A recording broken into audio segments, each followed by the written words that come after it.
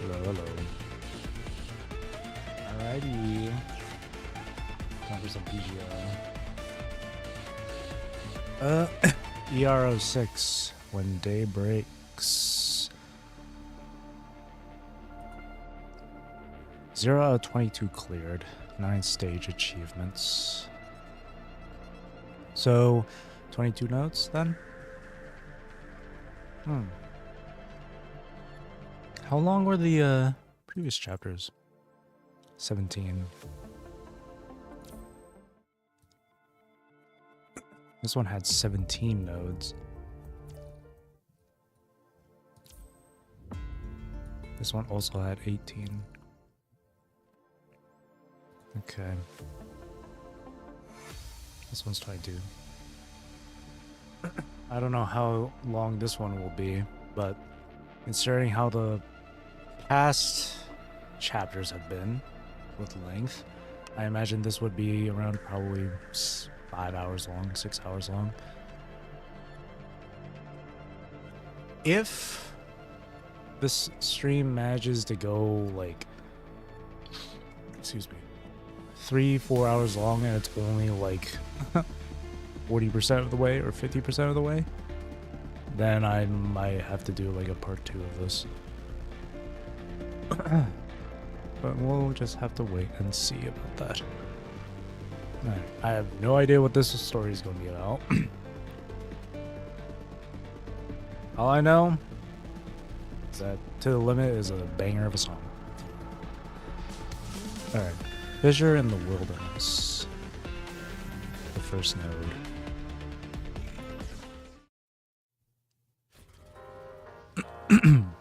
Sorry.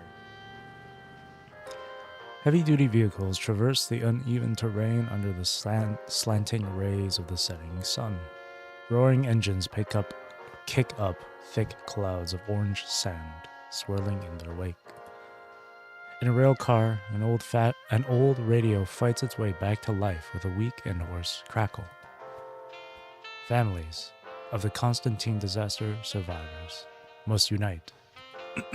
Even after the punishing virus outbreak, we cannot tolerate it. Deserve answers and compensations. The vehicle hits a bump, and the radio sputters out one last noise before falling silent forever. Didn't we just fix this thing? The brown-haired girl scratches her head and pounds on the radio a couple of times while driving. At 5:30 afternoon, gather at... The radio miraculously jumps back to life after emitting a long hum. You've got quite the knack for fixing things, Bridget. It's almost the end of our shift. That broadcast, is that another protest you organized? So, Norman Mining still hasn't released a detailed accident report. Sorry, Jesus.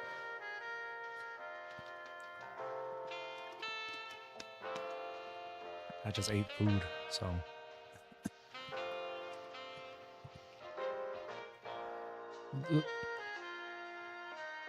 That's a completely different sprite. Artwork? No, and the more they try to keep things under wraps, the more I am convinced they're hiding something. Mom and Dad were the most skilled rescue workers out there. They were only human, yet they managed to save so many lives from the wreckage. There's no way they would die in a minor mining accident like that. She slams her fist against the steering wheel. The radio protests with a hoarse crackle as she lets out a sigh. Oh, don't miss your stop. This is where you get off, right? Oh, yes, thank you, Bridget.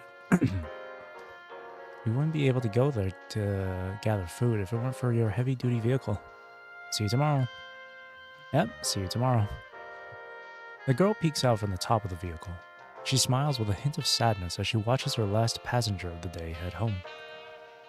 Must be nice. Her family must be waiting for her at home with their rations by now. In the distance, the setting sun flares as it descends over the wilderness, as if squeezing out its last bit of brilliance. If only the accident at the Constantine mine had never happened. If only her parents' old friend hadn't been in danger. If only she had stopped her parents that day and locked them at home. Then, her parents would also be waiting for her at home with their rations. Phew, that's enough. There's no use dwelling on what ifs. What's done is done. This time, I'll make them hand over the accident report. She rubs her face and settles back into the driver's seat. The radio crackles again and starts repeating the words she knows all too well.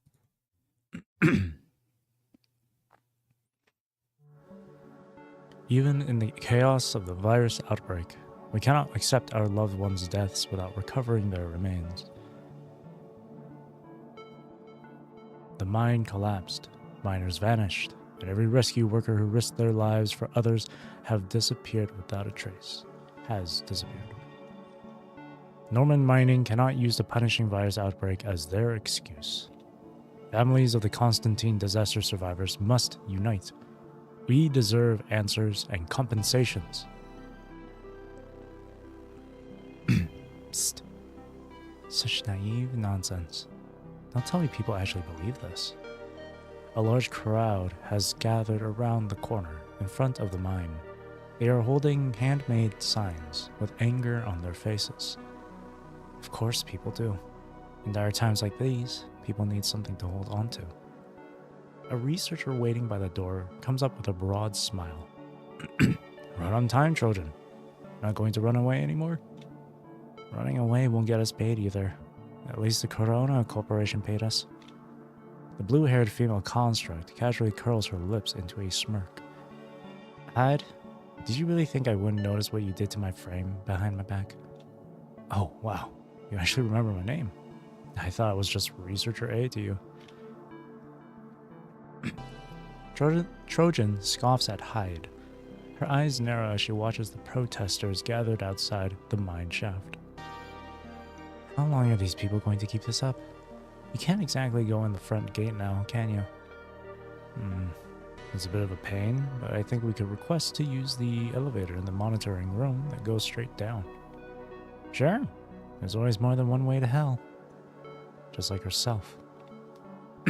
Even without Corona's deception or this Constantine mess, she probably would have died somewhere else anyway. Perhaps even worse than it is now. I mean, not everyone gets to live a carefree life in this turbulent world. While Hyde tries to request elevator access, Trojan dawdles toward the crowd, still in a standoff with the admins. The crowd is gathered behind a girl with brown hair who is standing right before the metal gate. She must be the troublemaker leading this protest. Of course I am the survivor's family. My parents were rescue workers who took on Norman's rescue commission for the mining accident a month ago, and they never came back. According to the rescue team's code of conduct, if anything happens to rescue workers, the responsible party must issue an accident report. The responsible party is a laboratory contracted by Norman. We don't know. That's not an excuse. We want the truth. What was the cause of the mining accident? All mining machinery should have been removed and replaced with manual labor after the punishing virus outbreak. How did the fires suddenly break out in the mines? If there really was an outbreak, given how fast it spreads. So why are most of the mining sites in Constantine still in operation? The administrator keeps stalling, then dodges behind the metal gate, slamming another heavy door shut before disappearing into a room. Every time. She slams her fist into the gate in frustration. It's already been a month. What else can we do? They're making deals behind closed doors again. She deliberately lowers her voice. I hear they're raising the compensation. Permanent residency in a safe area plus 6 months worth of supplies. It's making some people waver. Let them take the offer if they wish. If they have the elderly and children to care for, they'll need this to survive. They should take it. But what about you? I will never give up. The brown-haired girl raises her head. Her pupils are blazing like an inferno ready to burst and burn through the massive gates before her. Not getting anywhere. Babylonia will send someone here to screen for humans with good compatibility for construct modification next month. I've already signed up. Construct modification? But the mortality rate is so high. They trample on us and our loved ones without hesitation just because we're ordinary civilians on the surface who pose no threat to their empire. What if I become a construct of Babylonia? What if I could reach the higher-ups in Babylonia? Dead or alive, I won't let them hide in the darkness forever. I will bring the truth to light, no matter what it takes. She glances discreetly at the brown-haired girl leading the group, without her usual derisive attitude. Such powerful drive in life. Children squint her eyes to feel a surge of vibrant energy. Her sensor modules experience an unusual warmth, a rare sensation for her. On a moonless night. Forget it. It's too bright. I feel a little under the weather. She backs away from the fervent crowd with a sigh.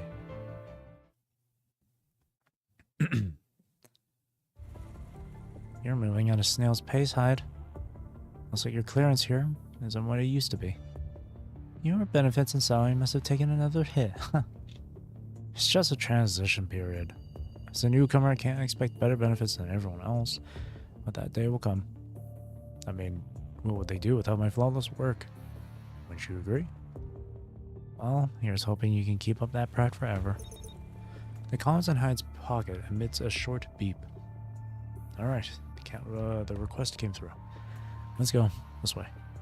He points to a small hill nearby and makes a dramatic after-you gesture. You sly fox. Caution is simply a researcher's natural disposition. Dismissing Hyde's remark, Trojan sluggishly strolls toward the hill. Nearby, the brown-haired girl appears to have gotten a tip-off and starts sprinting in their direction.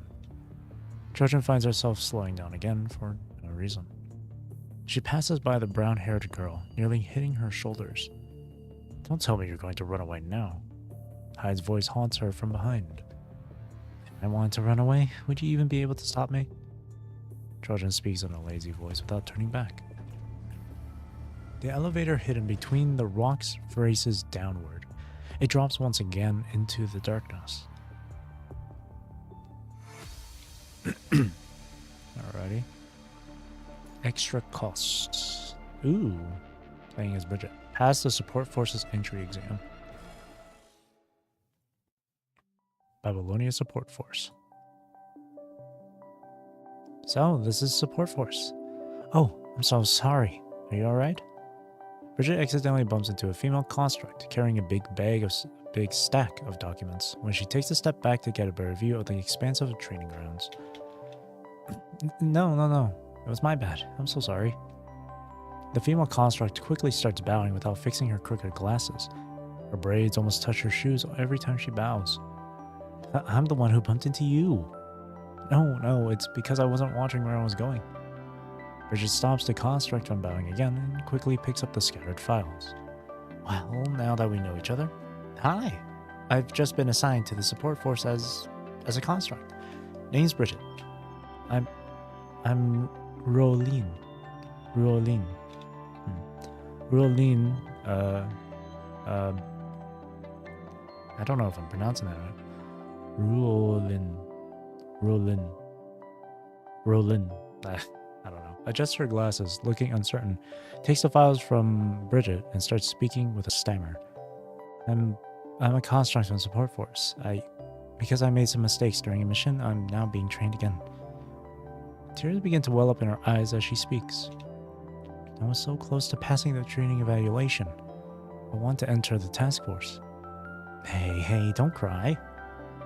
Bridget panics. She's not sure how to handle this construct's sudden burst of emotion. I'm sorry, so sorry. I shouldn't be like this. Rolin sniffs her nose and forces herself to calm down. It's impossible to be perfect all the time. I've blown up quite a few vehicle fuel tanks before. At least now I have a chance to make it right. Bridget gives Rolin a reassuring pat on the shoulder. Yeah, you're right. Rolin knows Bridget is just trying to comfort her, but she can't even remember the last time anyone cheered her on. Dead weight. That's what they all call her. Perhaps her terminal illness damaged her motor functions before she was turned into an attacker construct, and that's why she can never keep up with her team. Only one person wholeheartedly believed in her and believed that one day they would fight side by side. Rollin, you have to believe in yourself. One day you'll join Task Force and together, we... Rollin? Rollin? The brown-haired construct's voice snaps Rollin out of her thoughts. Sorry. She apologized without thinking. You don't need to apologize all the time. It's not a good habit to have. The training camp is telling us to assemble. I'd better get going. I'll come with you.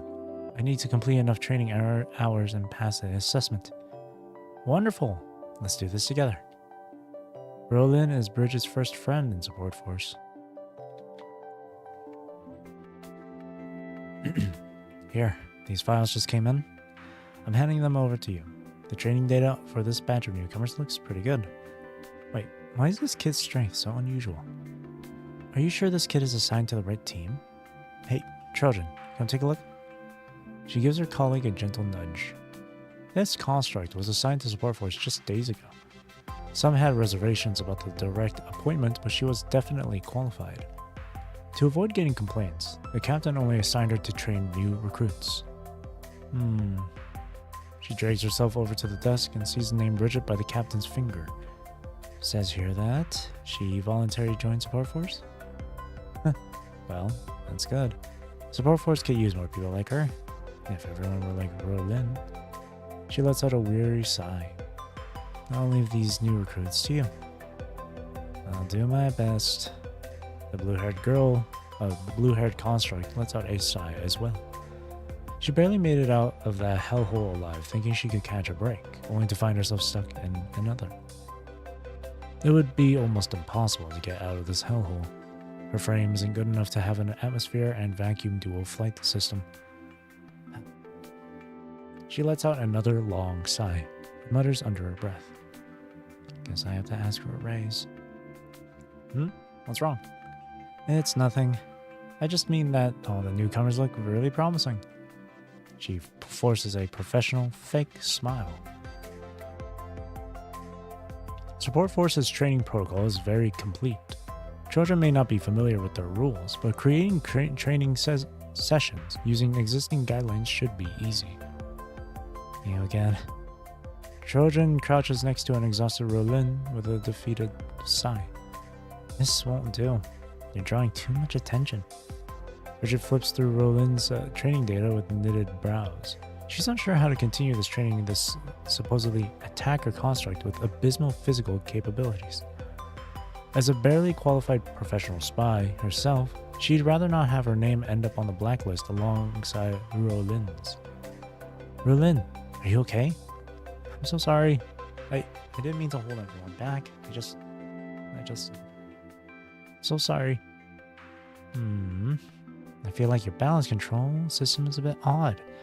This could cause trouble. Instructor, may I team up with Rollin? I'll be the team lead. Trojan stands up and examines Bridget with a scrutinizing gaze.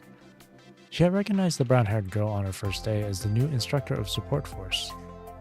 I suggest you focus on yourself. She will drag down your average score. She won't cause me any trouble, ma'am.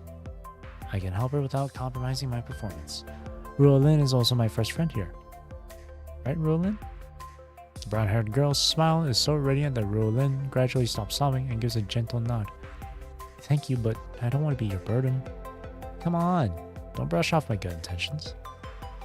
Bridget reaches out to help Rollin up and gently dusts off her clothes. Ma'am, I will show Rollin how to complete the rescue mission she was just working on. The rescue simulation system uses a standard frame version designed for Support Force training. It is different from your own frame, so you will need to adapt to it right away. She boots up Support Force's real-time rescue simulation system once more. Alrighty. 今回の任務は2つの段階に分かれているため、順に遂行してもらう。私がドローンから救援状況をリアルタイムで確認し、適宜フォローするわ。So that's what children sound like. 1段階目は救援目標の探索だ。現場の詳細情報を支援人員が教えてくれるなんて、現実ではあなたたちこそその情報を調べる最前線の人員なんだから。行動を開始して。カウントダウンは始まっているわよ。了解です。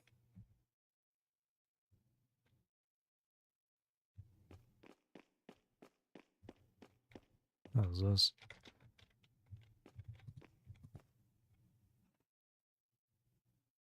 Support Force Rescue Guidelines. During a rescue mission, always save people with high survival probabilities first. Make sacrifices where needed. That's fair, I guess.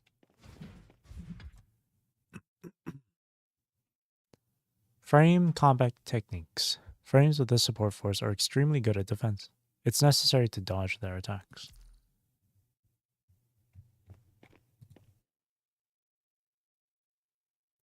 Support force tracking techniques. Frames of the support force usually come with a scan system. Open the scan system to better observe the details in the environment. .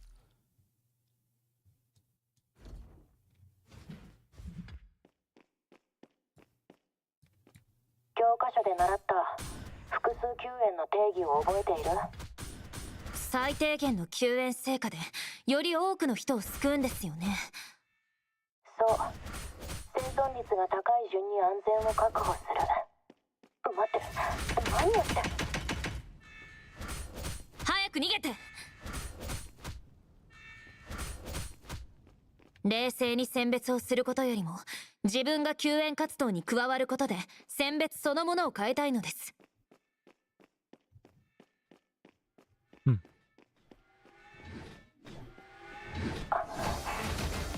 自分が何をしているか分かっているの。一歩たりとも超えさせない。この任務中に遭遇した侵食体をいちいち相手にしていたら、任務目標が救援から殲滅になってしまう。分かっていますが、誰かが生き残るために私がリスクを負うべきなら、私はそちらを取ります。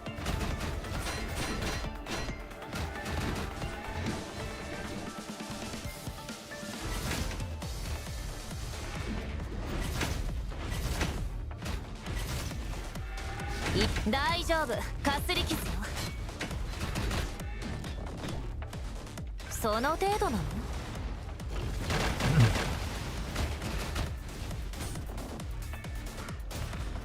ここは私が食い止める。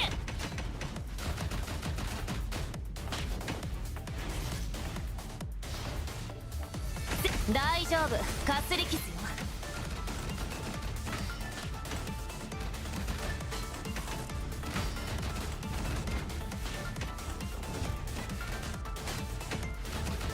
No idea how to play it, but hey.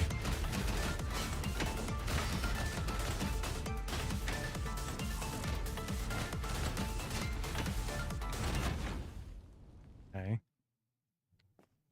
ありがとう。見捨てないでくれて。No problem, Ross. お礼は不要よ。ただのシミュレーションシステムの任務でよかったわね。熱意だけでなんとかなるほど現実は甘くないから。精一杯やりました。自分を恥じることは一切ありません。そう。じゃあ2段階目に行くわ。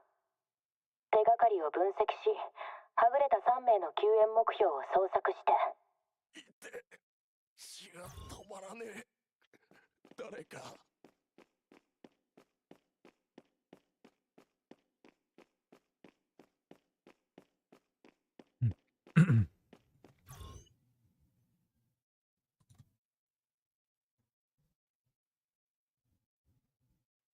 ありがとう。あんたのおかげで助かった。You're welcome, Tom. お礼は不要よ。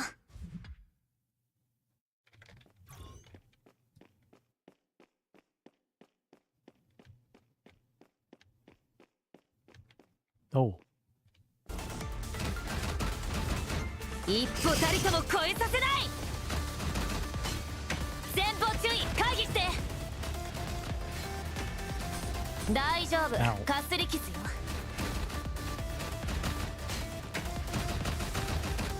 ここは私が食い止める。ここは私が食い止める。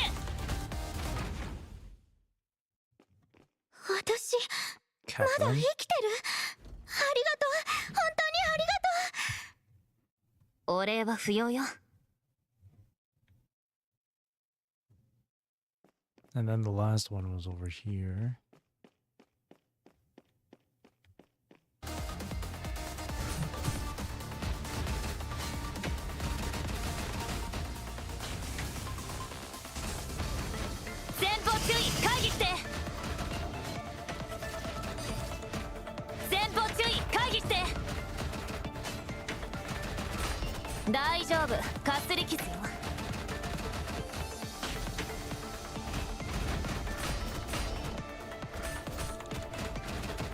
Let me change my camera.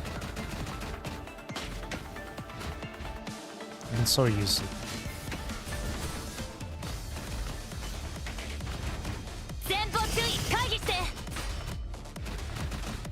Okay. ここは私が食い止める。死ぬかと思った。助けてくれてありがとう。お礼は不要よ。タイムアップ。ここまでよ。テスト終了。 Cool. The music. As the real-time rescue simulation system powers down, Bridget stands breathless in the training arena. Bridget, what were you doing just now? Ma'am, I was carrying out a rescue mission. That's not my question. This is not the procedure specified in the multi-party rescue protocol. According to the Support Force's multi-party rescue protocol, priority should be given to individuals with higher survival rates, making tactical choices when necessary. That's not what you just did. I concluded that I had enough strength to save another group of refugees. You concluded? I doubt you even went through that process. There wasn't even enough time. You caught me. The brown-haired girl scratches her head in embarrassment. In real combat, even the slightest mistake in your controls would kill you, not just the fragile refugees. Much to Trojan's dismay, seeing Bridget put herself in danger stirs an unusual feeling of anxiety in her. But I successfully rescued all of them. My mother told me that when we are in a crisis, we don't choose who to save. We should first resolve the crisis. Even if your choices kill you? Even if my choices kill me. I'd love to give you the perfect answer, but you act at the drop of a hat before you can think. Trojan lets out yet another sigh. In the few days here with Support Force, she has sighed more times than she did in the entire year. No one wants to be part of the ones that get abandoned. That's why I'll always try to save everyone, as long as I can still move. That's the rescuer's code I've set for myself. The young girl meets Trojan's gaze without a hint of fear. Whatever works for you. She can't change Bridget now, but it doesn't matter. Sooner or later, the world will teach this radiant girl some harsh lessons. Trojan quickly scribbles her evaluation on the notebook as these dark thoughts linger in her mind. The only one to achieve a perfect score in Support Force's recruit training.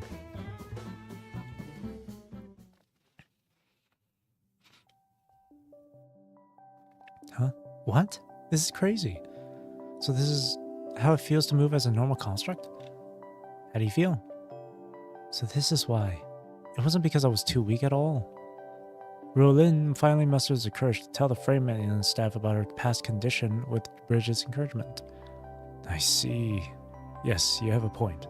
Review can achieve frame compatibility after terminal illness, so we haven't really refined our adjustment protocols for such cases. The staff runs tests and readjusts Rolin's frame components and calibration parameters.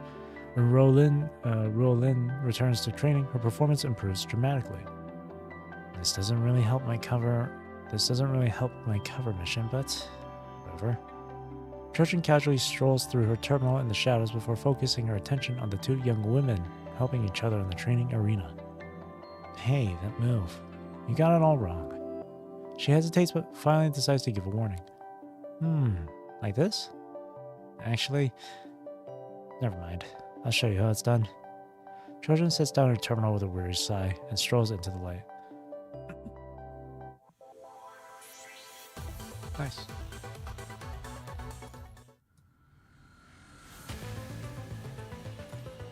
Why the music change? The Seeker. On the day of Support Force recruit graduation, Babylonia's weather simulation system creates a brilliantly sunny day. Bridget, over here.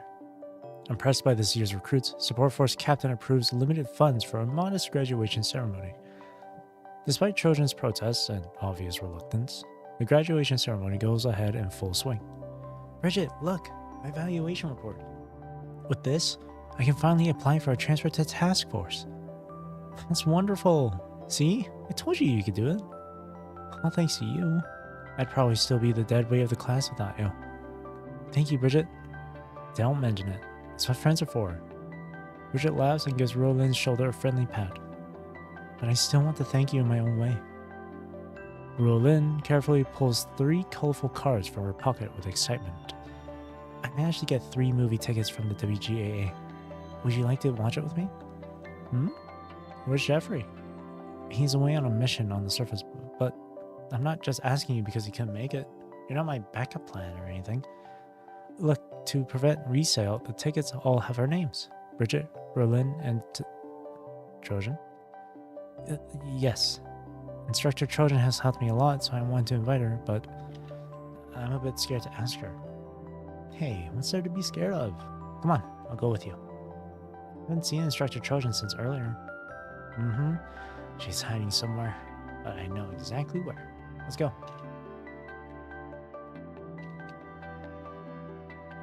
Leaving the noisy ceremony behind, Bridget guides Roland through shortcuts past the training grounds and supply areas to the Support Force warehouse. I had no idea there was a shortcut. Yeah, I like to explore if there's downtime during my training, between my training sessions. So that's how I know. She lifts a curtain and sees Trojan standing aside with her arms crossed. Who's there? Trojan instinctively moves her hand onto her weapon. I knew you'd be here.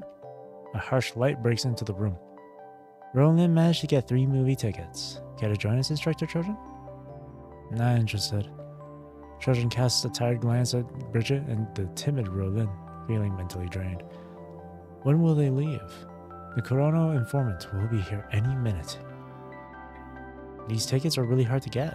They're non-transferable, and Roland went through a lot to get them. I'm really not interested. This is true. She's never been interested in the Golden Age. Maybe only a little. The only thing she cares about is hoarding actual gold. Movies are just actors acting out the lives and desires of others. When a character in a movie finds treasure, it doesn't help you in any way in life. They suffer. Isn't real-world suffering much worse than the staged dramas of movies? Is that really what you think of movies as a form of entertainment? Is there an issue? Trojan ponders how to get the 2 of them to leave while she waits for Bridget to continue the argument. Okay. I mean, it's subjective. I may not understand it, but I respect your perspective. Let's go, Roland. When's our movie starting? It starts at 7:30 in the evening. Bridget quickly leaves with a tearful Roland, leaving Trojan momentarily lost. Still, I guess this is better.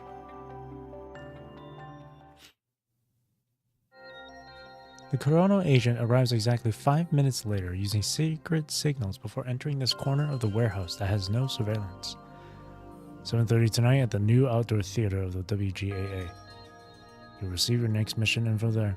Keyword is popcorn. Why are you holding out your hand? Ticket. I'm not going to pay money to get info for my new mission. Since when do employees have to pay to work?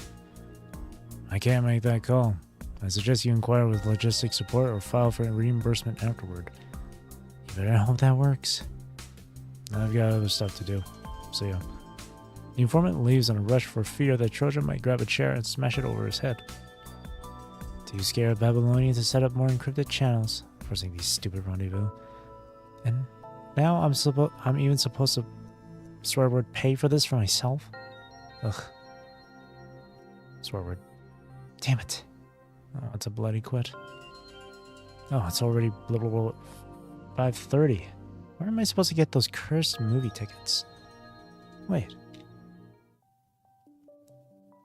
Let's go, Roland. When's our movie starting? It starts at 7:30 in the evening. Trojan pauses for a moment before making a call. Bridget, is Roland still with you? Well,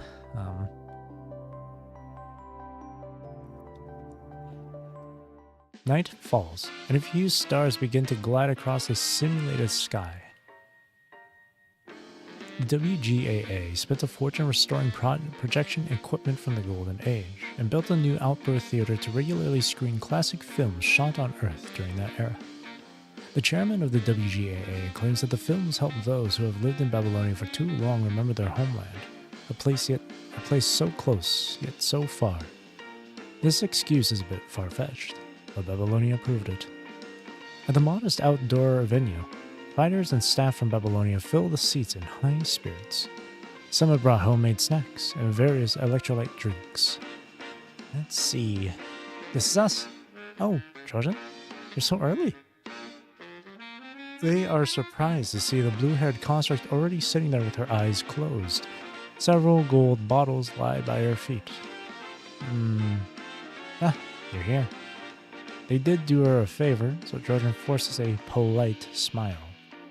I wasn't going to come because I don't really care for this kind of entertainment, as you know, but the drinks I ordered just arrived and they expire in 3 days, so I brought them here, or they would go to waste. Here, these are for you. She points at the neatly placed drinks.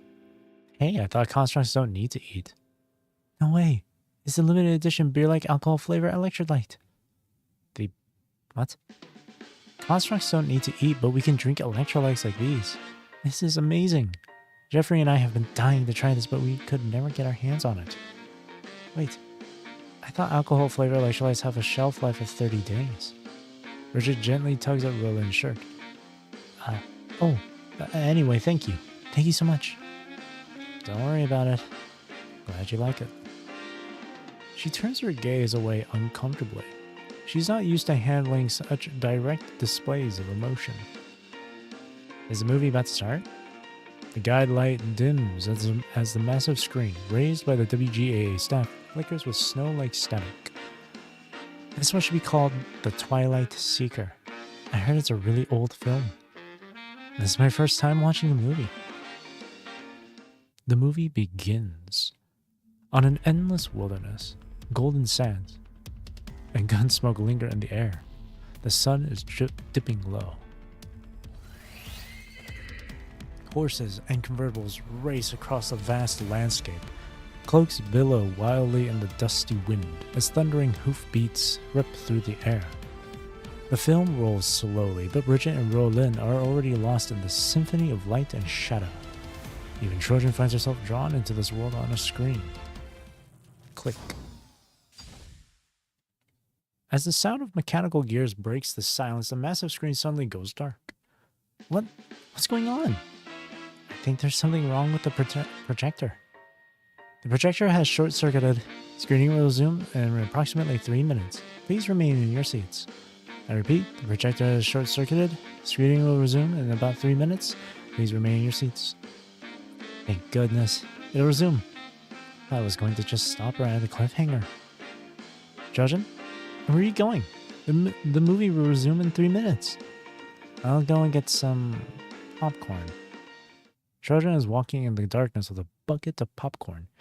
Its ridiculous sweet aroma rises with an irritating intensity that disrupts her rare moment of peace. Hidden among the popcorn is a note with several timestamps written in code. Constantine. Support. Eliminate. A surge of emotion wells up in her. She cannot tell whether it is satisfaction or sorrow. She crumbles the note in the darkness and returns to her seat. Popcorn. Can constructs even eat that? It's fine. Eating occasionally can stabilize a construct's mind. Didn't you learn this in cultural training? Mind if I try some? Here. Bridget giggles playfully as she stares the bucket of popcorn with Roland. Here, try some. She grabs a handful of popcorn and puts it in Trojan's palm. At the end of the movie, everyone meets their destiny. The villain who had all the cards falls victim to their own greed, and the vengeful hero runs off into a new life.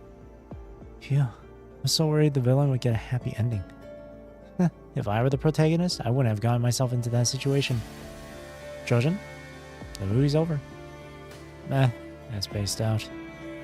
That ending, right? It was amazing. Yeah, it was. The despicable and greedy will get what they deserve. This is how any story should end. Right? Wait, Trojan? You're going the wrong way. The dorm is this way.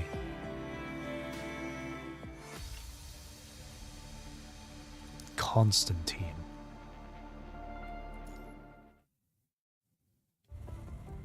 Babylonia. Support Force. Alright, let's review Support Force mandate. Efficiently manage on-field demands. Ensure precise coordination, targeted support, and timely assistance.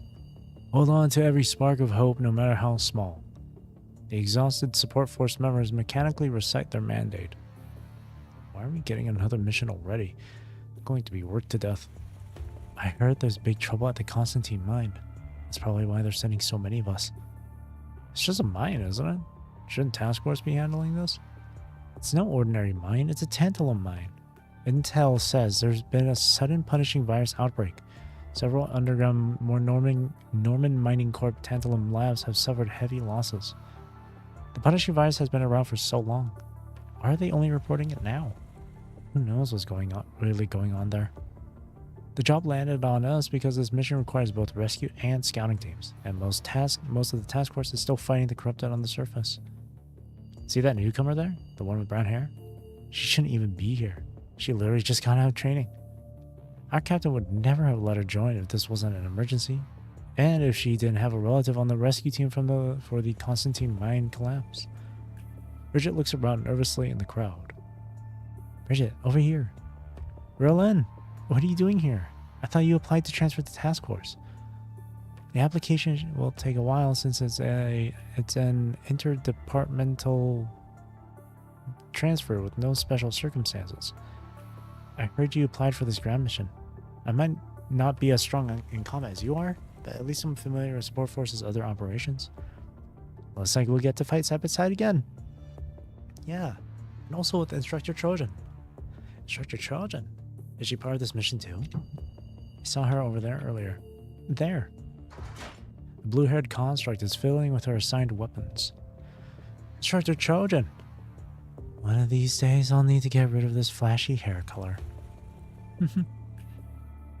They quickly pack up and load all the supplies onto the transport aircraft.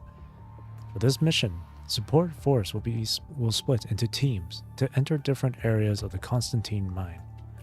It was no surprise that Trojan, Bridget, and Rolin were assigned to the same team. So the mine never gave a reasonable explanation, even after you went to Babylonia? Yeah. According to the rescue team's code of conduct, if anything happens to rescue workers, the responsible party must issue an accident report. But even after I sent a formal inquiry as a Support Force construct from Babylonia, they still refused to respond. It's clear they're hiding a bigger secret, and revealing it would cause them more trouble than being investigated by a construct. Heartless bastards. I have a feeling whatever caused this accident this time also caused a previous collapse. The only difference is that this time, they lost control of the situation. I will find the truth of what happened to my parents.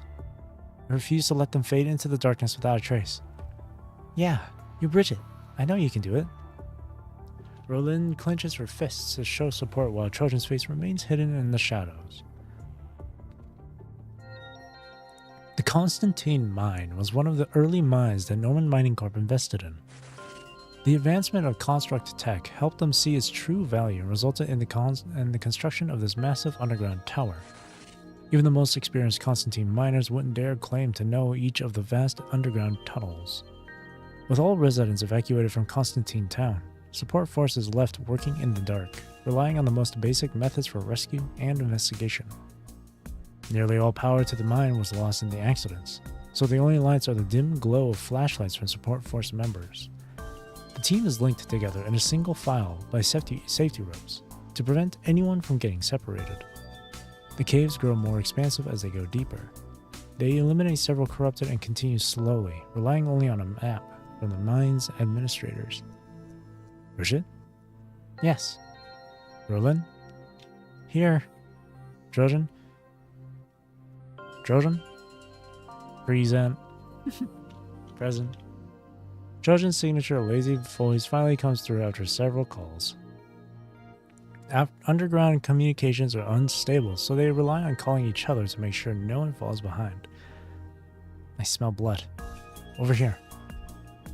The searchlight finds no survivors, only grotesque bloodstains that silently testify to the tragedy that had unfolded here. These marks don't look like the work of the corrupted. Roland crouches down to examine the fresh bloodstains more closely.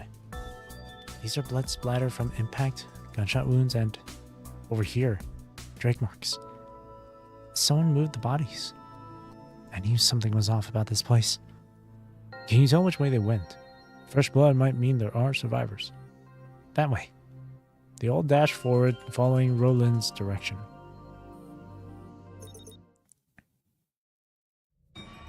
Another 30 minutes pass. The squad leader slows down and starts another roll call. Trojan? The construct's voice rings through the deep, dark tunnel, trailing into an unsettling hum. Trojan, report in or I'll have to cut your attendance report. Blah, blah, blah, blah. Cut your attendance points. Trojan! The construct's voice module almost produces a shriek, but there is no answer. Trojan. Trojan is gone. What about the safety rope? Did she fall behind? The safety rope. The safety rope.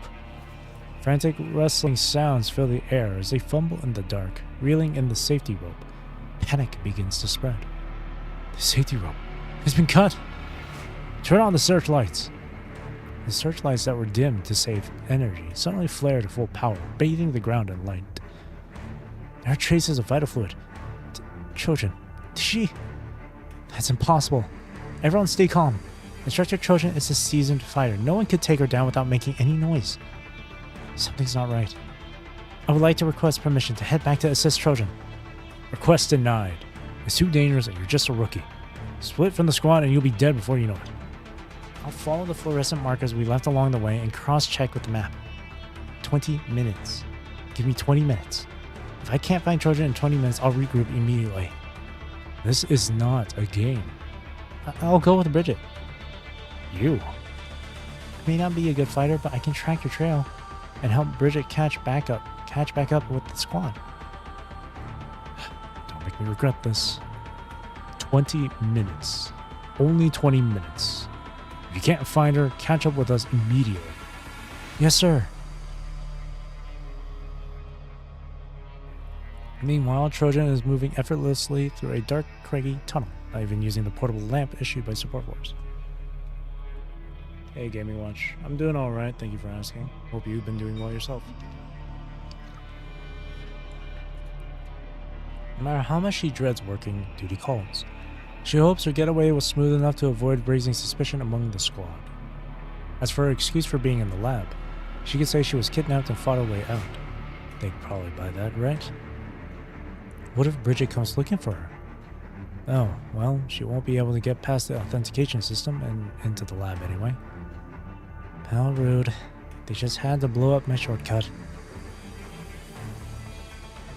Trojan avoids the collapsed shaft and takes a detour. She dusts off a control panel and activates the emergency power switch. Authentication successful. Well, at least these half-wits made a backup power system that actually works. The door hidden behind the rock slowly opens, revealing a dimly lit corridor. Don't say I don't care about my old colleagues. I mean, Corona paid good money for this. With another sigh, she steps over several lifeless bodies and presses onward. They already killed pretty much everyone here. What's the point of making me come back? Faint noises come from a laboratory ahead. Oh, did I miss one? Wait! God damn it, it's me! Trojan clicks her tongue in irritation, but keeps her gun trained on hide. Why are you still here? Those Corona started spraying bullets the moment they got in. Luckily, I was quick enough to dodge back there. Quick, get me out of here. I have all the data on the copolymers with me. Come with me. I promise, whatever I get, you'll get your share. Hey! Bang! Smoke wisps from Trojan's gun barrel as Hyde clutches his bloody shoulder in shock. That's your best offer for your life? Besides, why should I trust you? Maybe this is an opportunity from God. I never thought I'd get this lucky when I took this mission. Trojan, you vile rat. If it weren't for me, you'd have rotted in that pile of corpses. Perhaps, though I may have preferred that. She loads another bullet and aims once more at Hyde's head. You can't kill me. Your frame. I modified your frame. If I die, you won't get away with it either. How can you still be so clueless? Living or dead makes no difference to me. I live only to receive pointless missions like this. To have you rip apart, modify an experiment on my frame. Maybe death is the sensible choice. So, die here with me. The corners of her mouth twitch into a chilling smile. No, you can't! Trojan, what are you doing? Before the gunshot sounds, heavy footsteps echo from the hallway. Swear word, those ignorant idiots. What did they blow a hole over there? Blinding lights flood in. This lab only had one entrance. There's only one way Bridget could have bypassed the authentication system. Kurono's soldiers must have accidentally blasted open a new path. Lower your weapon. Trojan, who is this? Why are you pointing your gun at him? His face pisses me off. By the way, are you sure you want to point your gun at me? I am your instructor. Trojan finds herself moving her gun away from Hyde despite what she says. She can't let Babylonia know about her real identity just yet. Are you the rescue team from Babylonia? Well, thank goodness. I'm just a researcher from Norman here to study Tantalum ore. Hyde cries out as if he's found salvation. Shut up. Are you really just a researcher? The man sitting slumped on the ground darts his eyes back and forth. Guilt is written all over his face. Of course. These are my identification documents. He fumbles to fish out his access card and ID badge. You don't strike me as just a researcher. If you're just a researcher, how do you explain all the bodies outside? That's... The constructs did it. They went haywire from the punishing virus. I had nothing to do with it. Oh, nothing to do with it. Why are you acting so strange? Could it be that you're the mastermind behind all this? Wouldn't surprise me one bit. A malicious smile spreads across Trojan's face as she emphasizes the word mastermind. What are you saying? I understand why you might think I did it, but... These two seem to be putting on some kind of show. Did they really just run into each other? Regardless of who this person is and what he did, Support Force does not have the authority to execute anyone. Instructor Trojan, you're violating Support Force protocols. Bridget carefully observes Trojan's reaction. She can't quite grasp what's going on, nor can she determine who is lying based on their brief exchange. The best solution is to bring them both back to Babylonia and let the experts find the truth. Instructor Trojan, hand your weapon over to Rolin. Here. She carelessly tosses her sidearm to the ground. Things couldn't possibly get any worse than this. Mission failed. Hyde is still alive, and now Bridget has found him. There's one solution. She could set off the bombs beneath the lab and blow everyone to bits. That would tie up all loose ends. But they've done nothing wrong. Regarding her infuriating indecision, Trojan steps back with a sigh.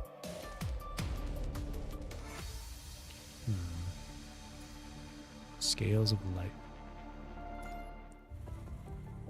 There's someone over there. The bullet travels much faster than the sound of the shot and grazes Hyde even though Bridget rushes in to shield him.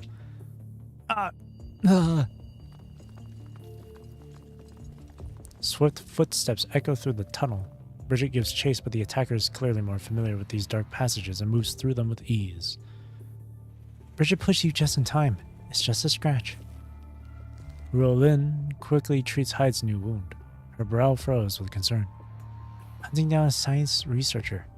What could they possibly want? Are you really just a normal researcher? Why are all the attacks after you? What else is really down here in these mines? Are they really just tantalum research labs? Bridget grows suspicious of the frequent attacks and an increasingly baffling situation. She even starts to wonder, do the attempts on this researcher's life have anything to do with her parents' death? You say you started researching at the Constantine mines for Norman many years ago. Do you know anything about the last few mining tunnel collapses? Were they really just accidents?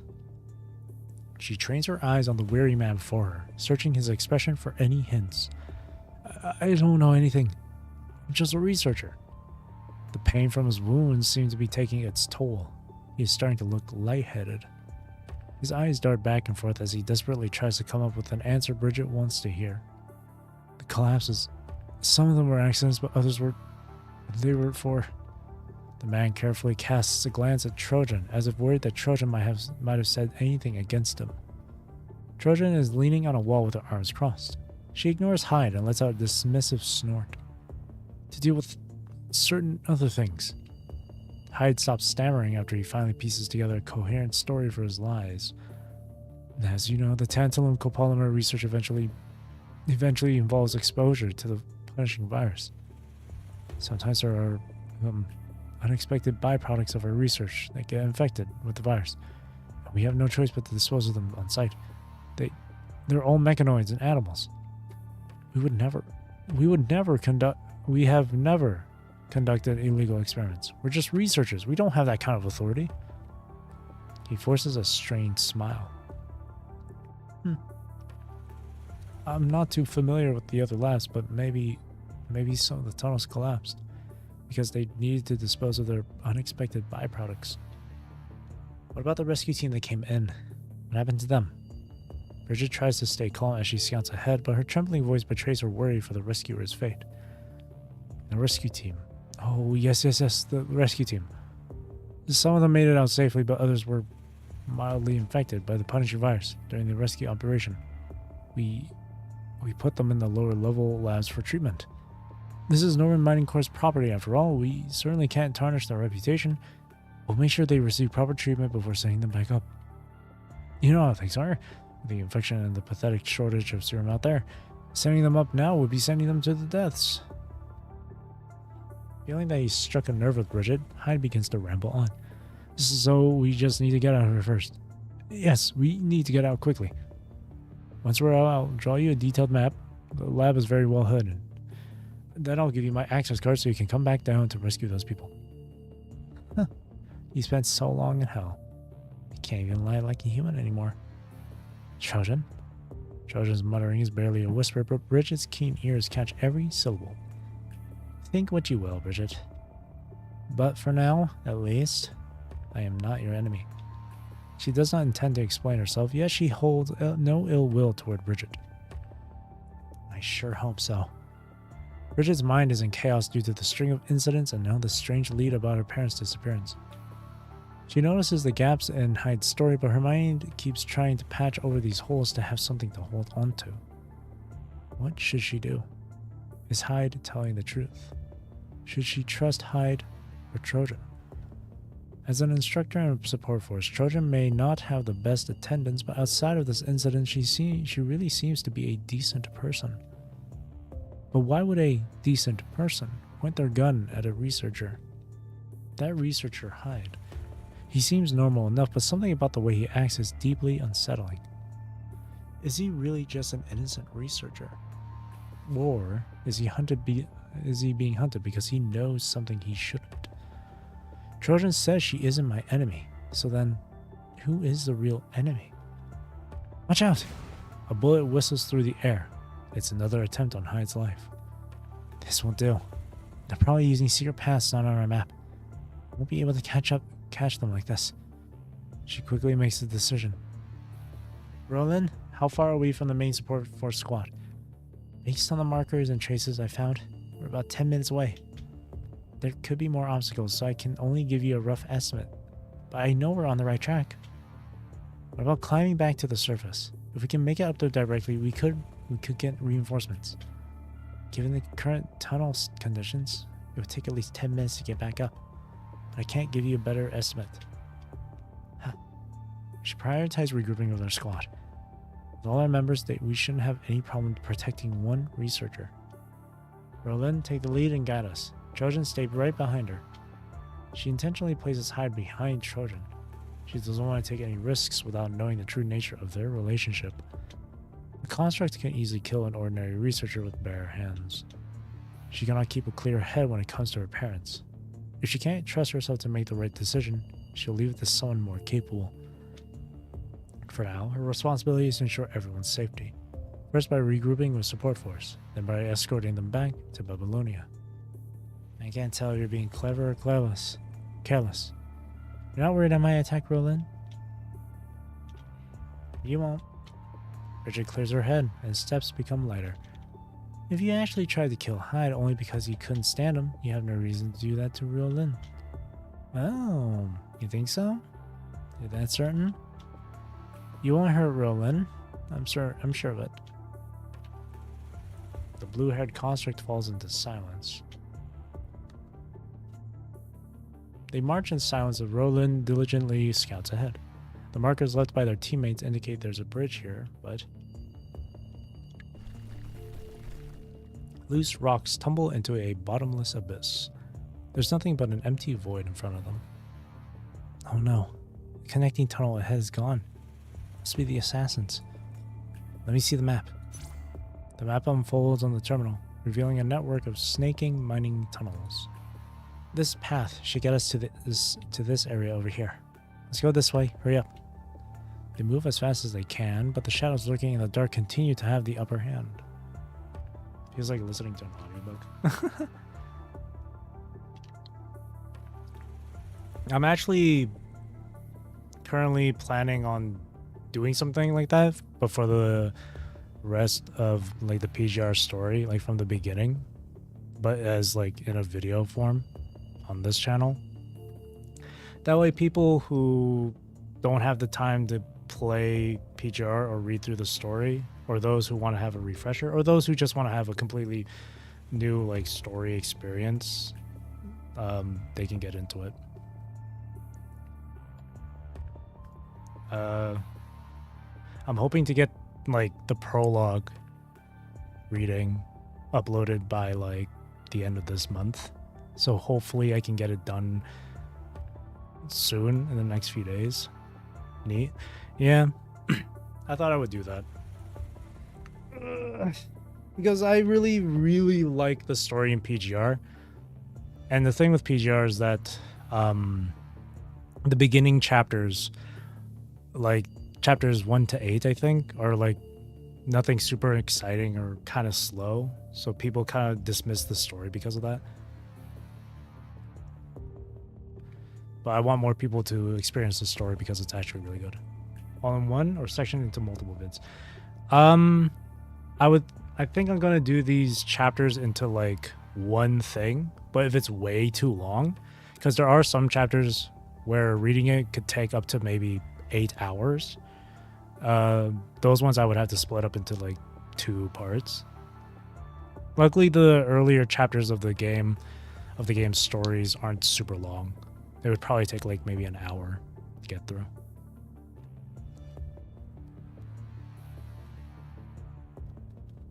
If I did like one chapter into like multiple different into multiple video parts, I feel like that wouldn't be a super great experience. I don't know.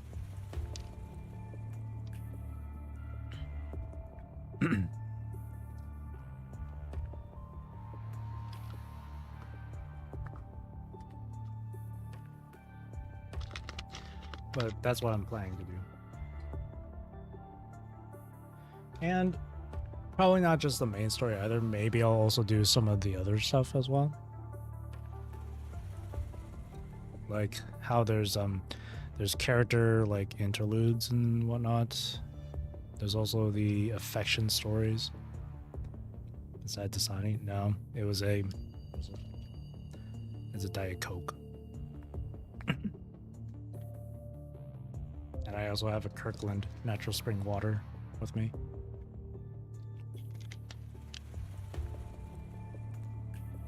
All right. So close. Well, you got the... Well, I mean, the only thing you got right was the fact that it's a drink in a bottle, so...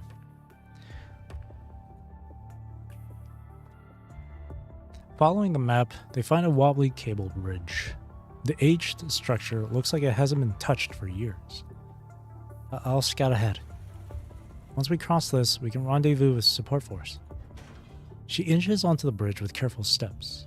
Thankfully, Norman Mining Corp was willing to spend its fortune on high-quality materials. Despite years of neglect, the bridge can still support at least 2 people. Trojan and Hyde step onto the bridge one after another. When they reach the middle, disaster strikes. Excuse me. A bomb flies out of nowhere and strikes the middle of the bridge. Trojan! Help! Somebody help! Please, help me! Grow up. Stop crying. I'm just kidding. A massive explosion rocks the ground. As the smoke clears, all that remains of the suspension bridge is a single cable dangling from a protruding beam. Hyde clings desperately to one end of the cable while Trojan hangs from the other. Roll in. Roll in. Save your breath. She's been knocked out. She was dumb enough to lunge to pull me away from the explosion and got hit by falling rocks. She won't be waking up anytime soon. The cable sways, creaking under the strain. The explosion has clearly damaged the aging metal. Now this is a swear word ironic. It's like we're on the scales of justice. Darn it, why am I always the one being weighed?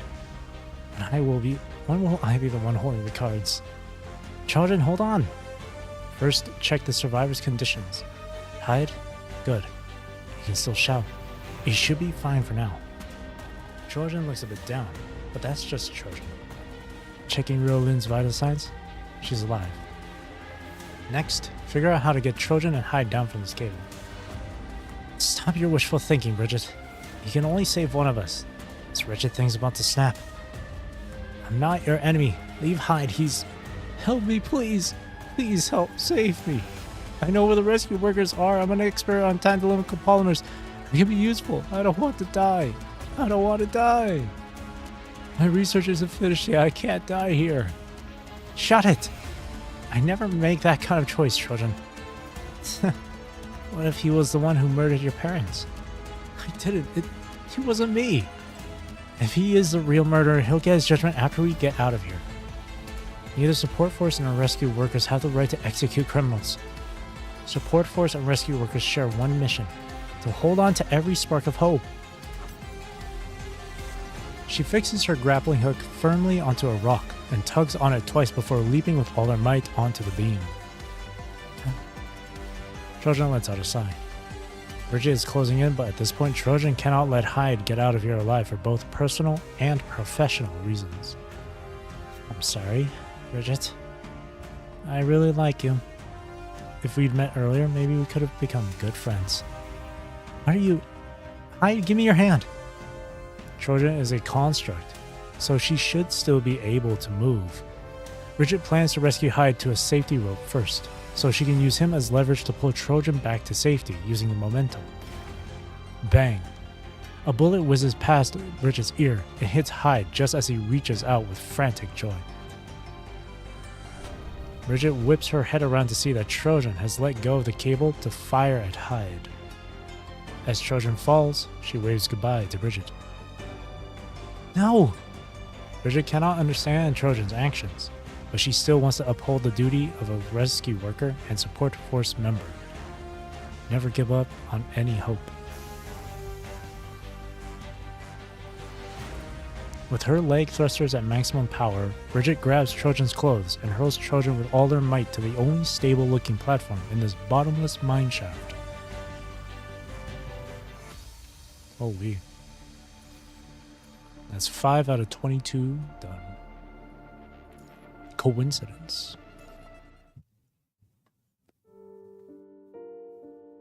Oh, it's us. You've been in more dangerous situations, but Bridget's vivid recounts of how Trojan fell off the cliff and how she barely managed to hang on to the edge still make your heart race. Is that why you took on this mission to Constantine again? Yes, of course. When I regained consciousness, I was already back with Support Force. Support Force was also ambushed by these unknown assailants. When the squad detected life signals and approached for rescue, the tunnel collapsed. The punishing concentration spiked, and a pack of corrupted appeared. The punishing spiked. Something's off. Yes, it spiked. She enunciates each word with emphasis. The punishing virus suddenly appeared at the bottom of a shaft that had never seen an outbreak before. Now that I think about it, that mission was full of baffling information gaps. Why was Support Force suddenly deployed? Was it really just for rescue and scouting? Or could there be something else? Something they were trying to cover up? What did the mission report say exactly? The mission report said, a tantalum mining laboratory contracted by Norman Mining Corp. Conducted illegal experiments using tantalum ore, leading to the infection of some constructs and staff and an explosion, causing the mine to collapse. And that's the conclusion? The young construct storms into Support Force office, clutching a stack of reports in her hands. What really happened to Trojan? What does memory loss due to mind damage mean? And what about that researcher? Trojan. It's complicated. She's been transferred to another department. We no longer have the authority to inquire about her case. That researcher fell down the shaft. We didn't have the resources for a rescue operation, and from that height, they did a basic depth survey of the mining shaft. The conclusion was that not even a construct could survive a fall like that. If Bridget hadn't thrown Trojan onto the safety platform at that time, Trojan wouldn't have survived either. What about Rolin? Why was she transferred to task force before I even got to see her? Oh, Rolin. She actually requested the transfer herself. It's what she wanted, you know? She's been trying to join Jeffrey's team for a long time. Jeffrey is the commandant of Silkworm. I checked the rules. Don't try to fool me. To transfer from Support Force to a task force squad, you need at least 3 months of screening or more, plus a joint investigation. I was the captain of Roland's squad during her training. Why wasn't I sent any investigation reports on this? Hey, don't overthink it, Bridget. With a helpless sigh, the captain walks out from behind the desk and pats Bridget's shoulder. Not every story needs to end with the end. This isn't some story. She watched helplessly as they plummeted into the bottomless mine shaft. In any case, don't bring this matter up again, Bridget. Some things are beyond what we can do. That's all? That's all. Later. Though Support Force's casualty rate is slightly lower than the task forces, the numbers are still horrifyingly high. During a rescue mission, the captain never returned from the ruins after saving two children. Bridget gradually rose through the ranks with her outstanding performance and became the captain of Support Force. After taking over the team, I tried to reopen the investigation into that incident. But most of the documents about the Constantine mine were confidential, and even the detailed mission records and investigation reports were lost in an accident. What a convenient coincidence. Yeah, it's just that convenient. And you probably know what happened after that. After Trojan's mind was damaged, she was in recovery for a long time before being reassigned to a new squad, only to vanish without a trace. Rolin, you know her too. Yeah. She follows Jeffrey's silhouette and vanishes into the dark expanse of the red tide. maybe this is a kind of liberation for her. Everything just seems a little too convenient. Every support force member involved in the Constantine mine mission has either been reassigned or lost their lives in action. Everyone except me. There has to be more to this than what I know.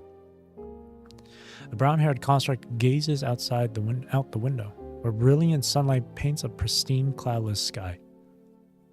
I've always believed, as long as the truth is still out there, one day, darkness will be dispelled by the light. They all say I sound like a fool when I say this, but I know this is true. And that day will come. I'm sure of it. Yeah, I knew this day would eventually come. Her terminal emits a short beep. Must be the mission details. I also got mine. Perfect timing. I've pretty much gotten used to this new frame. Bridget does a long, lazy stretch. This feels great. The power system's been enhanced and the overall controls are much better. The door creaks loudly as someone intentionally pushes it really hard instead of ringing the doorbell. Grey Raven Commandant? I was told to look for you here. The blue-haired construct appears before Bridget with an air of casual nonchalance after so many years. She seems so different now, yet still the same in many ways. Oh, and you must be... Bridget, Support Force Captain. Hello, Bridget. I'm Trojan. The blue-haired construct puts on a practiced fake smile that Bridget knows all too well. Hi. By the way, do you have absolutely no memory of me? Do I know you? Trojan turns around and gives Bridget a rather impolite once-over. I don't believe I've ever met you. The blue-haired construct does a little shrug. Sorry, I had some issues with my mind and lost a lot of my memories. Anyway, since I'm representing Norman Mining Corp for this mission, whatever happened in the past, I am not your enemy. Bridget lets out a quiet sigh. Anyway, I'm here to let you know that it's time for assembly. We should get going. Everyone's already standing by at the departure point. Apparently, we'll have another briefing. Why do we need so many meetings? Despite Trojan's reluctance, the pre-mission briefing must go ahead as planned.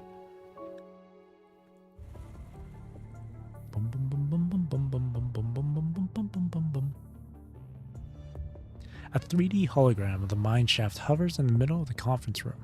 It looks more like an inverted tower than a typical building. The operations participants gather around one side of the hologram as Celica briefs everyone on the mission. During the brief window when the data wall was breached, the Science Council managed to intercept a portion of the information. While most of the data is still being processed, this particular section specifically mentions tantalum copolymers. The basic concept involves using an alternative material chain as a medium for connection, with tantalum serving as the skeletal structure. By linking it to another branch to form a copolymer, they aim to expand the compatibility range of tantalum-193.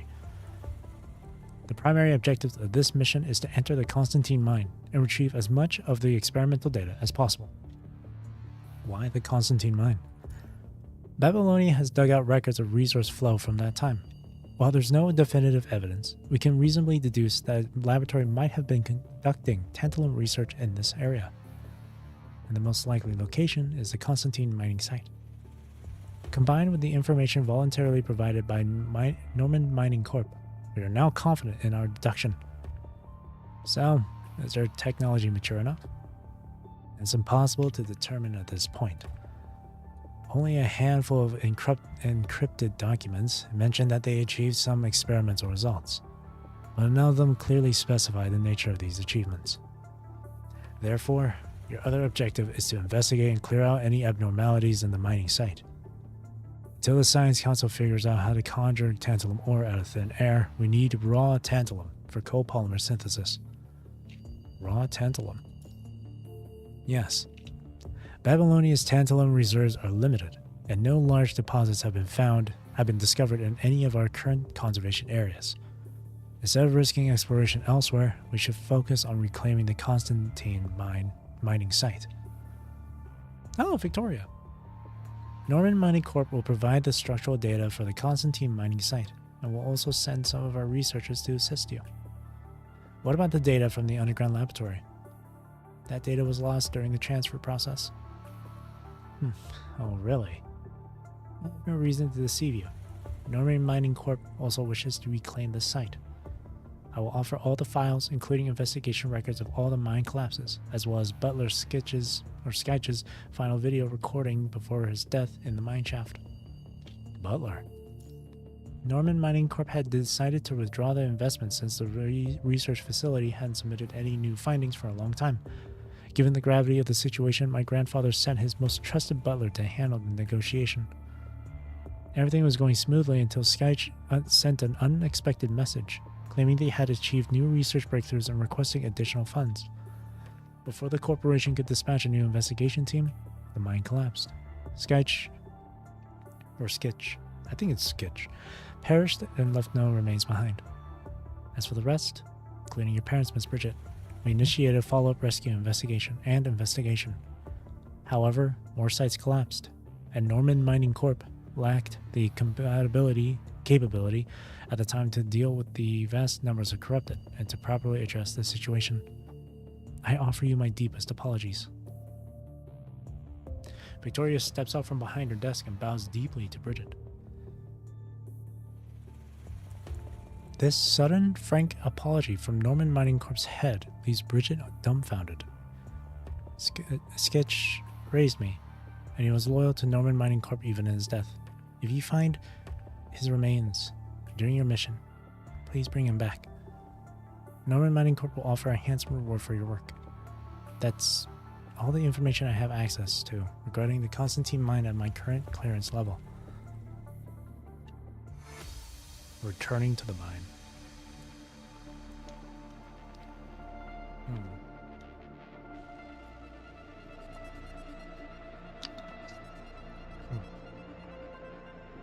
Whew. As expected, quite a bit of reading.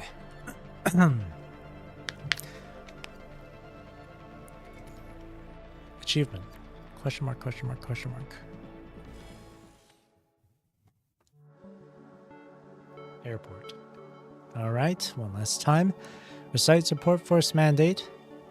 Efficiently manage on-field demands, ensure precise coordination, targeted support, and timely assistance, and hold on to every spark of hope, no matter how small.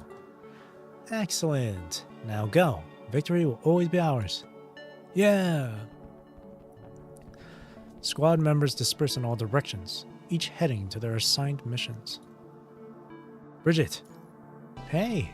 Is Benny, Lucia. Lee and Liv are not coming? Liv's frame is due for scheduled maintenance, and Lee is on another mission. You Grey and Raven folks sure know how to keep yourselves busy. By the way, this is our first official collaboration, right? Excluding all the times we helped each other out. Yes. Benny, Lucia, here's to our first official mission together. Looking forward to working with you. I'm certain we'll work well together. This mission involves Norman Mining Corp. How are their preparations coming along? They're already here. Look over there. Look, over there. Whoa. Hello. Norman Mining Corp delivers their promised supplies right on schedule. A female staff with glasses gives orders as they sort and load the supplies into the transport aircraft. As usual, Trojan stands by the transport aircraft with her arms crossed, lost in thought. The female staff turns and notices the group standing nearby. She fixes her glasses and walks over. Hello, I'm Anjie. Whoa.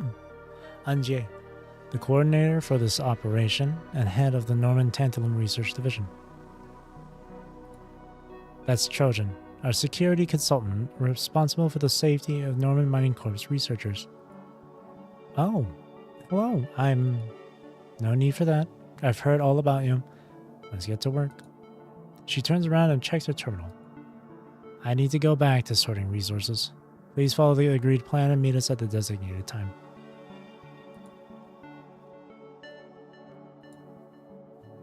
Why so serious? Says the Joker. Well, it's rare to see someone from support force being this serious. So, are your backup supplies ready? Commandants and my backup supplies are all set. It's almost time. Let's head out. Since Babylonia has pinpointed the location of Constantine Town, finding the still intact Constantine mine proved to be no challenge. Howling winds sweep through the abandoned town, now nothing but a hollow void. I used to make a living here driving public transport. Wonder if my old heavy-duty vehicle is still around. Whoa, boss! Is this where you used to live? Yeah, I lived here before the punishing outbreak, but I was so small back then, so I can't remember much. At that time, Northern Mining Corp quickly built a central purification filter here to protect their tantalum mines. That's why the virus concentration in this area was always within safe levels. By the time I was old enough to remember things, my parents were already working as rescue workers in the surrounding areas. Your mom must be a real beauty. Shut it. So, does this mean the central purification filter can be reactivated once it's been fixed? In theory, yes. That should make things much easier. Bridget continues her explanation as the small town gradually comes into view. Strange rocks dot the surrounding wasteland while whirling sand and dust spiral in the air. The sturdy city gates stand guard as its humble residents work tirelessly to rescue survivors from the surrounding disaster zones. The only regret is that there's hardly any food here, nowhere near enough to sustain us. Thankfully, I have my trusty heavy-duty vehicle. That was a beast. I reinforced the front bumper so your average corrupted wouldn't stand a chance against it. We're almost there. Angie, who has been quiet this whole time, suddenly speaks up. Crumbling buildings that are still standing gradually thin out. Further ahead, a cluster of single-story buildings comes into view.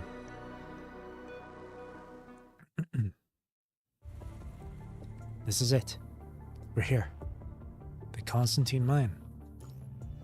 The main building of the mine is surprisingly modest in size, not nearly as towering as you've imagined. Most of the complicated structures are underground. The original mine entrance has collapsed. It'd take station personnel at least 3 days to clear it out. According to the corporation's original blueprints, there should be another mine entrance over here that hasn't collapsed. Sorry, Angie is just... It's kind of like...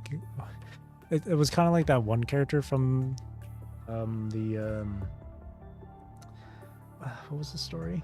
From the... what was the other story? Can't remember. Oh no, how have I forgotten her name already? That one blonde chick that died. From a previous chapter. I can't remember the chapter. Why can't I remember? I think it was during Source Beacon. Was it during Source Beacon? I think it was. I think it was during Source Beacon. I forgot her name though. But she's Angie is taking me back is getting me distracted.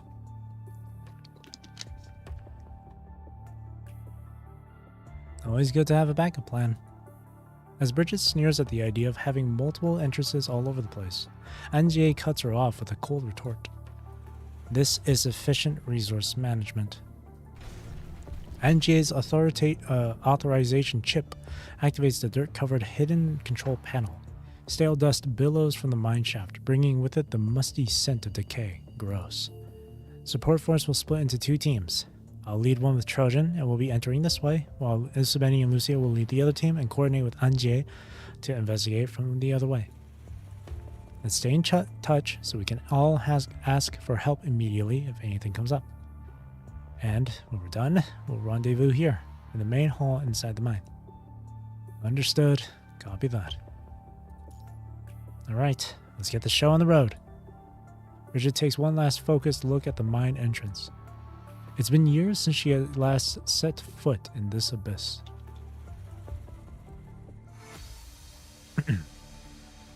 私たち支援部隊が先陣を切ります。あなたはノルマンの研究員たちと共に私たちがあらかじめ確保したルートに沿って進んでください。了解。それなら通信は接続したままにしておく。それでは作戦開始。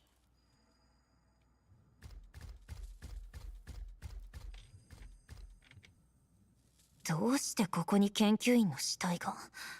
前に行動に入った時、この辺りには誰もいなかったはず。それにこの傷跡、致命傷は鈍器によるものだろうけど、足に銃創がある。Hmm. 致命傷以外にも傷跡が。裏に何かありそうね。進みましょう。他にも何かあるかもしれません。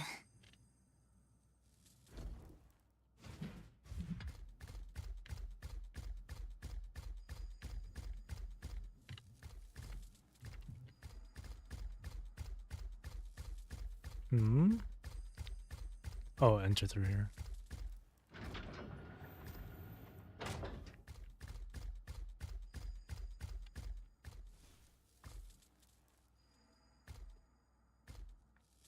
Hmm. Oh shit. 大丈夫、かすり傷よ。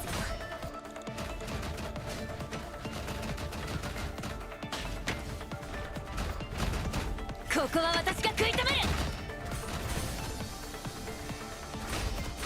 前方注意、回避して。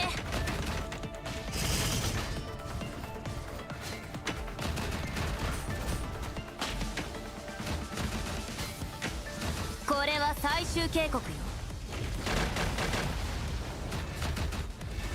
大丈夫、かすり傷よ。ここは私が食い止める。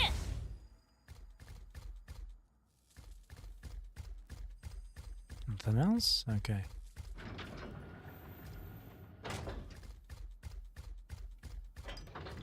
このエレベーターはまだ動くかも。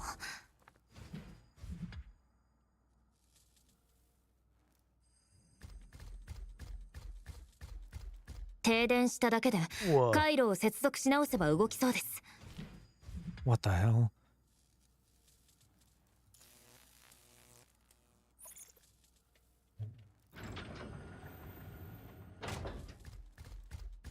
Oh. 頭を撃たれてる。 Shot in the head.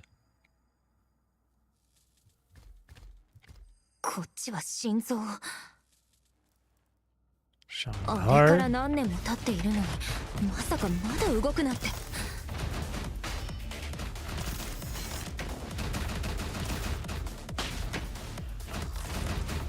こは私が食い止める。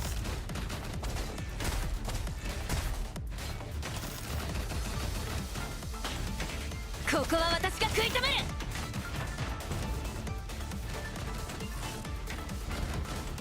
前方注意、回避して。大丈夫、かすり傷よ。研究員たちの遺体には傷が多いけど、致命傷はたった一つだけ。それに遺体は全てこの一帯に集中しています。この辺りは開けているのに、遺体には逃走や抵抗の痕跡が見られません。彼らが亡くなった後にここまで運ばれた。はい。それなら以前ここへ来た際に誰とも会わなかったことにも説明がつきます。それにエレベーターも破壊されている。まるで意図的に何かを閉じ込めるためのように。人知れず何らかの目的を果たすためとはいえ、こんなにも死者を冒涜できるなんて。犯人はまともじゃありませんね。とりあえず進もう。もう少し手がかりが必要だわ。First clues completed.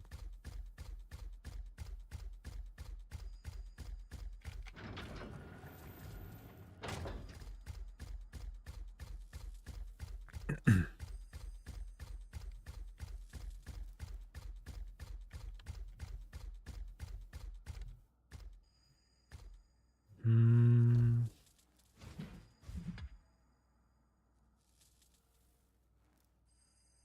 Oh my gosh.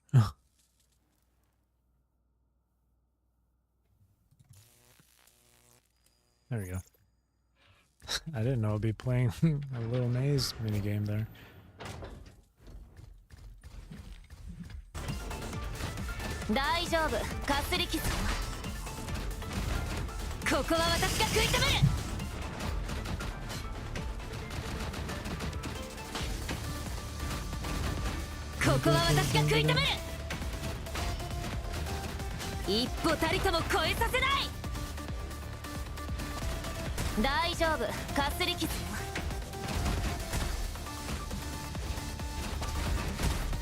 Jeez.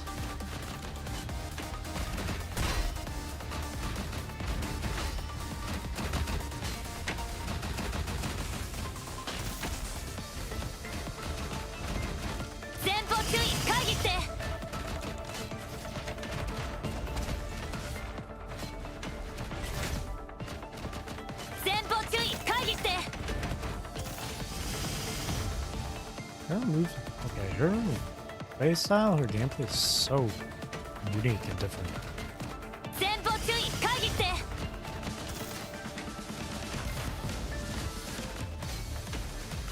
Feels like a combination of like Roland and like Marcus.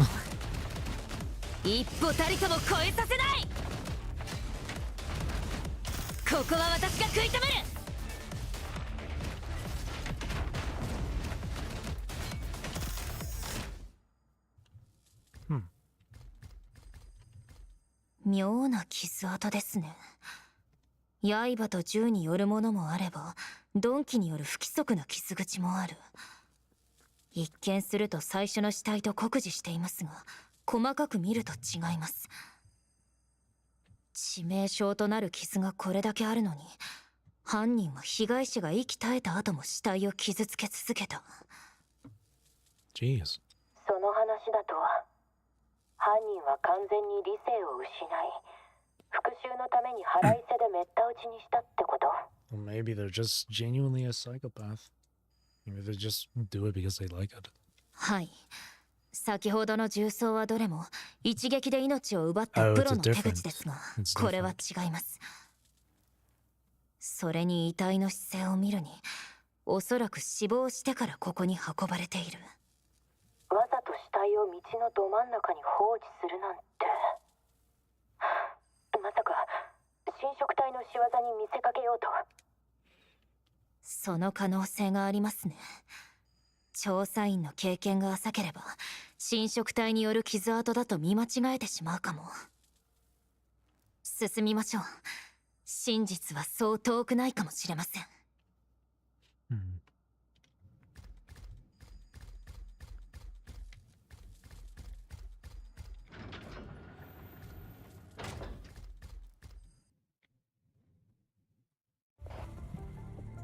Miss Benny, Lucia? The deeper they venture into the mine, the weaker the signal becomes. The thick layers of Earth block most radio waves, and the terminal shortwave communication channel, established in a hurry, produces nothing but garbled, static-filled voices. Has there been any unusual activity? Yes, it's weird. According to the mission details, this mine was sealed off after support force evacuated. The shaft has collapsed again due to a prolonged lack of maintenance. Excuse me, meaning no one should have been able to get in here. We found bodies. Support force would never leave bodies behind like this, even in emergencies where they couldn't transport all casualties. They would at least attempt burial on site. They'd never let corpses pile up this way. No large bloodstains detected in the vicinity. After completing the inspection, Lucy and you exchanged knowing glances. The bodies appeared to be those of researchers, but we don't know who exactly they are just yet. They were moved here after death. Same here. There have been incidents in these mines. Please proceed with caution. We'll stick to the original rendezvous point. Over. Copy that. Lucia, let's keep moving. Commandant, something seems a little off with that researcher. Lucia intentionally slows down and whispers into your ear. Anjie. Anjie? Who? No, it's not just her. Her deputy is suspicious too.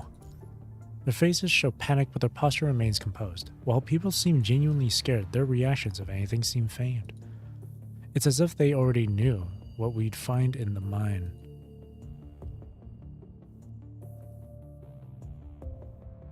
Due to unknown risks, the planned separate reconnaissance missions are cut short. About 40 minutes later, both teams rendezvous in the hall. This junction connects multiple mining tunnels, with unexploited rock formations behind us, making this place highly defensible against attack and, if need be, a great escape route.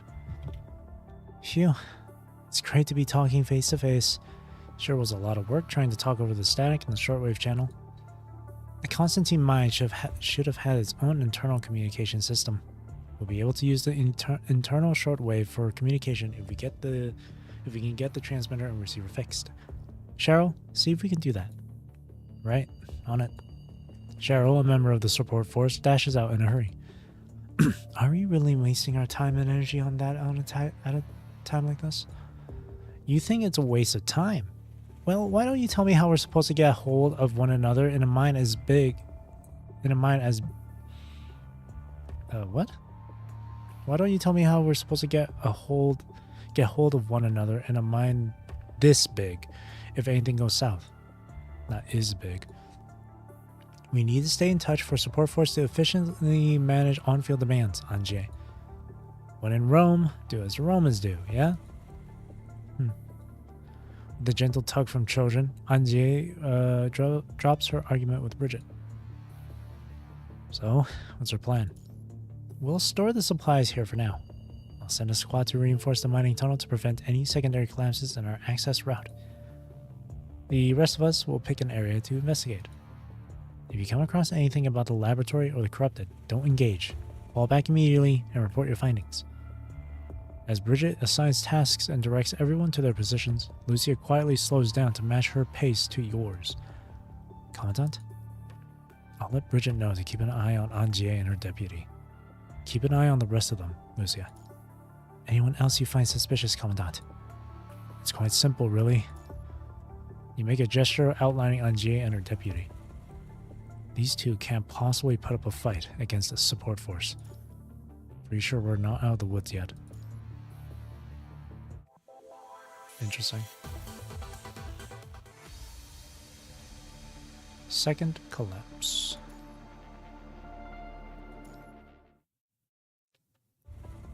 Deep in the mine. The second incident strikes sooner than anyone has expected.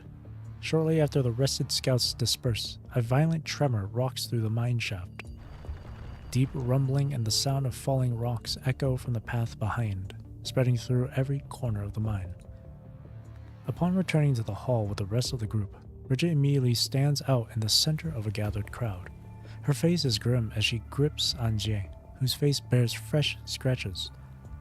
What's going on? The mine collapsed. We lost some members from the tunnel reinforcement team.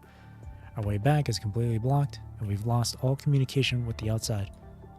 Anjie and her deputy here would have met their doom if I hadn't acted fast enough. Bridget's news sends ripples of shock through the crowd, leading to hushed conversations and whispered exchanges. Quiet down, everyone. Stay calm. Let's hear what Bridget has to say first. The crowd's murmurs gradually fade, but Bridget remains quiet. Her eyes remain locked onto Anjie, her grip on Anjie's hand still firm and unyielding. Bridget? It never even occurred to me that I should keep an eye on you until Usabeni told me to. Bridget opens her mouth, and then pauses to collect her thoughts. Anjie, why did you and your deputy just stand there when the cave-in started? You clearly had enough time to make it back to us. Bridget. Lucia steps between them and pats Bridget's shoulder. Anjie seizes this chance to break free from Bridget's grip. She lowers her head, hiding her face, while gently rubbing the spot where she was grabbed. I'm sorry. Everything happened so fast and we've never dealt with anything like this before. We panicked and froze up. We were too scared to move. I know why you came down here to the mine, but that doesn't mean you need to be suspicious of everything. Bridget? I'm sorry. I lost my squad members who were trying to save these two. I'm just a bit. Bridget takes a deep breath and steps back. After a long moment, she finally regains her composure. Yes, there are things I want down here, and I have other motives besides this mission. But that will never cloud my judgment of what takes priority. If I've wronged you, rest assured that you'll get an apology. But Anjie, if you're hiding something, fine. Just don't try anything sneaky again. I want you to understand. Uncovering the truth about the past or even completing this mission from Babylonia, none of it matters more than getting everyone back safely. After composing herself in those few sentences, Bridget signals for the rest of the group to escort Anjie and her deputy away. After briefing everyone on a few matters, Bridget dismisses the crowd. Sorry you had to see that, Miss Betty. It's good to show emotion, especially in the military. As long as it doesn't interfere with what's at hand. I know. It just never occurred to me that they'd be so drastic. We confirmed that the collapse was caused by humans. We don't have definitive proof, but it's hard not to get suspicious when we've seen the corrupted we saw and all the cave-ins we've experienced. We should plan for the worst case scenario. The real problem is that we've completely lost contact with the outside. We need to be prepared to set up camp here, possibly for an extended period. Setting up camp isn't an issue. This should come as a no-brainer for support force since they operate in dangerous zones year-round. But Norman's research team, probably not so much. I'll take care of that. Learning how to manage the mental state of rescue subjects is part of our basic training. And there is some good news. Cheryl found the mine's internal communication system. Both the transmitter and receiver still work. Once we've secured stable communications in the lower mine, I plan to have our technical specialists work with Norman's research team to modify the communication equipment. We'll see if we can restore contact with Babylonia. That's good. Keeping them busy will stop them from overthinking. Lucia, please check on the condition of the other mine tunnels in the area. There might be a passage connecting to the outside that we haven't discovered yet. Copy that.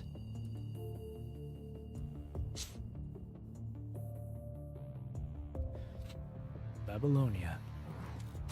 Thud.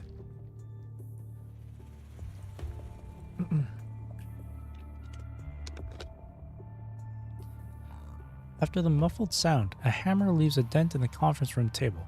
Celica flinches instinctively, unsure whether she's feeling more overwhelmed by the slam itself or the compensation form she'll have to fill out later. Stay composed in times of crisis, Karenina. You need to keep her cool. Keep my cool? We're already on our third rescue proposal, and you want me to keep my cool? When exactly is Babylonia planning to let Engineering Force step in? Trust me, we won't do anything rash. Engineering Force will advance carefully from the outside based on the mine's condition. Safety guaranteed. I trust you, but that's not the issue here. I know you're anxious, but please be patient. An hour will pass before you know it. It's been 5 hours since we last heard from Usabeni. Do we really have to wait the full 6 hours of radio silence before we're cleared to move? I understand how you feel, but applications take time, and so do arrangements. Time is exactly what we don't have during times like this. Why do we... We can't confirm if this is just a communication error or an actual accident. The mine itself is already a complicated environment, which is why it takes time. Rushing in might only complicate things further. I mean, Usabeni might have only moved out of the service area temporarily, right? Huh? Out of service area? Come on, Teddy, you've got to be kidding. Teddy ignores Karenina's irritation, her fingers dancing across her keyboard. After pressing the final key, she swivels her chair to face Celica. Engineering Force needs prep time anyway. If it turns out to be a false alarm, we can either clock out early or get a day off and return. What do you think? Celica hesitates at the payment notification on her terminal. The amount shown could cover 20 desk replacements and then some. But that's not the issue. This account isn't on the publicly disclosed list. Celica looks over at Wells. Sir?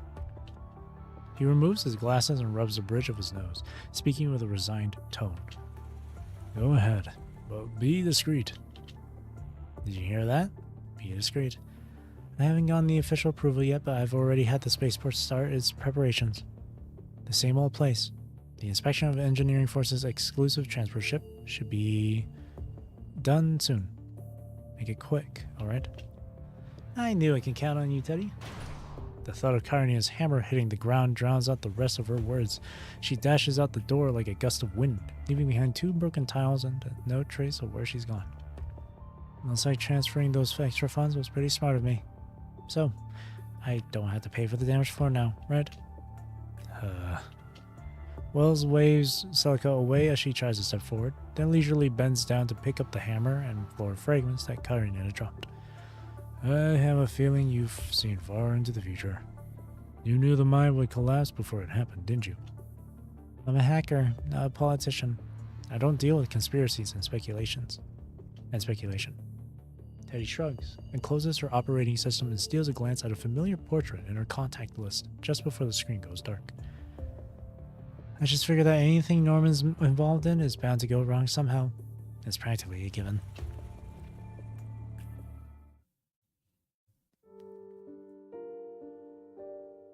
Deep in the mine, the main lobby. While the others busy themselves with setting up camp, Bridget leads Trojan to a secluded corner. So, pulling me aside when something goes wrong. Am I on the suspect list now? An alcohol flavor electrolyte. That tastes like beer.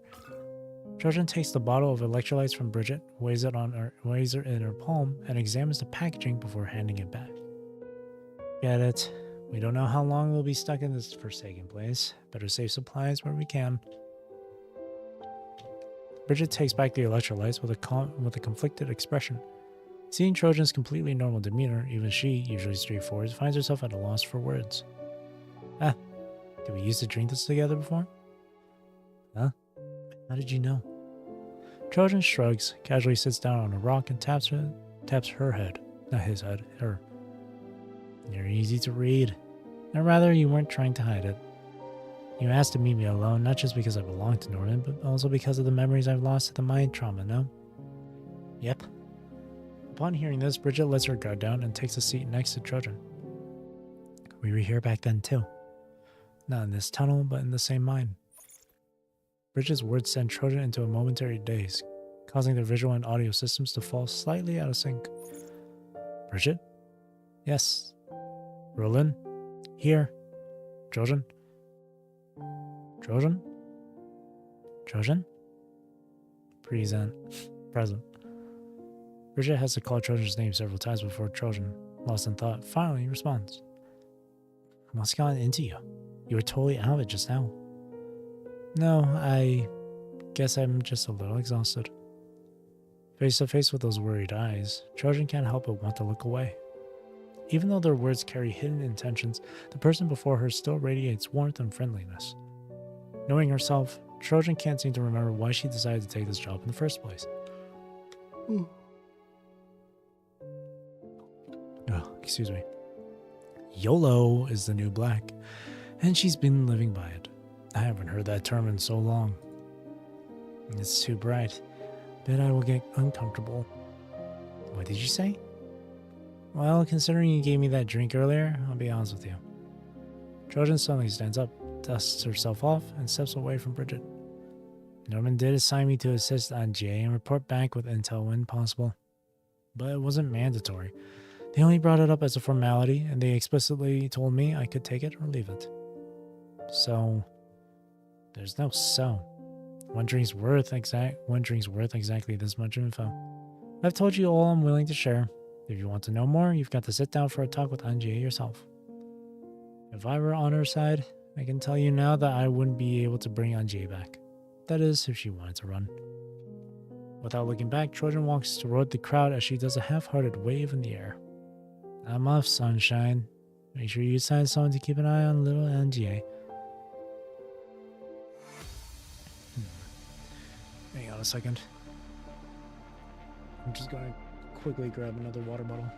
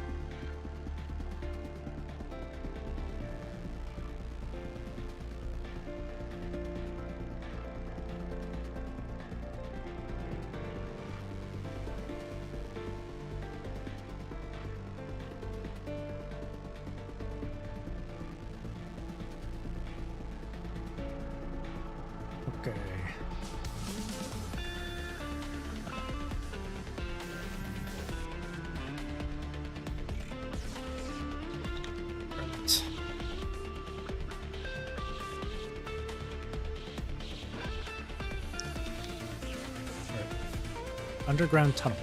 Or tower, sorry.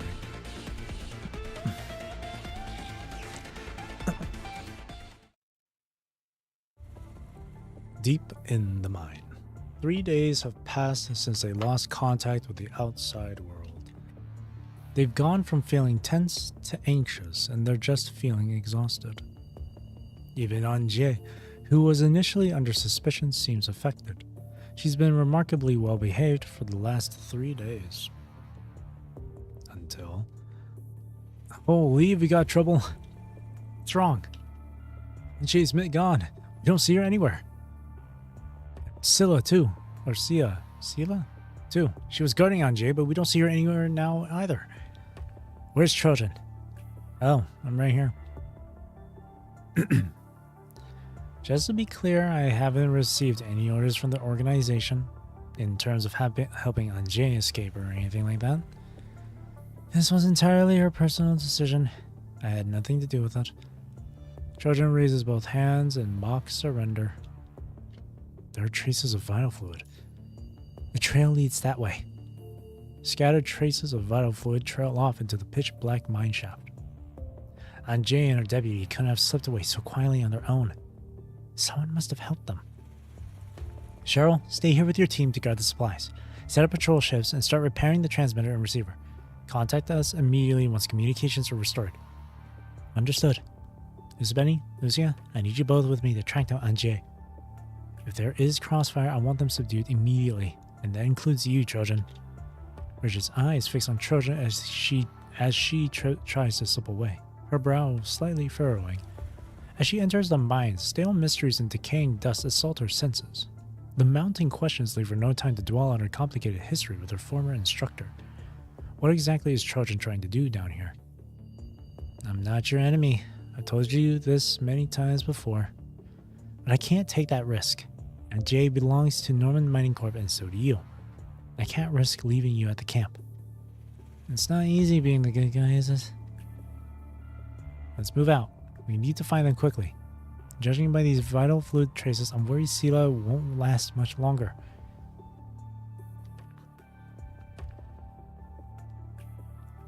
Oh. That was almost too easy. Hey, you over there. Researcher, what do you think you're doing? My assistant is injured and needs medical attention. Don't waste your time. That construct got him good. He won't last long anyway. You don't seriously expect to find a fully equipped medical bay in a place like this, do you?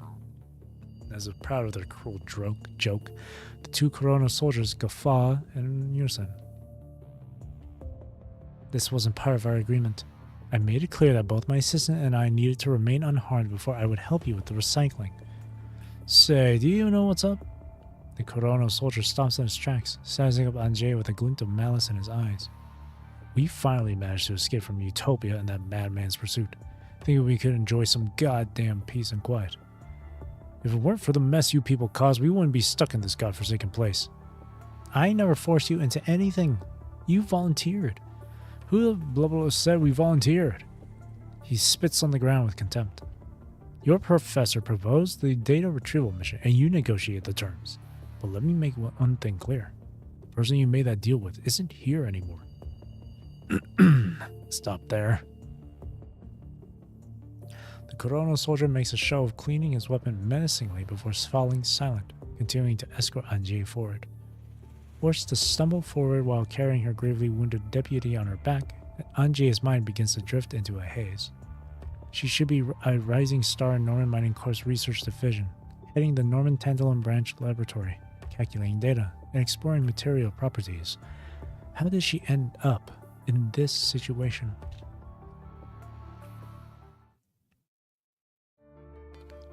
Professor, the data you gave me is all verified now. How did you obtain these parameters? That's my little secret and I'm not gonna give it away. Was this from an experiment conducted long ago? Without experimental foundations, it should be nearly impossible to obtain these parameters. Since you're so eager to know, here, take a look at these research notes. These notes contain years of dedication and effort. Truth be told, this is probably my proudest research achievement yet. The research notes are filled with meticulous data entries, ranging from studies on tantalum's properties to hypotheses about material enhancement, and finally to the various reactions these materials trigger in test subjects. Anjie immerses herself in this paradise, treasuring every moment as if she's discovered an invaluable treasure. However, only half the research notes are present. The crucial test subject reactions and subsequent research directions come to an abrupt end at the notebook's conclusion. After starting a new project based on the notes, Anjie rushes to find her professor, barely containing her excitement. Professor, I've conducted multiple experiments based on the notes, but I can't replicate any of the values. Why is that? Well, that's because we're using different test subjects, of course. Different test subjects?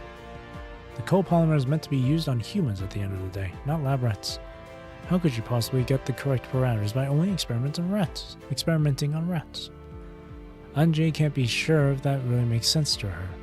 As she stares at her professor in confusion, the man before her suddenly seems like a stranger. Tell me, Anjie, do you truly want to continue walking down this path of research with me? Her professor, usually genial, now takes on an uncharacteristically serious tone. Yes, of course I do. What researcher wouldn't want to achieve something in their scientific career? Everyone dreams of becoming the next Asimov. If our research on copolymer succeeds, she envisions herself on the highest podium, her name etched at the pinnacle of history. A cryptic smile plays across the professor's lips. As my most brilliant student, you'll certainly have access to the finest resources at my disposal. He introduces Anjie to Kurono Corporation. Before Anjie can even process the fact that the head of Norman Mining Corp's research lab has connections to Kurono, she finds herself captivated by Kurono's tantalizing promises. Generous compensation, expanded laboratory privileges, and they offered to provide materials and test subjects free of charge for Anjie's research, with one condition. All research findings must be shared with Kurono. As a senior researcher, Anjie stands at a clearance level that's more than sufficient for her to carry out this undertaking. The good times prove short-lived. After Babylonia passes a proposal to shut down illegal laboratories and research projects, Kurono's operations became more discreet, cutting off Anjie's access to additional resources. But soon, a new opportunity presents itself. Babylonia decides to develop the Constantine Mine in collaboration with Norman Mining Corp. The Constantine Mine? That heavily invested tantalum mine? Indeed. You wanted the other half of the research data, didn't you? When the accident struck the Constantine Mine, I barely managed to escape with just this research notebook. Everything else remains stored in the laboratory deep within the mine. I've already requested assistance for Kurono. Norman Mining Corp will dispatch several researchers to help them reopen the mine. And I've submitted your name as one of the candidates. But Professor, I'm just a researcher. The mine itself, it's been infected by the punishing, no? The mine is well known to every tantalum researcher laboratory. It was once Norman Mining Corp's crowning achievement, a pinnacle that every tantalum research facility aspired to reach. But it's long been occupied by the corrupted, no? Kurono will dispatch armed combat units to assist you. Isn't there anyone else who could do this? I mean, I don't consider myself knowledgeable about that mine. I'll transfer clearance for the mine to you. My laboratory is down there and my access level surpasses what you'd get as a normal Norman researcher.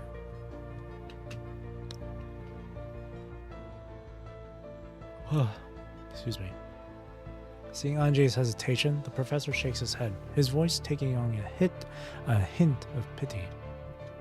I'm not asking, and you don't have the right to refuse, Anjie. Knowing exactly what her professor is saying, Anjie now seems somewhat disturbed. Noticing this, the professor softens and changes the subject. You need to understand what we're talking about here, Anjie.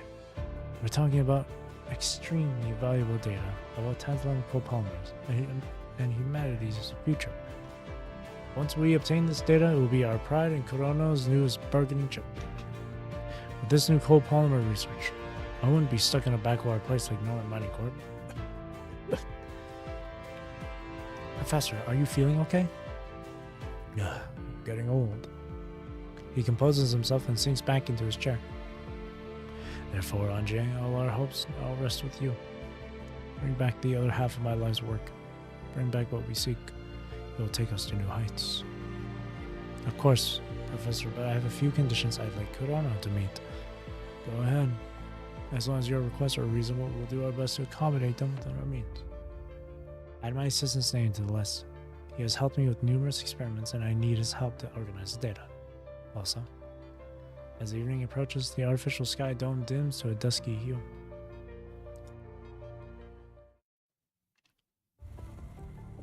Quit dawdling and get moving. The lab the geezer mentioned should be right up ahead.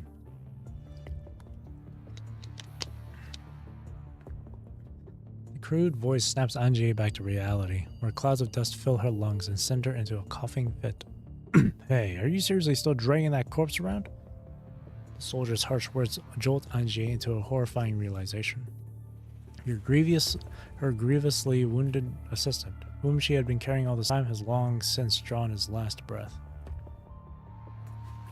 Taking a deep breath, Anjay gently lowers her assistant's body onto the ground beside the mining tunnel. Sorry, but could you help me bury him? He was an excellent researcher. Cut the chatter. Look, it's not that we don't want to help, but the ground here is solid rock. We can't even do damage. What? We can't even do damage with bullets. Just leave him there. Got it. Excuse me. The Corona soldier tosses her assistant's body into the abyss below the mining tunnel unceremoniously. Anjay opens her mouth to speak, but the words never come out. The professor has drawn Anjay a detailed map of the laboratory that specifically marks the secret passages that they had reinforced. Following the map, they quickly locate the laboratory entrance, but the dust-covered control panel remains lifeless, as if the secret laboratory never existed at all. Damn it, where are your researchers' access code? I've reactivated the code with my palm, and I'm the only one who can make them work. Damn it, what are you waiting for then? As they near the laboratory, Corona's soldier grows increasingly brazen. He openly prods Anjay with his weapon, demanding she hurry up and unlock the control panel. My professor said that all laboratories here are encrypted. Only humans with active vital signs can open them. As she swiftly passes her hand over the control panel, it gradually becomes aglow, the same panel that had remained stubbornly unresponsive to all the Corona's soldiers' attempts. What a pain in the butt. But if you ask me, not a single one of these researchers is worth a damn. Corona spits venomously on the ground, shoves Anjay aside, and storms into the laboratory first.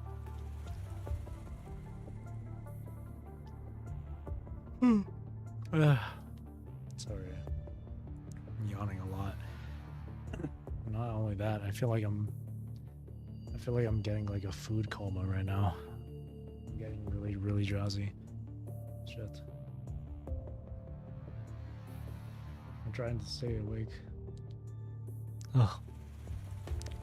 Not only that, my throat's starting to hurt from the reading. I'm drinking plenty of water too, but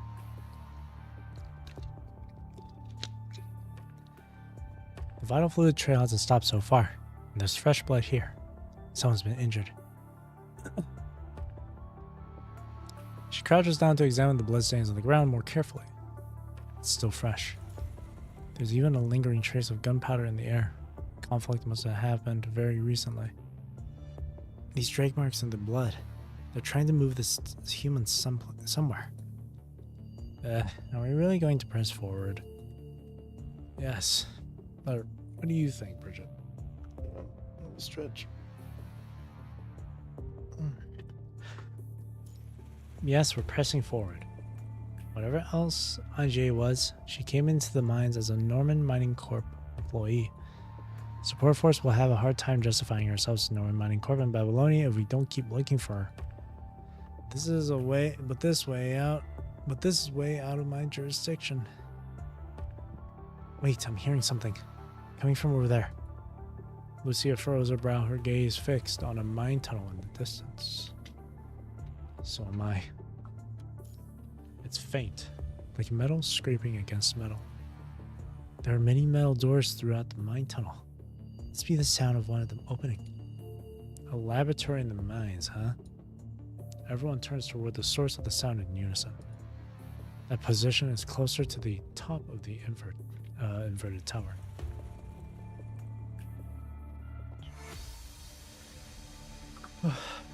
Nearly halfway into it. It's only been 2 hours so far.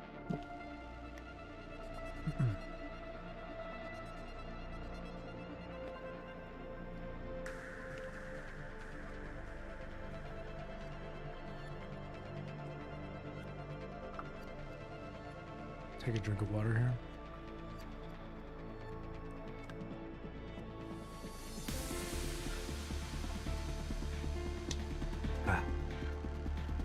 Confusion.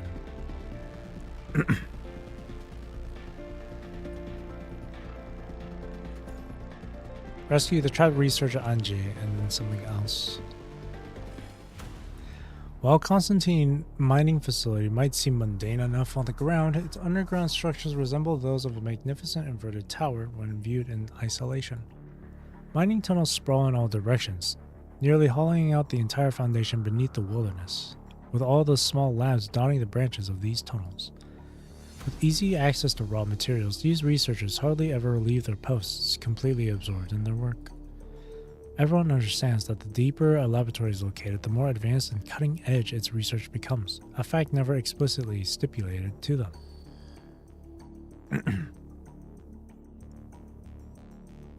As they negotiate the winding path, the intermingled trails of vital fluid and blood grow more frequent.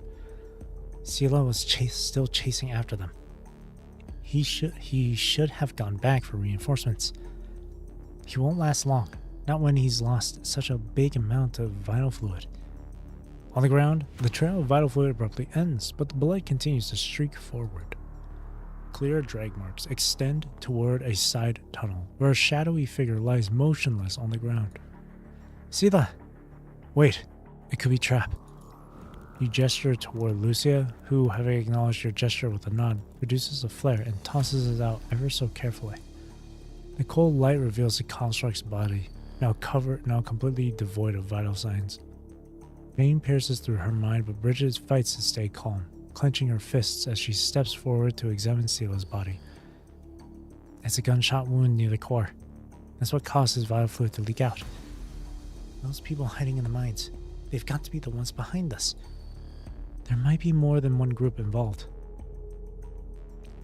With its surface dusted, the rock now reveals deeply embedded footprints, far too deep to have been left by any normal human. I'm sure you put up a good fight, Sila. Bridget gently closes Sila's open eyes. I'll take it from here for you. Bridget marks Sila's location in the mine tunnel, eyes now dark with resolve. Let's keep moving. There's still blood on the ground. We might catch up to them before they can do anything else.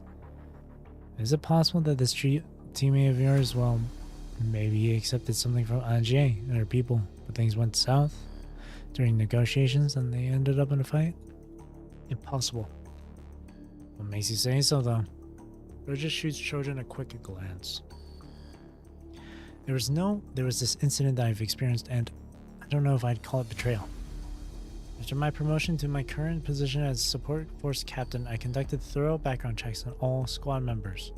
I've also carefully scrutinized the records of every new recruit joining our ranks. Feeling called out, Trojan rubs her nose awkwardly. Besides, without third-party assistance, it would have been impossible for Anjie and her deputy to hurt Sila. I want to believe that Anjie, too, was likely coerced into leaving by a third party. The trail leads to here. It appears to be the drainage system in the mine, wet and muddy from constant use. Would they really build their laboratory in a place like this? You never know what they're capable of. This place, it's nothing. They'd burrow into bedrock if they could. Some things are meant to stay in the dark after all. You seem quite familiar with all this. Why are you so familiar with this place? You seem quite familiar. Am I? I wouldn't know. Perhaps it's because we're both inferior beings. That's why we think alike. Does Children really have no recollections whatsoever? Bridget watches cautiously as Children walks ahead. Why does she seem so familiar with this place? And what is she... exactly what is she trying to do here? Don't worry. Lucia and I will help. Ever since entering the mine, Bridget has been on edge, meticulously planning every move. Yet despite such careful precautions, she's been losing one comrade after another, all the same.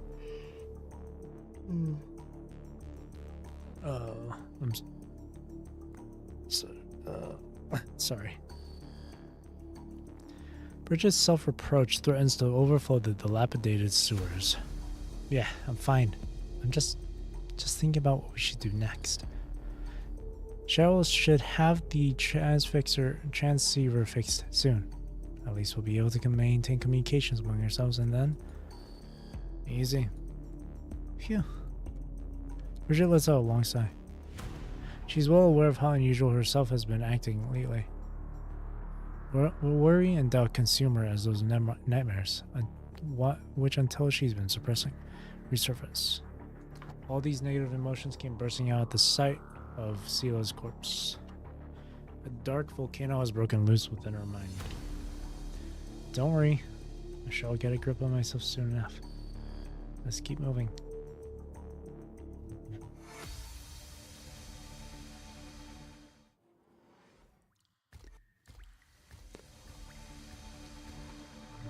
まさか下水道の先がこんな場所とつながっているなんて。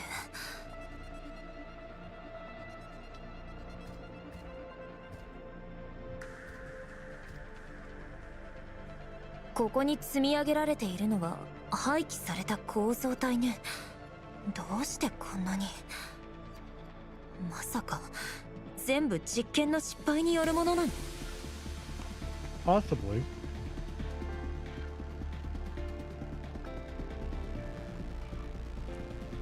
Sewer deep down. These bodies seem to have been here for a long time with vital fluid drained out and full of dust. Most of them don't have any signs of punishing virus infection.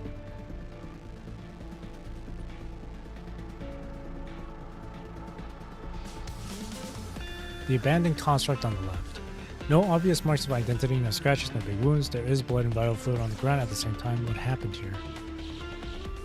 On the left? Or on the right? Ding, ding, ding, ding, ding, ding, ding, ding.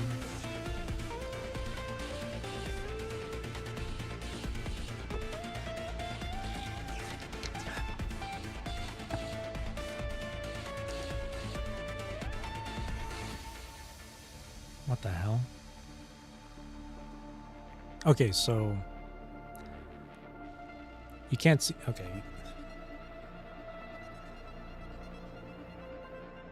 We're right next to that lab right there.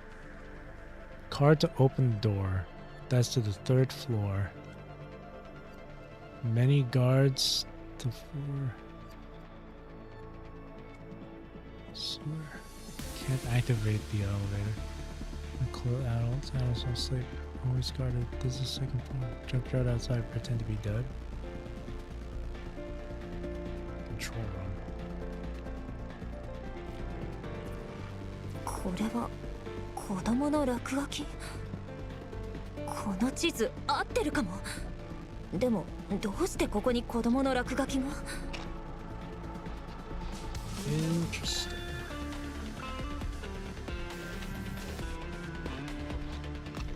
Like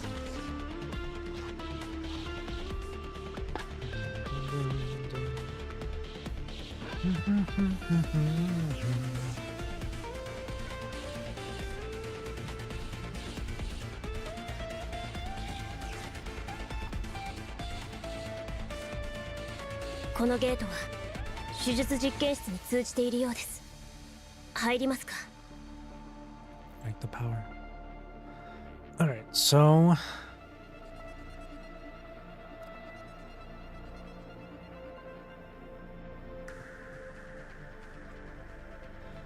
Oh, interesting. Hang on. This one.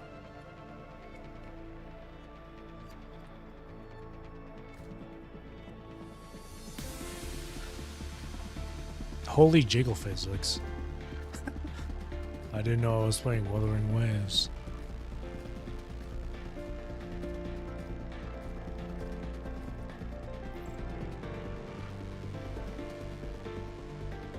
That body, this one doesn't seem to be a complete construct. Modification is likely to have been interrupted for some reason. ここにも遺体が。一体何が。どうせ暗くて汚い裏の事情よ。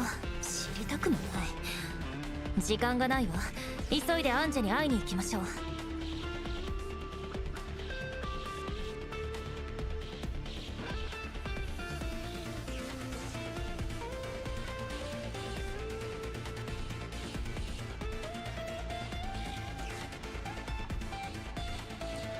Access card. Access card hidden in the corner. No one knows why it's here. Or why it's there. Did someone hide it here? Permission granted. Level 1 connected. Operating table. An unpleasant smell of dust, blood, and vital fluid comes out. Why did they clean this place up if the researchers were escaping from a mine disaster like the report says? What were they trying to cover up? 周囲の状態と比べるとこの手術台は妙に綺麗ですね。逃げる最中衛生面を気にするとは思えませんし。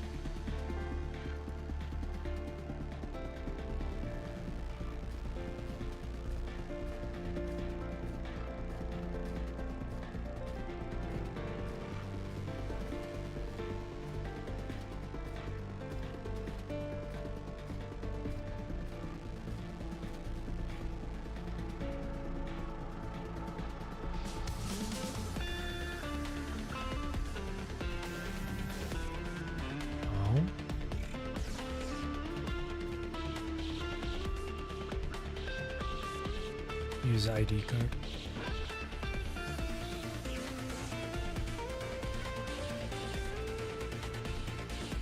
アンジェはここから入ったのでは。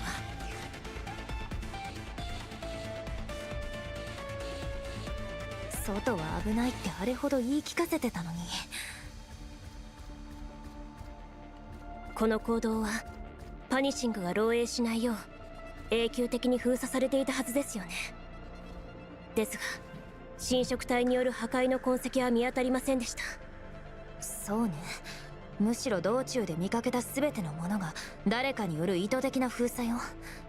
当時表向きに話されていたことのほとんどが嘘だと考えた方が良さそうね。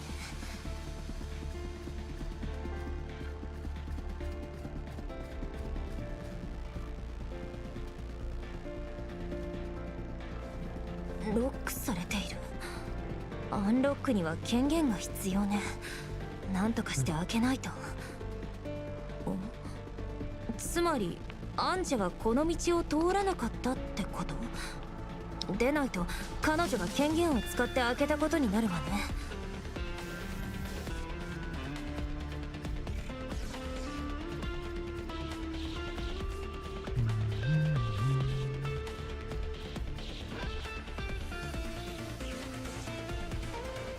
Oh, what the hell? .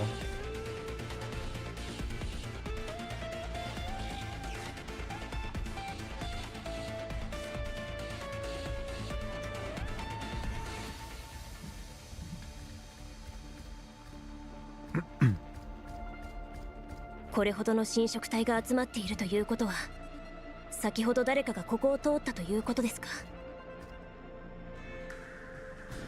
前方注意、回避して。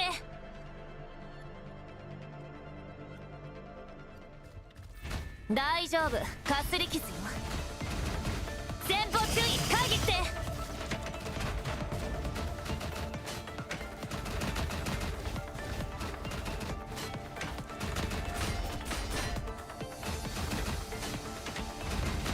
一歩たりとも超え。大丈夫、かすり傷よ。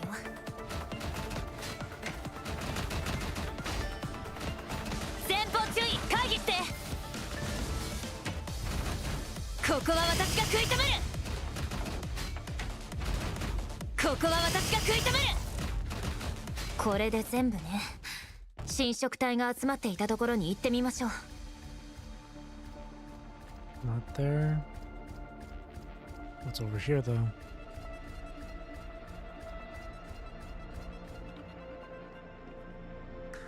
Level 2. You can try and find the key card for that, but I kind of want to check it out before moving on.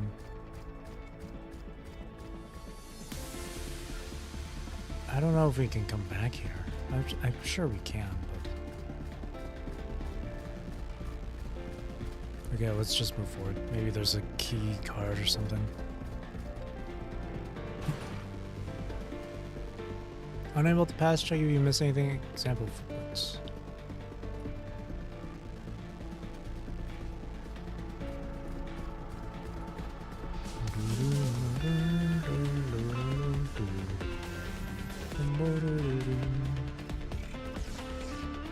I guess I do have to force open this one.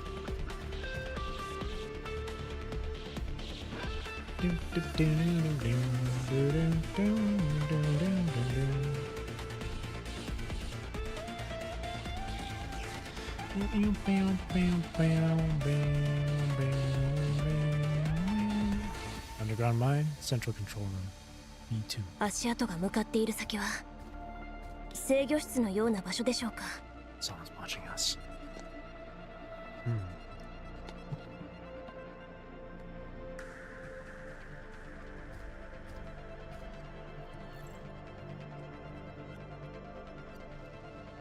Some device has been activated.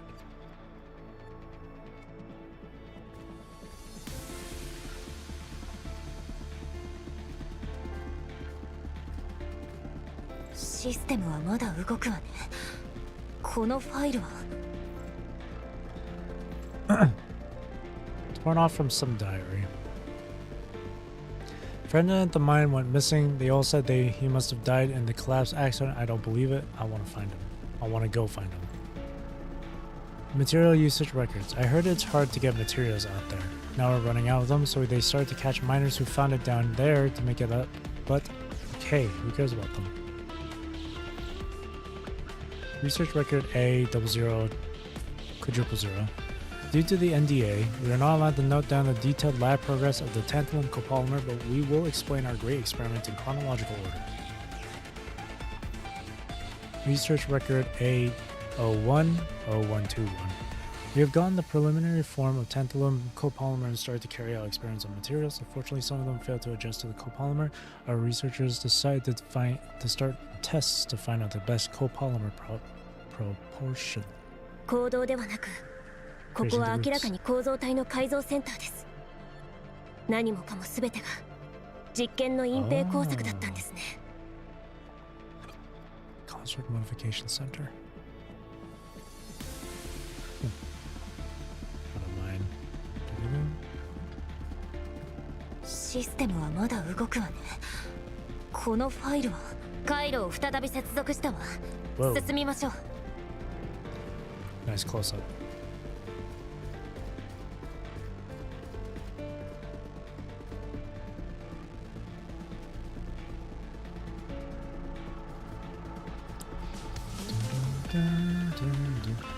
Can we go down this way now?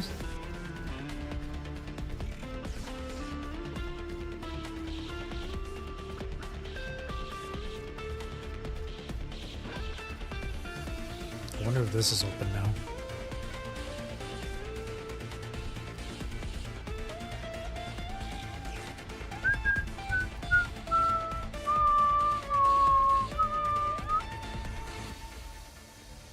Oh, closed. We can't go that way. Alrighty.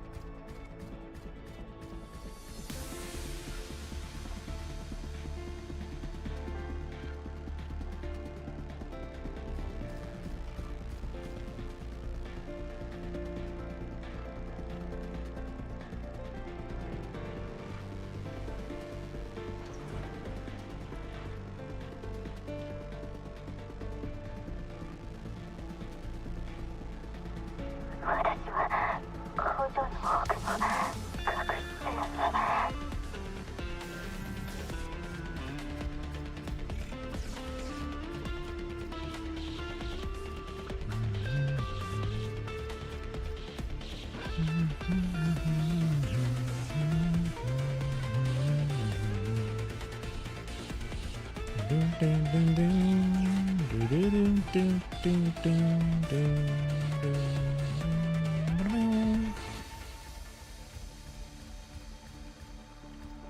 キュリティシステムを全てオフにして。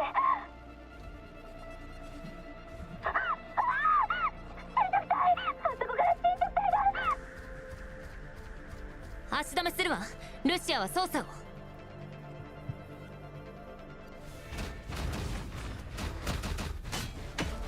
気をつけてください。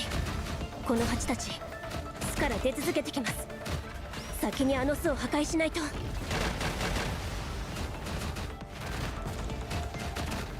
これは最終警告よ。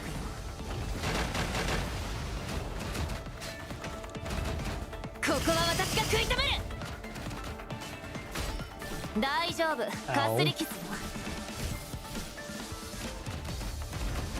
一歩たりとも超えさせない。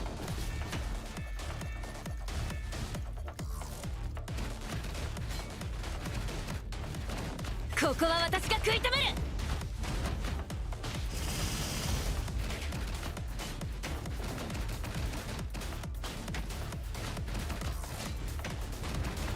ここは私が食い止める。Stage will end soon. Well, it's not my fault that you made it like this game. Jeez. あちらの操作が完了したようですね。では、こちらも。There's a freaking timer to this shit?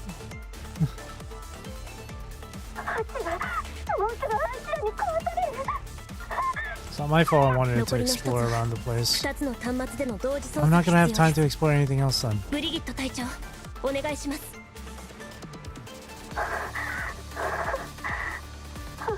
Alright. Jeez. 30 seconds left. Why is that? Why is there a timer on that anyway, man? Oh man. I wanted to look around some more, but alright.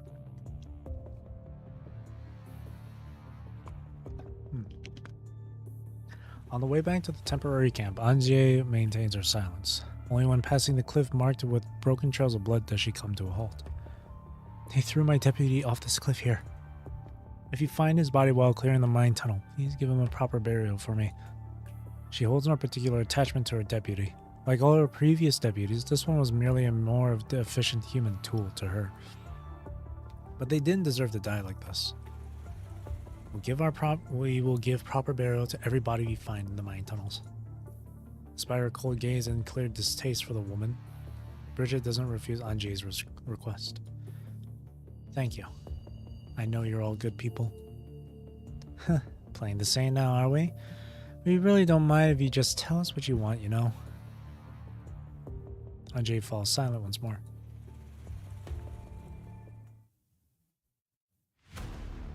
After entering the corridor lined with laboratories, she finds herself unable to identify which one belonged to the professor. With the Corona soldiers' hostility growing more palpable behind her, Anjie carefully tests each door ahead. 1, 2, 3. Knowing she has no chance of outpacing the Corona soldiers' weapons, she's too scared to make any sudden moves. None of these. The access card isn't working. Her face remains expressionless as she informs the Corona soldiers of the bad news, her fingers tightening around the access card in her hand. While researchers from Norman Mining Corp are able to access a few public laboratories with the access cards they have, Anjie has this other access card that she got from her professor. And through subtle probing along the way, Anjie is now sure that these two Corona soldiers are unaware of that particular card. Darn it, guess we have to keep moving. The damp environment poses a threat to these incomplete constructs, machines built solely for combat. How do we end up getting stuck with this damn mission? Don't try anything funny. He prods Anjie with his weapon as a warning. I'm sure you know that researchers from Norman Mining Corp don't have enough clearance to access everywhere. I might be the person in charge, but this is the only access card I've been given. Just a little further back. Just a little more. We can only access the public labs, and we'll use them to hack into the private labs terminal. I'll get what I need, and you'll be able to go home. Here? Wait, not yet. Go a little further. The soldiers accept her explanation quietly, slowing their pace and letting her work alone at the front with the access card to open the door. The stiffness in their joints is real. Without waterproof equipment, the both construct soldiers are having a rough time. Who the would know to bring waterproof gear? How the were we supposed to know the mine would be this damn humid? Bingo. Anjay stands perfectly still, maintaining her pose as if merely testing the access card, and presses it against the wall. The moment she presses it, alarms blare throughout the area, and infrared targeting dots appear on the two Corona constructs standing in the corridor. Swear word. Ignoring their stiff joints, the Corona soldiers instantly raise their weapons at Anjie. But it's too late. The cold bulletproof metal doors slam shut before them with a heavy thud. Farewell. She listens coldly to the sharp clangs of thermal weapons striking against metal behind the door until she hears two dull thuds that signal bodies hitting the ground in quick succession. She doesn't look back.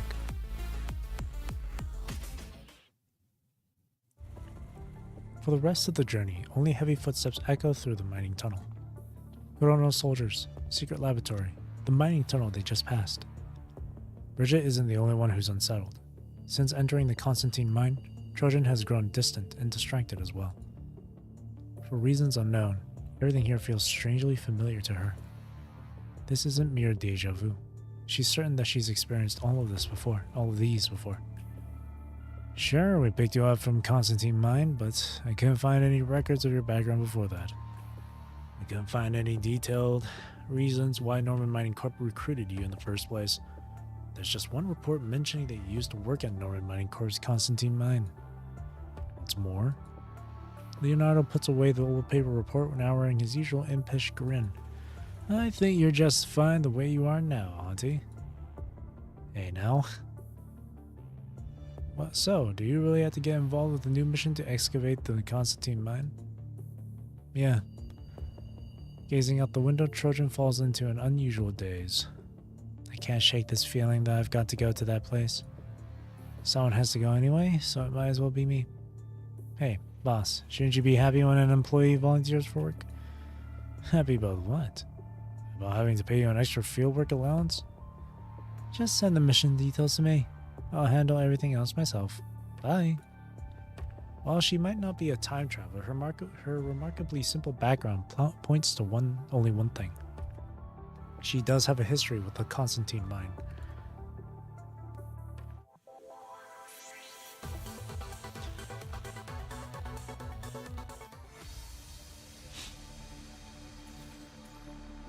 Okay.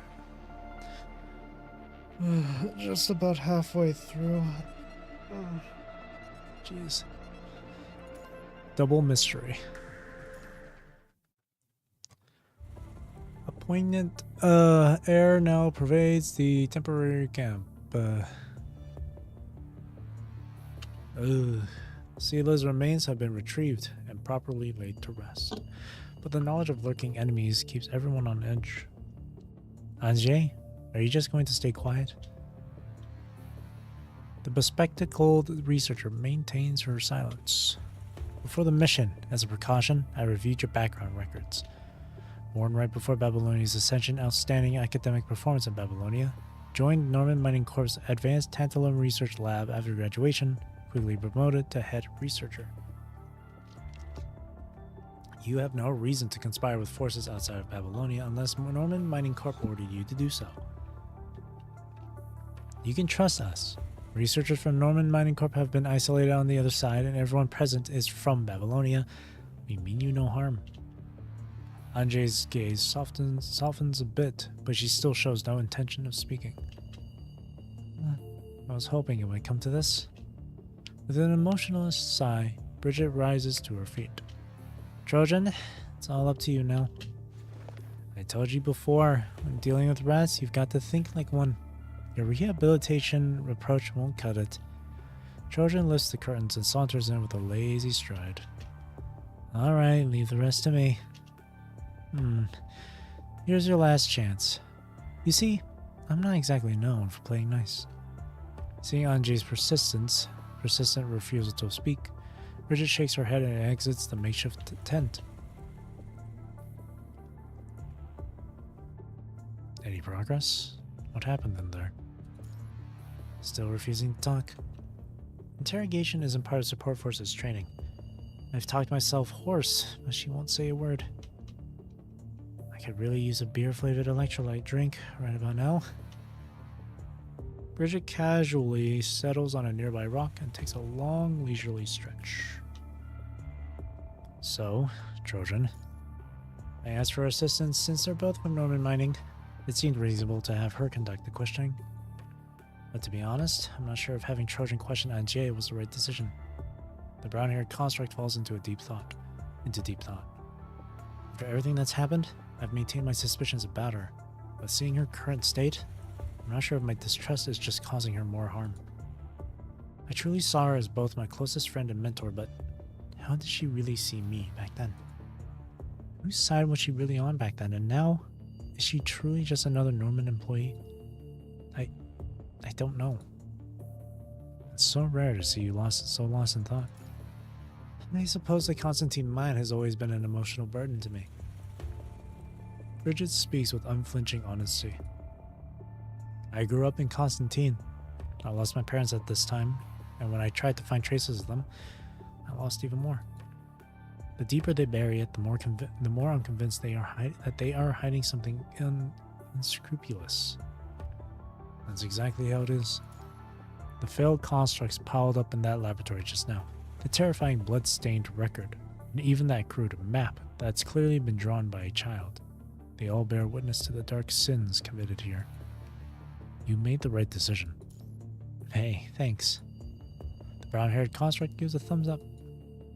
It's quite the rare honor, getting recognition from the Grey Raven Commandant. As they speak, the curtain behind them parts, and Trojan, in the same stage she was in before, peeks her head through. Come on in, let's see what you want to know.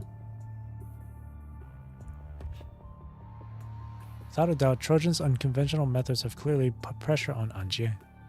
She's gone from looking determined to somewhat desperate and despaired. Corona was the one who asked me to carry out this mission for them. Corona? Them again?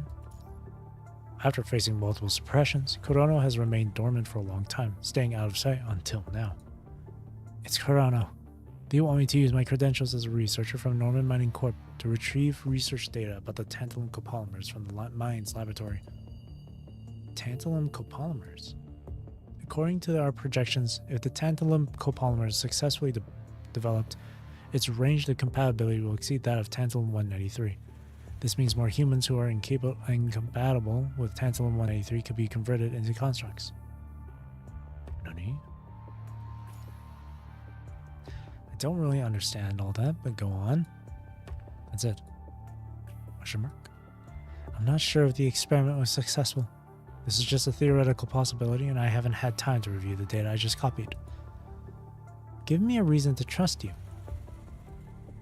After a moment's pause, a bitter smile crosses Anjie's face. Corona never wanted me and the data to leave together.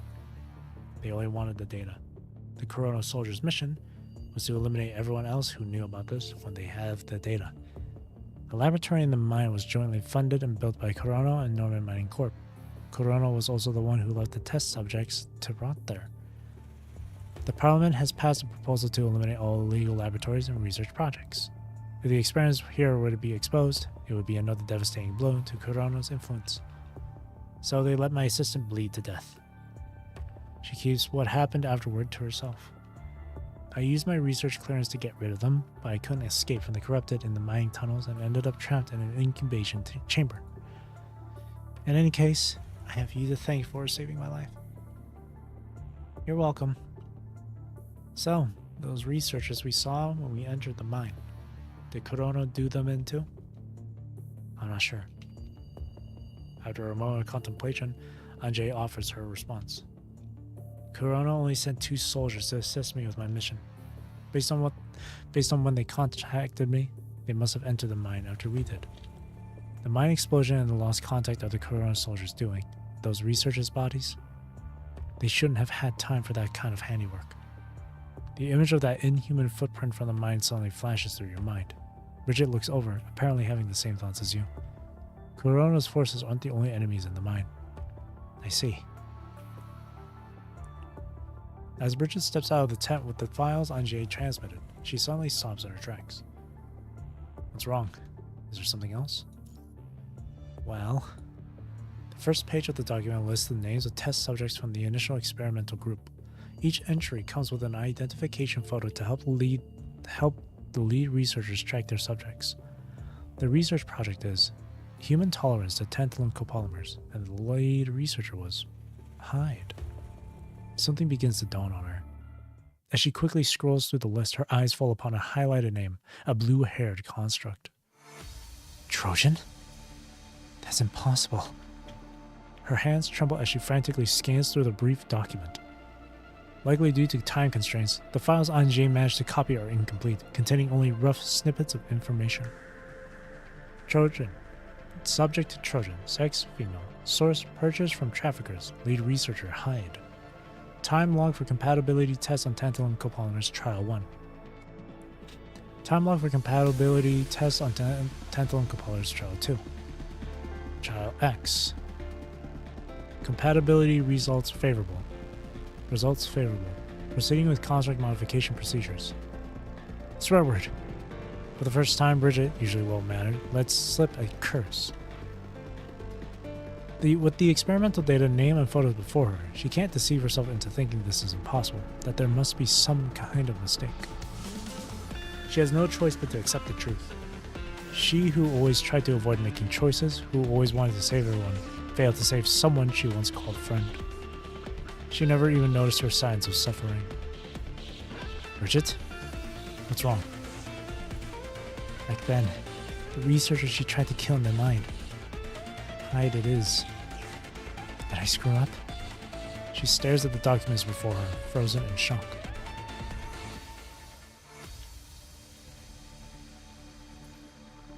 Lost connections. Temporary camp. When the mission assignment meeting comes to an end, a figure shows up and stands in your way. Miss Benny, do you have a moment to talk?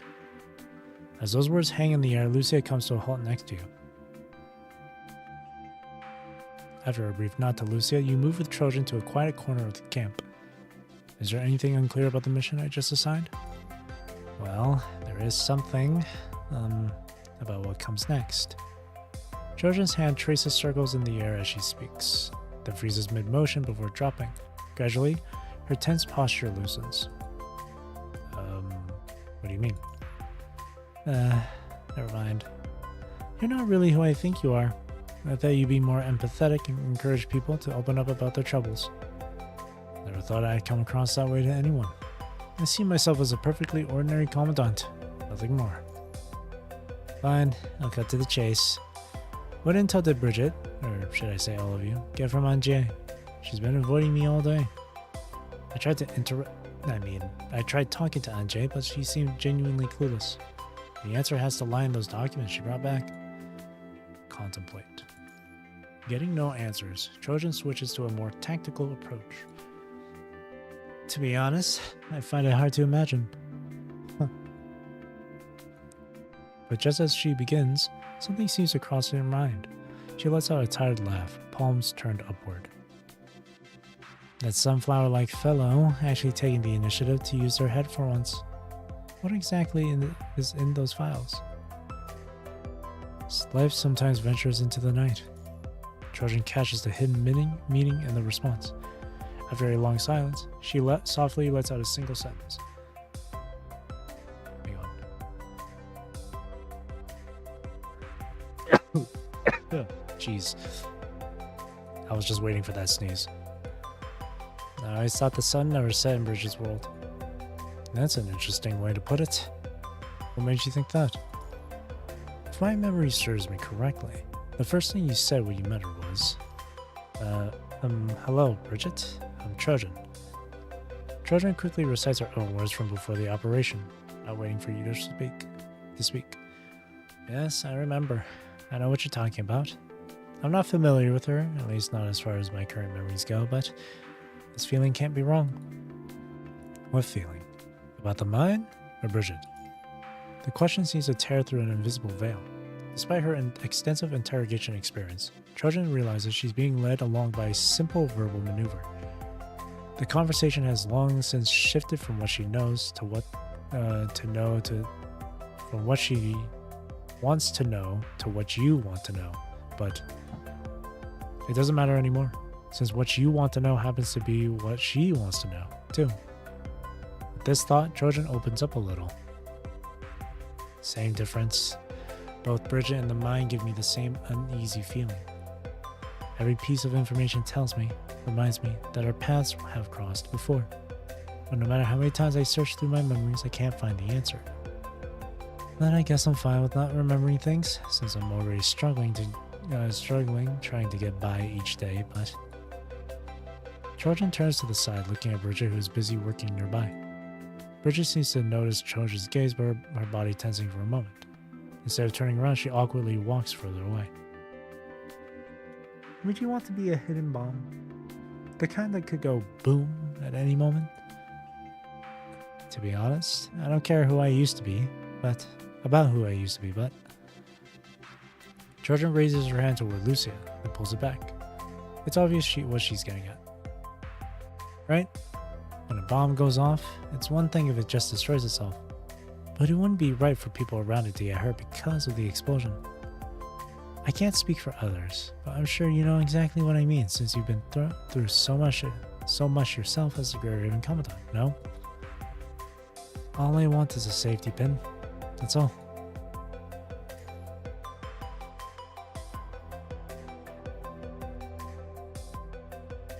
Be honest. Just as you're about to speak your mind, a figure who has silently approached you interrupts the moment. Isabeni and Trojan? Isabeni, I'm here to speak with you since Cheryl has made some progress. It requires your immediate attention though, and I was wondering if you want to head over now. Bridget and Trojan face each other, their voices gradually trailing off until only a wordless gaze remains between them. Trojan is the first to break the silence, raising both hands in mock surrender. Alright, I'm not gonna probe any further. Let's just drop it here.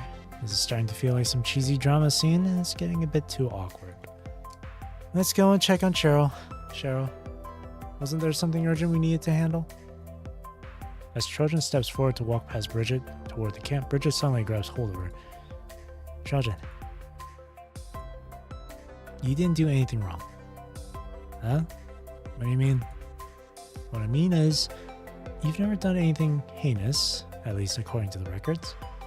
Well, I can't be absolutely certain whether you're a ticking time bomb or not, but at least for now, you're not keeping gunpowder under your hat. Got it. Trojan silently pulls her hand away. Well, never mind. Let's leave it at that. Doesn't matter if I don't get it. Thanks. Those words, Trojan walks straight away. Let's focus on the task at hand. We can talk when we're done.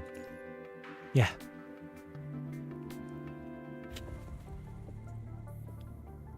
Temporary camp, Cheryl's tent. Cheryl and several Norman researchers are gathered around a piece of equipment, working intently. And the progress you're talking about is... Cheryl and her team found a radio in the mine. With help from these researchers, we've modified both the transmitter and receiver. After multiple rounds of calibration, we can now pick up Babylonia's communication frequencies. Hello, Jeannie. As the team works diligently around the silent radio, your mind begins to drift elsewhere. Is something wrong? The equipment is working fine. We've already made contact with Babylonia. We're just adjusting our settings to match the parameters for a more stable connection. It's not the equipment I'm worried about. I was just thinking. The modified radio equipment, transmitter, and receiver all consume substantial power. What are you going to power them on? Cheryl, who has been hunched over the radio equipment, rises to her feet with a heavy sigh. Some circuits in the mine are still operational, so we've connected them to the working power sources. Is there a problem with that? Instead of answering Cheryl's question, you exchange glances with Bridget.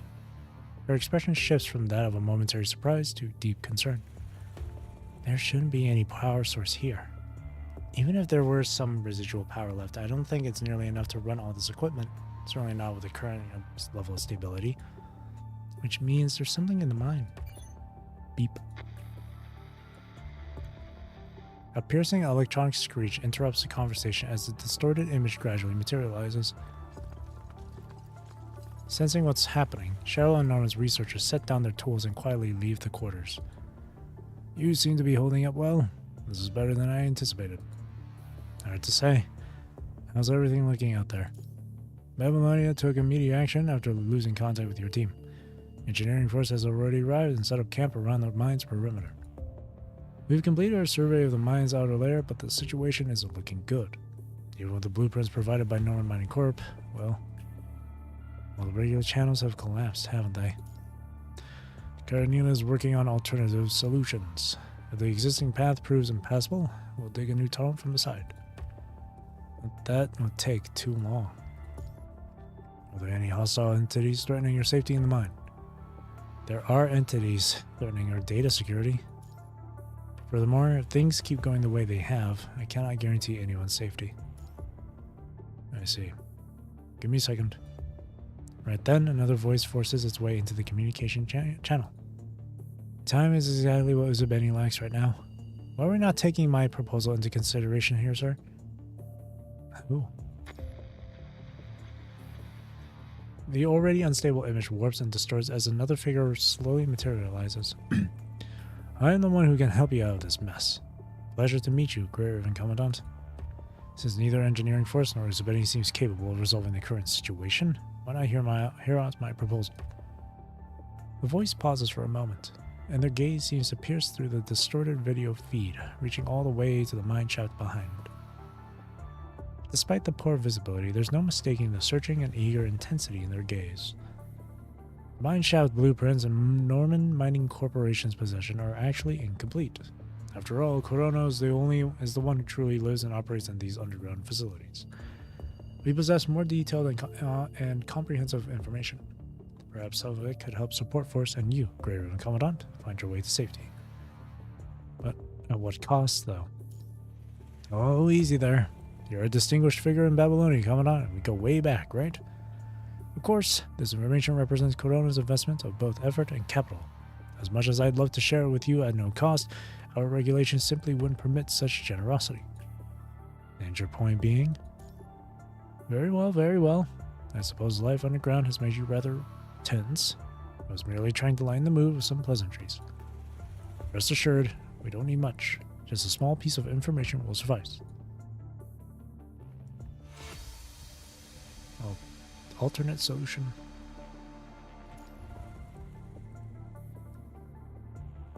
Temporary camp, Cheryl's tent. Thud. Bridget suddenly slams her fist onto the table, causing the already unstable video feed to flicker and blur for a moment. Never. Hey, calm down. It's just a simple exchange for resources and information. There's no need to get so worked up about it. As Support Force Captain, shouldn't you prioritize your people's safety above all else? Rather than obsessing over research data that came from Kurono, or that small amount of tantalum resources, wouldn't a potential safe passage be far more valuable to you all right now? I don't have the authority over the tantalum, but just as you've already pointed out, I don't mind letting it go if it means we can all go home safely. If Kurono can convince Babylonia and Norman Mining Corp to shell it out, then so be it. But we've got no reason to share the research data with you. Kurono themselves should know full well how many secrets are buried in there. What you just said concerns me more than the research data does. What are you? I mean, what exactly is Kurono up to? My apologies. Being vague during negotiations is indeed a bad habit. Which statement are you referring to? While there might be a secure escape route, there's a high probability that a few individuals may perish due to unexpected incidents during the evacuation. Let's not dwell on it too much and withdraw as soon as possible. Bridget recites these words with an ice-cold tone. What are you getting at? What exactly are you trying to say? The figure in the projection forces out an awkward laugh, clearly caught off guard by someone who with the guts to openly question these deliberately ambiguous statements that are usually left unaddressed. After this exchange, the counselor's tone loses all pretense of friendliness and turns hostile. I have no idea what you're talking about. What? Do you think these mines are some kind of pleasure resort? Anything can happen when you're in a place as dangerous and complicated as that. Especially those researchers who spend all their time in labs and rarely exercise. Pretty sure they'd be the first ones to lose their lives in sudden accidents due to slow reflexes, no? Bridget's face contorts with fury at these words. Why don't you just name Anjay or whoever else you want? When we retreat, I can help make sure they all stay behind in the mine. How does that sound? Oh my, what a cruel thing to say. Bridget, you're the support force captain. How could you even suggest doing something so outrageous? Anjay is a valuable talent of Norman Mining Corp and a precious asset to Babylonia. I'm sure Corona wouldn't just stand idly by if something were to happen to someone so important, would they? Of course, we have to save everyone we can, but there are times when we're powerless. Certain accidents happen. There's nothing we can do about it, right? Bastard. A bitter laugh escapes Bridget's lips as she barely contains a cold sneer between clenched teeth. Comfort Bridget. Take over the conversation. Pat Bridget's shoulder and signal her to step back. Say, we were hoping you'd be able to share some actual solutions with us, sir. Since we have the Grey Raven Commandant here with us, perhaps we could arrange for a smaller accident? What do you say? Out of the question. I have never and will never make such compromises. If I take one step back, you will make me compromise again. I don't care how you slice the cake, but everyone who remains has to stay alive. If you two think you can get something for nothing, we have nothing left to discuss. That being said, Babylonia isn't the only party behind this operation, is it? Shouldn't you consider Norman Mining Corp's opinion before making such decisions? Whatever Grey Raven Commandant decides to do, that would be our decision too. Oh! After a burst of static, another person joins the communication channel. I like what Usabeni said. I don't care how you slice the cake, those who remain have to stay alive. Norman Mining Corp has always been a family that prioritizes employee welfare over corporate profits. We can overlook minor gains, but the safety of our employees has to be guaranteed. The counselor in the video feed now lets out a bitter laugh, obviously infuriated. Victoria. I feel like I can see exactly what's going through your mind even through the screen. Employee welfare over corporate profits. Oh boy. This is not the stance you took during our previous discussion. Previous discussion? I thought someone was just saying how we should make ourselves clear during negotiations, no? Norman Mining Corp is a vast enterprise with countless verbal agreements and written contracts. I can't possibly keep track of every single detail. Regarding the mining operation, Norman Mining Corp did indeed have prior contact with Corona. However, since this concerns an industry we've previously calibrated with, preliminary preparations were simply standard procedure. After a moment of silence, the counselor quickly regains composure and speaks with measured emphasis. So negotiations are off the table then? Don't forget, you're undeniably involved in the death of Mr. Skitch, who was not only Norman Mining Corp's butler but also family to all of our brothers and sisters. As those words hang in the air, the counselor in the projection straightens his posture. The counselor knows full well that the mere utterance of these words leaves no room for further negotiation, no matter how much Victoria values Skitch the butler. Very well, if that's how it is, then this is where the deal comes to an end. I deeply regret this outcome. You see, without Kurono's support, the mine will only become more dangerous, not less. It would be a shame if an accident were to occur and the death toll exceeded our expectations. Would you agree, Commandant? Without waiting for a response, the counselor promptly terminates the communication, their holographic image vanishing instantly. Thud. With this, Bridget slams her fist on the table once again. Wells, who has remained silent this whole time, seizes the moment to speak, dispersing the thick tension in the air. You made the right choice, Bridget. There's no need to be frustrated just because you hold yourself to higher moral standards. Let's try to be more practical here, Victoria. Do you have any additional intelligence from Norman Mining Corp? As much as I hate to admit it, on this particular matter, Norman Mining Corp simply cannot offer better terms than Corona. The most I can do is provide auxiliary support.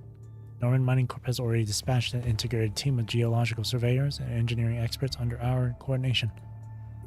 Let's proceed with Carney's original plan then. Can you hold out with Spenny? I can take it from here. I'll do what I can. Contact me immediately if anything changes. Wells nods and disconnects from the call. On the other end, Victoria gives a courteous bow before her hologram fades away.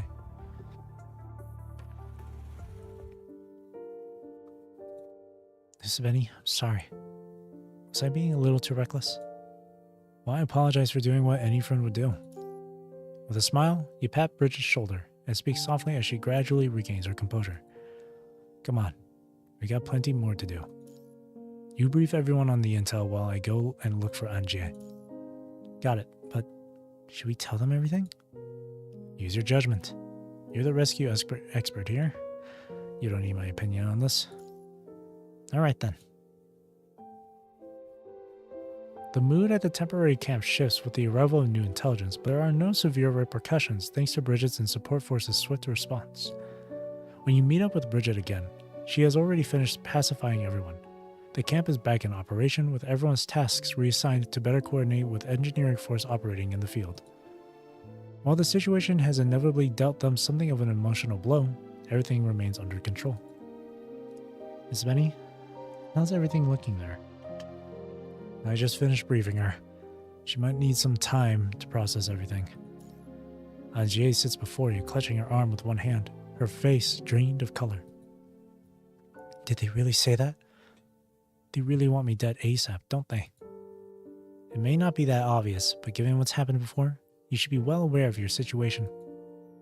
Well then, hand over everything. Just please spare my life. Anjie bites her lower lip and trembles as she shrinks back toward her luggage. This is a Norman access card modified by Corona. With this, you can find what you're looking for on your own. Instead of taking the card, Bridget fixes her gaze on Anjie with intent. We'll protect you regardless, Anjie. Usabeni and I didn't bring you here so we can scare you soulless. We're not Corona, and you don't have to be either. We're all survivors now. We should be in this together. Take it easy, alright? Anjie's lips quiver as she struggles to speak. After a long moment, she lowers her head slightly and reaches into her backpack, retrieving some patches. She hands the patches over to Bridget along with her own hand. What are you doing? These are prints of my fingerprints and palm patterns. Along with my expertise, I'll cooperate with your operations. If all they needed was an access card in my palm print, they would have just cut off my hand and done everything themselves by now. Thank you for trusting me. I'll do everything in my power to keep you safe, Anjie. Anjie doesn't answer, but gives an emphatic nod instead. Alright then. Just as Bridget is about to stand up, a figure darts into the room. Commandant, we got a situation with Cheryl. What's wrong? Cheryl has been working on something following that lead ever since you mentioned the power issue. Just now, they detected a momentary blip of vital signs on the radar. The signal's amplitude differs from both those of human and construct. Cheryl suspects it might be an equipment malfunction and is attempting a second scan. I don't think that's necessary. Commandant, your judgment is correct. There are people in the mine besides Corona and support force. We should move out now. Bridget?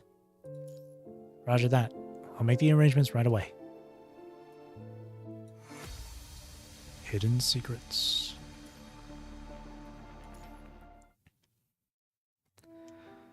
While some problems have been taken care of, I can't seem to shake the feeling that there's more down the road. Looks like we won't be leaving these mines anytime soon. I'm strong. It's okay. You're right. As a commandant of an elite squad, this kind of small incident might just be another day at the office for you. The mine tunnel lies shrouded in darkness, with only the faint glow of their handheld lamps piercing through the gloom. While Lucia investigates the mysterious signal that suddenly appeared, Bridget and you are tasked with finding a path to rendezvous with the survey team and engineering force. The underground complex is a maze of interconnected passages. Having bypassed security measures using Anjay's authentication chips, you're now starting to see the true colors of the tower buried deep beneath.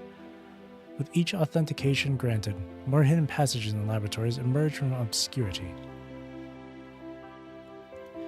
These people, they really know how to keep their secrets buried deep. But they've grown used to living like this. Living in darkness becomes second nature. They grow to shun the sunlight, digging ever deeper into the earth for new sanctuaries. Besides, the things they could do here could never see the light of day. Another one of these, diaries. Bridget uses her weapon to pick up a tattered notebook from the ground. After carefully putting on gloves, she begins to examine its pages with caution. More of the same contents. The mine collapsed today, again. We really have the rescue team to thank. Constantine Mining may be heartless, but they always make sure to call for rescuers when this happens. At least it's better than how things are at other places. At least we can scrape by here.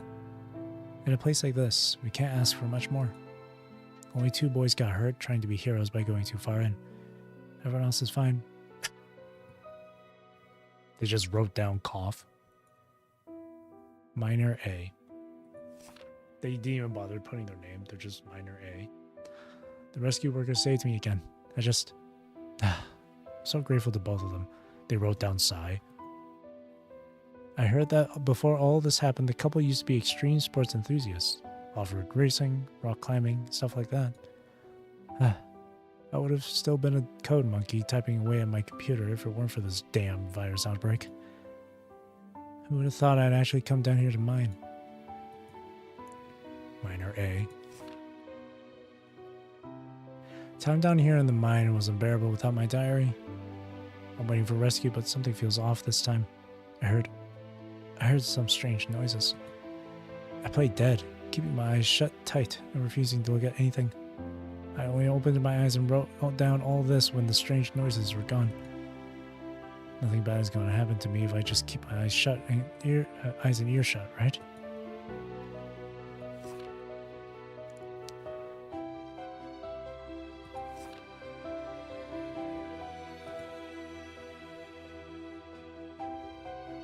The rest of the diary is blank. Pretty sure the guy ended up getting rescued. Yep, pretty sure that's the case. The 2 rescue workers mentioned in this diary, they've got to be my parents. They once told me that they were extreme sports guides and that they'd venture through the desolate wilderness and treacherous peaks before the punishing outbreak. They once promised me that they'd take me to all these beautiful places once the punishing was gone. You alright? You'll see it for yourself, I'm sure of it. Yep, that's right. I'll make sure to travel to all these places they've been to and see what they've seen when all of this is over. Care to join me when I'm ready to do that? Of course, I'd love to. I'd love to. That is a deal. Mind you, though, that isn't going to be easy, and no, I don't want it to hear you complain. Oh, there's something here. As the searchlight sweeps across another darkened control panel, Bridget places her access card against it. After a moment, the long dormant panel slowly flickers to life. It's weird. I mean, who's been maintaining the power system this entire time? Though everything appears shrouded in a veil of decay, it seems that with the right key, the world behind these stone walls has slowly begun to show itself. With the access card verified, the laboratory lights automatically activate. Harsh white light floods down instantly, almost blindingly bright. Who's there? A soft creaking sound echoes through the room. Over there. Above, a security camera with a blinking red light slowly pivots. Is this a monitoring room? This monitoring room isn't on the map, and this is when it hits you that something is off.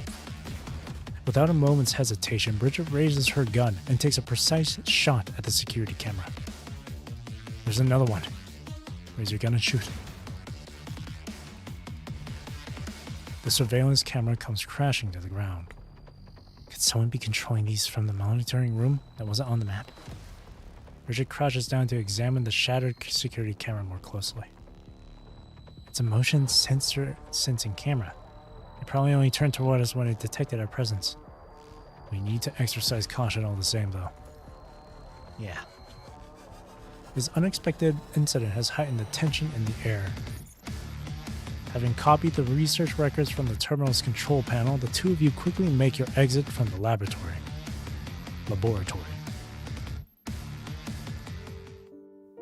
It feels much safer out here. That's true. Though the mine tunnel is darker, its narrow confines somehow feel more secure than the stark exposed laboratory with its harsh white lights. These reflexes back there, Betty. I'm good. Meh. I'm good. This is no ordinary feat for a human. Good job, Commandant. Task Force really is full of talented people. Given what you're capable of, you should have no trouble joining Task Force. Well, they've been telling me to apply for Task Force since we finished boot camp. But I've always felt like I don't belong there. Task Force is great. Fighting on the front lines with the best frames available and everything, but if everyone joins Task Force, who's going to be there to support them? I'm not saying Task Force is bad or anything, it's just... Yeah, I see. Someone has to be there to help them, right? Everyone has their own path to follow, and path has never been with Task Force. Are you sure you don't want to join the Task Force? The conditions there are better than in Support Force. Your training data qualifies you for Task Force. Are you sure you're not going to sleep on it some more? Nope, and I'm sure about that. I choose Support Force.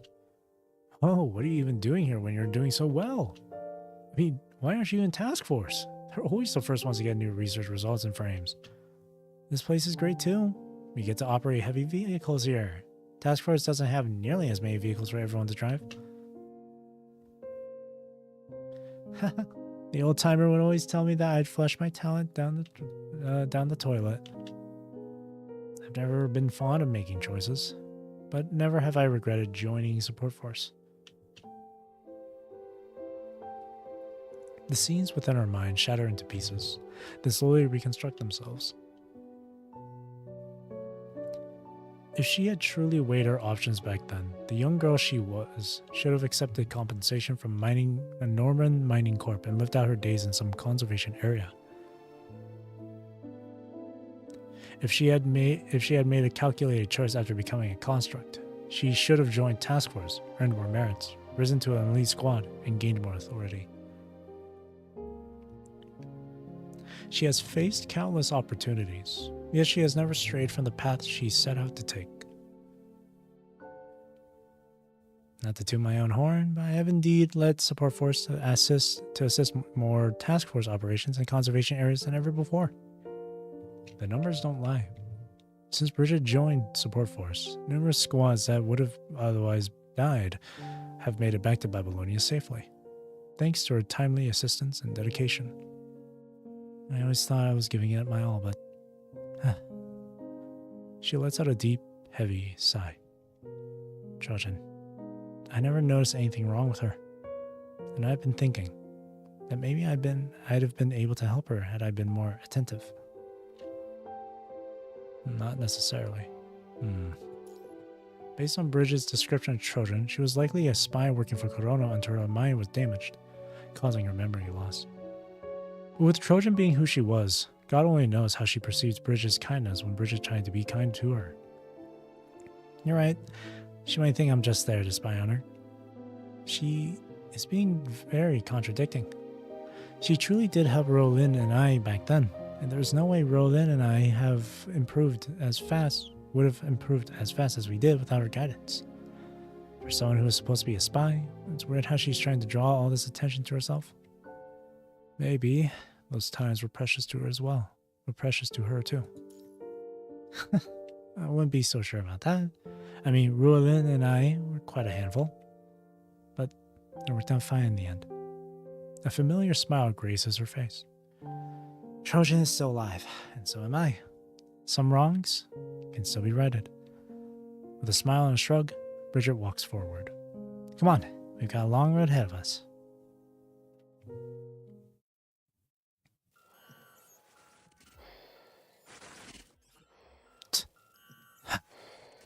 Family. Honor. Ugh. Mind. Suppressed, painful gasps echo softly through the sealed room. Heavy footsteps, bestial growls, and chaotic sounds of scraping metal fill the air. It looks like we have new guests. Dim lights slowly flicker to life in the dark room. Across the dense array of surveillance screens at the control panel, there appears the face of a brown-haired construct that's calmly shattering the monitors one by one. Well, guess I've got to ready myself to receive our guests then. Oh. Interesting.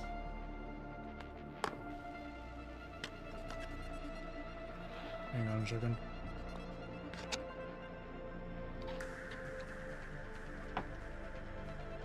Just munching on a little bit of food.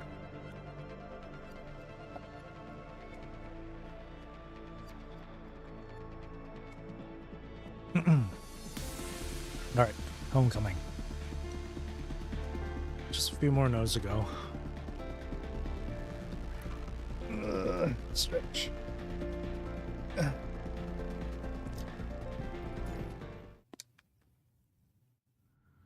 After thorough exploration, Richard finally stops in front of a mining tunnel that shows less structural damage than the others. Is this the place? Yes, of course. She gently taps the rocks before her with a wrench and tilts her head to listen to the resonating sound. The location we confirmed with Katarina and the others should be somewhere around here. Without proper instruments, I can't pinpoint the exact position. We'll start clearing the collapsed rocks from this position. An engineering force will be there to work with. Before she even finishes her sentence, the terminal crackles to life as Katarina's voice bursts through the speaker. Hey! Hello? Hello? Can you hear me? Loud and clear. Nope, can't hear a goddamn thing. How in the world are you even answering my question if you can't hear me, you... That's funny. Anyway, I don't have time for this now. Just make it back in one piece. Then you'll have hell to pay. Are you near the coordinates I calculated earlier? Yes, we're here. This section of the mine has suffered minor cave-ins. We'll reinforce it from the inside to prevent further collapse. I know I can trust your work, but there's this one thing. Katarina falls quiet and says nothing for so long that you're starting to wonder if there's a signal issue. What's wrong? What was it? I don't see why this needs to be kept under wraps. To put it simply, whether we're creating rescue access points for supplies or using large diameter drilling for the rescue, we're going to end up making a lot of noise either way.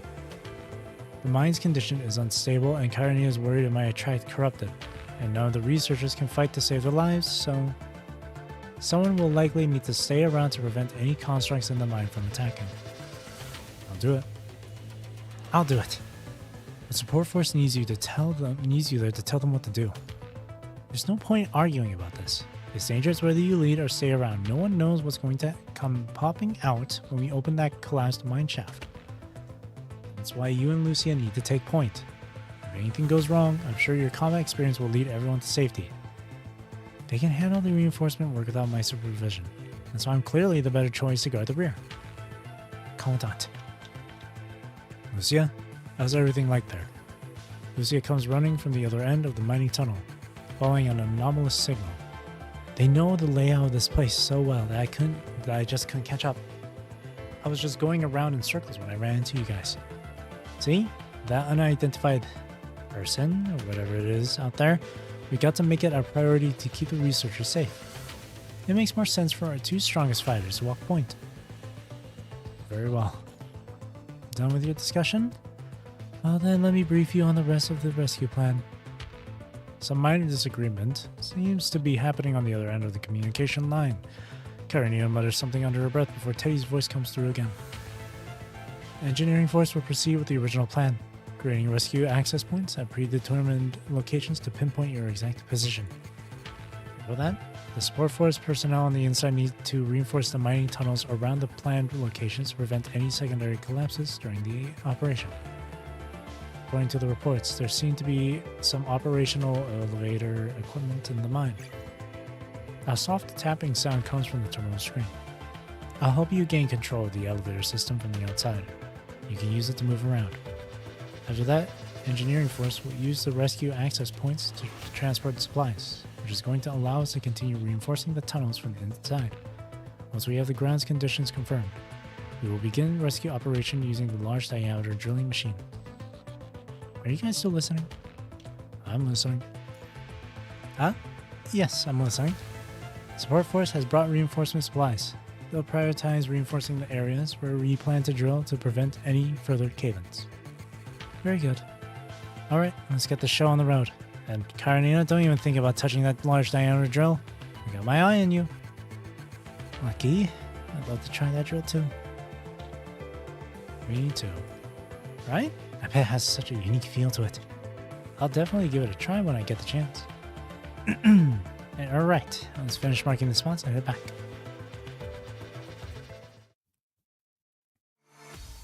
At the temporary camp, all tents have been taken down. Members of Support Force are all busy taking inventory of the remaining supplies while Cheryl stands beside Bridget, reporting their findings. The punishing concentration remains within manageable levels. Most of the corrupted in the tunnels are failed experimental constructs. Norman Mining Corp must have installed a virus filtration system similar to a central purification filter inside. Once the mine's power system is restored to stable levels, we can repair and restart the system. And in conclusion, reactivating this mining facility isn't going to be much of a challenge, boss. I'll compile everything into a report and send it back to Babylonia along with the exploration maps. With that, we can... Bridget? Anjie stands behind the packed tent, looking as if she has something to say.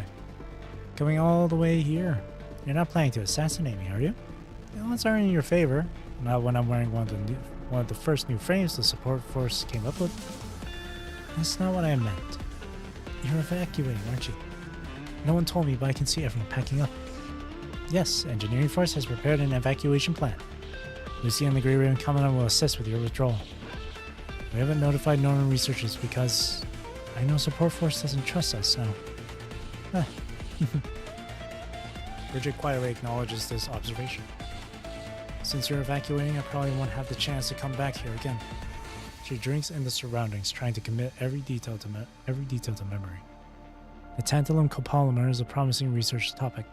I'm convinced that it could yield even better results than a TA-193 copolymer under certain conditions. You have my apologies. Anyway, this piece of information is what I've been keeping as my last lifeline. She pulls out a paper map that shows a detailed layout of the underground mine, but this one reveals numerous facilities that don't appear on Norman Mining Corp's map. Several non-existent laboratories, along with a non-existent monitoring room at the lowest level. Before I left, my professor handed me this map and wished me a safe journey. He told me that the monitoring room at the lowest level was the heart of the entire mine. He must have seen all of this coming. Anjie lets out a weary sigh and falls silent. I was hoping that you'd be able to uncover the research data on copolymers when you're finished with what you came here to do. And continue to fill that void with countless more lives? I'm sorry, I'm in no position to have an argument with you as far as this goes. I used to believe that sacrifice was just a natural part of scientific progress. But she never stopped to think about what happened to those failed test subjects. Having witnessed countless power struggles within the laboratory, she understands that defeated factions face elimination. That's why when she first entered the mine and saw the researchers' bodies, she felt only surprise, not panic. But when she fled into the incubation chamber, she witnessed infected constructs throwing themselves at the doors, watching helplessly as lifeless, failed specimens were piled up before her eyes. But I'll say this now. No technological advancement should ever come at the cost of human lives. I guess this is why my professor always said that he couldn't just bring himself to be ruthless. Maybe that's also why they abandoned me this time. Bridget offers no words of comfort in response. If I make it back to Babylonia alive, I will hand in my resignation and leave Norman Mining Corp's research facility. And after that? As for what happens after that, she has no idea. Perhaps her professor doesn't want her dead after all, seeing as he did give her this life-saving map. Maybe she could turn over a new leaf and seek a position at the Science Council, if they're still willing to take her in, that is. Hope this map proves useful to you all. Anjay quietly returns to where she belongs. Holding the map, Anjay surrendered. Bridget falls into deep thought. She isn't surprised that Anjay kept this as a contingency plan. If they weren't about to evacuate the mine, Anjay probably wouldn't have handed over the map at all. It's no surprise that Anjay's professor was a Corona operative, infiltrating Norman Mining Corp's research facility. No one knows just how many infiltrators Corona has trained and planted over the years. It's such a shame. As Bridget flips through the map pages, a wave of inexplicable sadness washes over her. Bridget? Oh, Isabeni? Are you all done with the preparations over there? We're all set. Right. You guys always travel light, eh? Huh? Something seems off about you. Don't worry. It just hit me, though. This is my second time coming to this place, but I still haven't figured out why my parents went missing. No clues whatsoever. The truth seems pretty clear. Just like Miner A, who saw or heard something they shouldn't have during the rescue operation. They might have either been taken away by Corona constructs, killed, or modified. But in any case, they're most likely no longer in this world. With you looking concerned, Bridget blinks hard, forcing herself to put on her usual smile. It's okay. I'm pretty sure I'll find them eventually, now that the Constantine mine is in operation again. Alright. Better go and make those slowpokes work harder. Pretty sure Karinia is gonna show up with her giant drill if we don't speed up. She takes big strides toward the center of the temporary camp. Hey, is everyone ready to move out? All ready to go!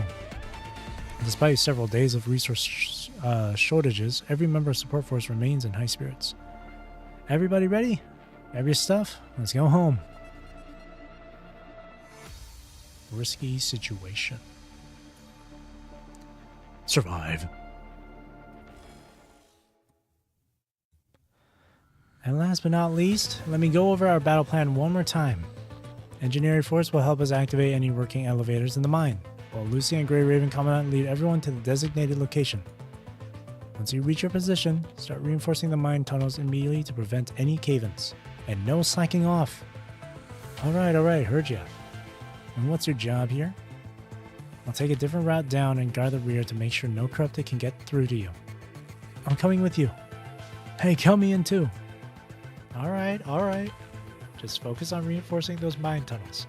Don't make it sound like I'm going on some suicide mission here. I'm more than qualified to be in task force, in case you didn't know. You're going now. When I catch up with all of you, I'll be inspecting your reinforcement work, so you better do it right.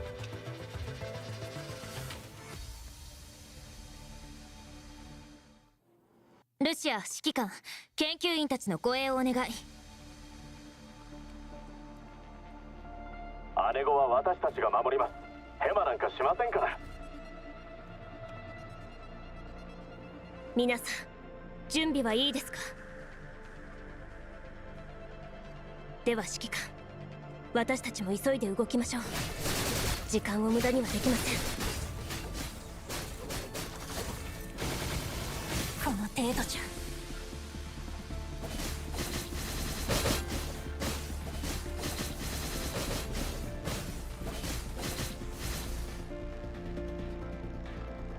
Okay. This is why everyone. Oh man, the explorer in me just wants to check, just wants to see. Okay, yeah, no.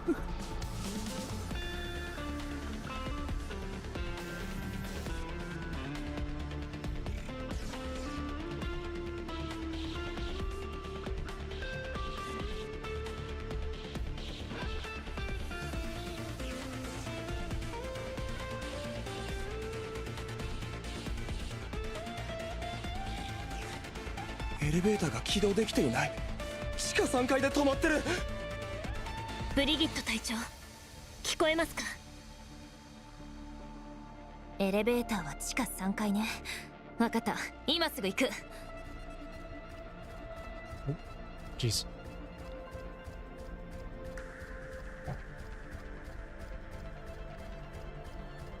りゃ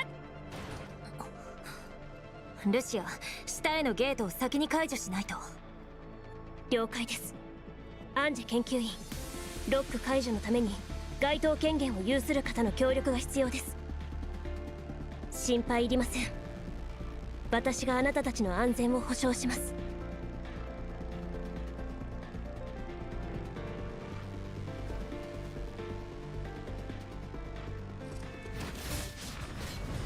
ここは私が食い止める。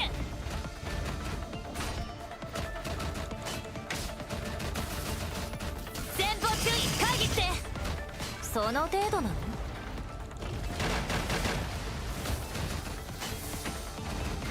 前方注意、会議して。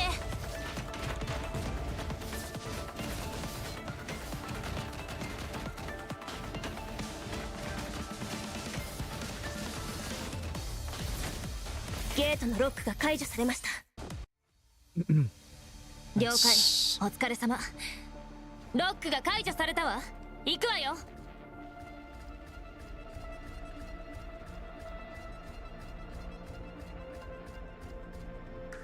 Here because of you are free, were guys too late. If you still remember, if I loved it. Well, of course I remember. Why would I forget any of the songs I made?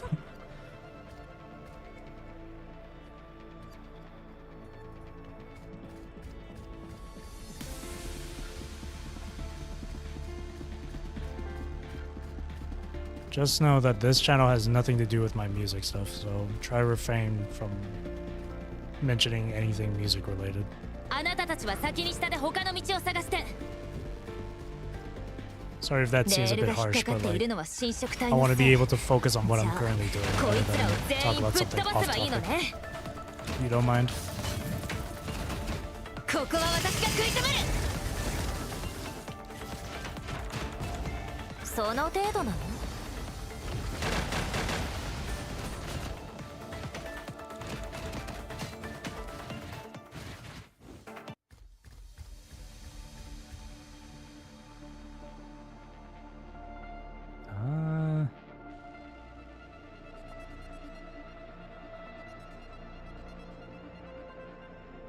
？This one. よし、ルシア、今ならエレベーターを動かせるはず。やってみます。エレベーターが動きました。特に問題なさそうです。あれが下に新たな道が。でもここのエリア何かおかしい。侵食体、こいつら数が増えてます。ちょっと聞こえるねえ。まさか侵食体に囲まれた。急いで助けに行かないと。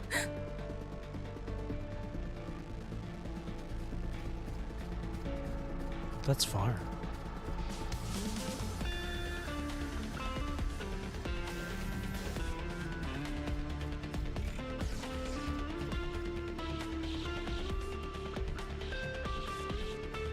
Broken paper note. Rescuer, I heard the sound of a rescuer in the town. It's Zoe. Zoe's here, we are safe. The Longham dash has torn the paper.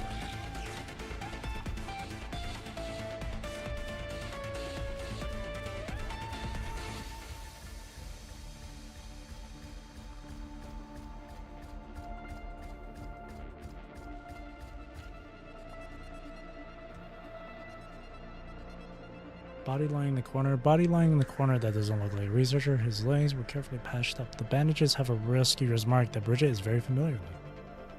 It's a clue about Dad and Mom, but I can't. They're still in danger. I must distract the corrupted first.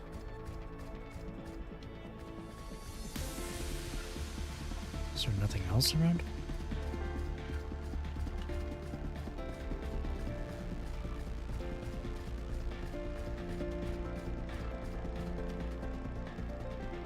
What?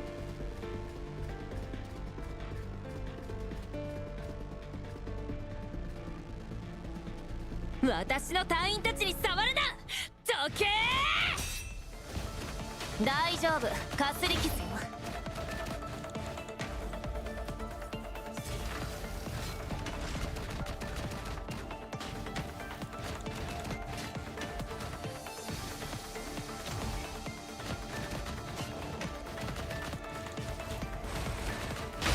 大丈夫、かすり傷よ。これは最終警告よ。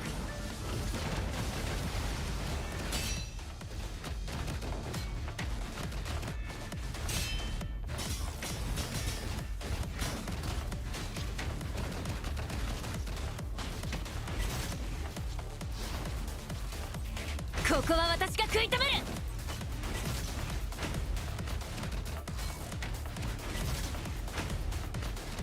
その程度なの？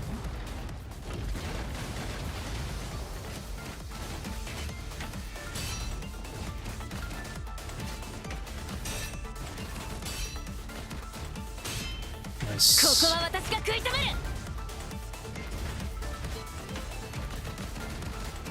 る。一歩たりとも超えさせない。これは最終警告よ。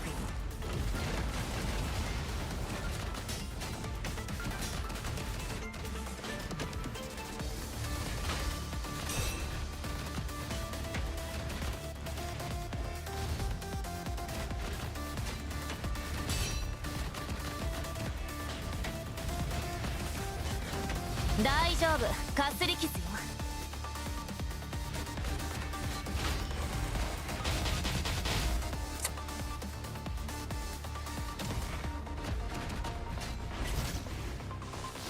ここは私が食い止める。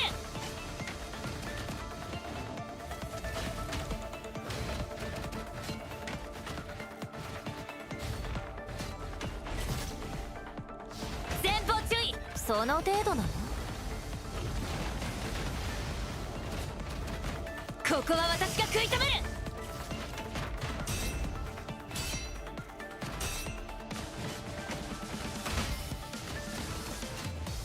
うりゃ！キリがないわ。敵は私が一掃する。Nice. Ooh. ゲートの後ろからまた侵食体が。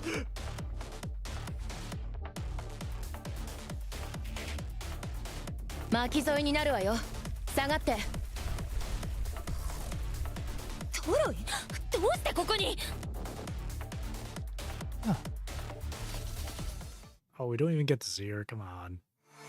The mine lies in darkness, with only the weak red lights of malfunctioning machinery blinking in the gloom. Our last hit seems to have damaged parts of Trojan's frame. Vital fluid leaks from her forearms and ankles and drips steadily onto the ground. Why didn't you go with them? Taking a step back, Bridget keeps her wary eyes fixed on Trojan. While Trojan has saved her life, the current situation makes it impossible for Bridget to fully trust the construct before her. I really did plan to evacuate with them. But the door suddenly locked shut when I got in the elevator. The damn thing was built like a tank, and I had to use all my strength to break it open and escape. I dropped down the elevator shaft into this. Hell, if I knew where this place is. I hadn't even walked around much when I heard something over there. Whether you believe it or not, that's exactly what happened. Trojan doesn't appear to be lying. If she were here on Corona's orders to clean things up, she could have used any number of access cards to get through without ending up so disheveled. With wounds wrapped in bandages in a rush, Trojan wears a look of irritation. I really hope my penny-pinching boss is willing to cover the damages. This frame repair is going to cost me an arm and a leg. I should have never come down to this cursed place. Are those memories really aren't worth all this? The nights without memories to look back on aren't so bad with some beer-like alcohol flavor electrolyte. It's not even that expensive. You can get approval from Support Force to have your frame fixed. Well, really?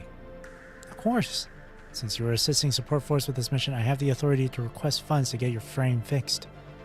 Well then, guess I'm gonna take you up on that offer then. That's fine. Trojan's hands freeze mid-bandaging as she turns a suspicious gaze toward Bridget. You seem a little upset? Sorry, I'm not very good at hiding my emotions. In that mine tunnel we just passed, I saw my parents' belongings. According to the rescue team's code of conduct, if anything happens to rescue workers, the responsible party must issue an accident report. Dead or alive, I won't let them hide in the darkness forever. I will find the truth of what happened to my parents. I refuse to let them fade into the darkness without a trace. Ripples spread through Trojan's mind as hazy memories glint like shards of glass that reflect the blinding light. The truth. You remember now? Nope. Just some very fragmented memories. Probably even more shattered than that corrupted you just blasted apart. Some things are better left forgotten. You're probably right. But I'd rather remember. With no signs of corrupted in the vicinity, she allows herself to loosen up a little and lean against the corner of the wall for a rest. Nothing but more trouble. Maybe so, but what's life without its troubles? Some things I remember very clearly, like my only failure was during a rescue mission here, back when I was still a rookie. Though those memories are gone now, Trojan knows full well that Bridget's failed rescue mission was the very one that saved her life. I don't know what you're talking about. Really? Your medical rescue report doesn't specify who saved you? I honestly don't remember much about it. Noman's researchers already told me that because of the unique nature of my frame, the damage to my mind would be difficult to repair unless certain issues could be completely resolved. So, up until now, I've only been able to remember a tiny fragment of my early year memories. Oh, I'm sorry. It's alright. I don't really feel any regret about it. I mean, I have this vague feeling that I probably wasn't a very good person before I lost my memories. But from what I've seen, I've always been every bit the model instructor. An instructor? Oh boy, never thought anyone would see me that way. Trojan raises a finger to her lips, signaling Bridget to be quiet, then presses her ear against the rock wall to feel the tremors. She seems to hear the sound of that person catching up to her. It's not quite safe here yet. Let's keep moving forward. Further ahead.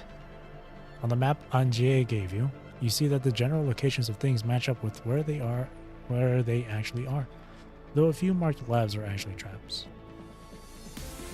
We're at the bottom level of the mines now. The monitoring room is just up ahead. Monitoring room. It's a bit of a pain, but I think we could request to use the elevator in the monitoring room that goes straight down. A slight sting in her mind prevents her from pursuing that train of thought any further. To the monitoring room we go. Those cunning bastards always leave a back door at the most critical area. It's most likely going to be the mine's core control room.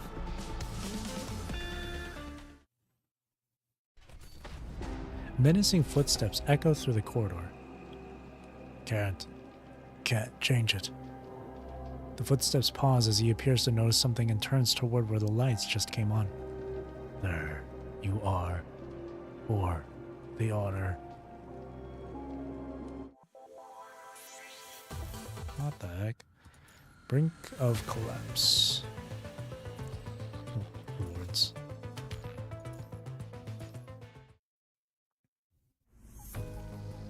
With only a partial map and hazy memories to guide them, Trojan leads Bridget forward, picking their way through the dark, damp mining tunnel.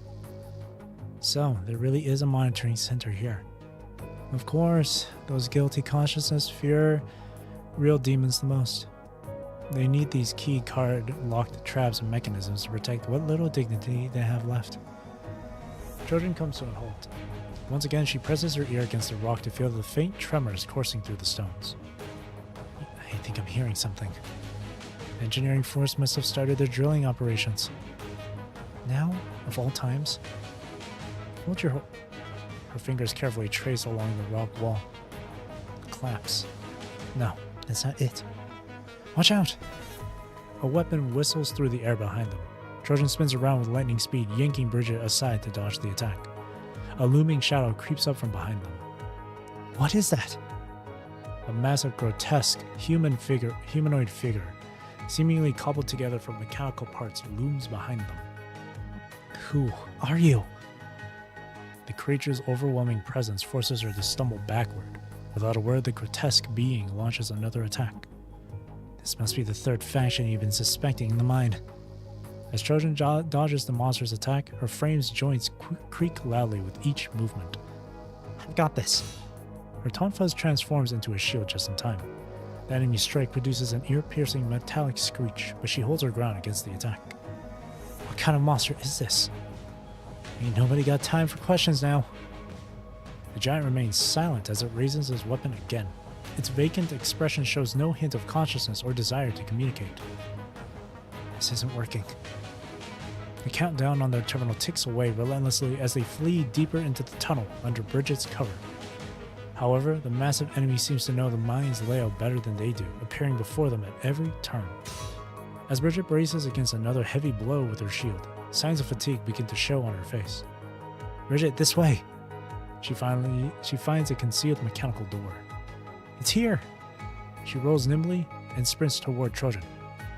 Meanwhile, Trojan swipes her access card to open the hidden door. "Quick!" She grabs Bridget and shoves her without hesitation into the hidden passage. "Trojan!" Just as Bridget reaches out to pull Trojan in, the giant behind them catches up and grabs Trojan by the shoulders. "Close the door, now!" Bam. The middle door slams shut before Bridget with a thunderous crash. "Trojan!" Bridget tries again and again to swipe the access card to open the door, except the door refuses to budge. God only knows what Trojan has done to tamper with the system. Heavy thuds echoed dually through the thick rock walls. Damn it. She strikes the door again with all her might, but even her strongest blows barely leave a scratch on the door. No, this isn't working. Wait, the monitoring room. If the monitoring room controls the entire underground mine system, there's bound to be a way to open this door from there, or even better, a shorter route to where the fight is taking place. Hang in there, Trojan. Without further hesitation, she bolts in the direction Trojan had indicated earlier. Boom. Another thunderous blast echoes through the tunnel. A groan escapes from her clenched teeth. The construct looms overhead like a dark mountain, its terrifying mass bearing down with crushing pressure. So I knew I made the right choice letting Bridget go. She snatches up her fallen weapon and gracefully leaps onto a nearby ledge. I never do good deeds like this. Babylina should give me a humanitarian award or something. She saved me here once before, so I guess we're even now. She talks to herself, not caring whether the creature understands her or not. Let me be your companion in death here, since we're both creatures that once called this wasteland home. Despite Trojan's agility, the sheer size difference proves overwhelming. She stands no chance against this giant. Bang. Once again, her body slams violently against the wall. Trojan has never had her old frame, now creaking in protest, replaced. With her arms now immobilized, she can't even use the bandages Bridget gave her to patch up the vital fluid leaking from her wounds. Oh, it's Skitch? Oh, shit. Garbled sounds emanate from the vocal module of the massive humanoid creature. Wondering why I didn't run away? The monster looms over her once again, its massive shadow completely blocking out what little light remains. Vital fluid seeps uncontrollably from her mouth and joints as Trojan lies powerless in the corner, her visual modules growing increasingly blurry. I was going to, actually. So fragile. The monster's consciousness appears to be growing hazy again. In her scattered memories, she recalls seeing what this behemoth looked like long ago. The name was Skitch?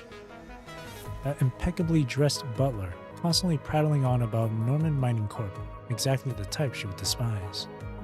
She had overheard Hyde and other lab directors plotting to keep that person detained here. After that, everything went blank. Did she warn that person to escape? Knowing herself, she figures that she probably didn't. Trojan never understands why she always gets the shorter end of the stick. But for once, I was chosen. In my next life, I hope, that I get to stand in the sunlight like they do. A whistling sound slices through the air right beside Bridget's ear.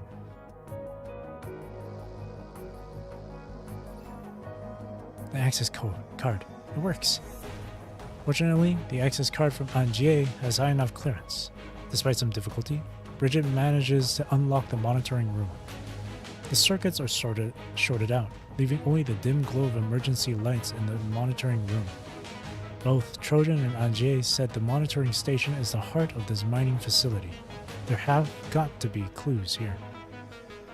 At the monitoring station, some of the surrounding screens have gone dark, but most flicker with a faint light. From the moment they entered this place, their every move has likely been under someone's watchful eye. There's no time to think. Bridget's fingers fly across the keyboard as she tries to come up with the keywords that control the gates. Constantine Mining Facility. Constantine Laboratory. Norman Mining Corporation funding. Norman Mining Corporation's butler. Sketch. A long series of text logs appear on the screen, accompanied by images. Can't forget. I have to memorize their names while I'm still conscious. Zoe and Marion. Are these Mom and Dad's names? Kurono betrayed us all. They told me there was a disease in the well, that we needed to take preventive medicine. I never suspected a thing. To show off the results, they forced me to watch humans being subjected to tantalum copolymer procedures. I couldn't just stand by and watch those people die. Their experiment failed anyway. Everything went haywire, and they blew up the mine, which they wrote off as a minor mining accident. Norman Mining Corp hired rescue workers, but I never thought it would be them. Zoe. Marion. Zoe found me imprisoned, and Marion insisted they had to get me out. What happened? Found it. With a composed focus, Bridget locates the passcodes for these gates within the documents. Clang. Another thunderous crash reverberates through the area. Some circuit triggers, causing every warning light in the monitoring room to flash to life. An ominous red glow floods the entire chamber. A moment later, every monitor screen begins to pulse with warning signals. For the honor.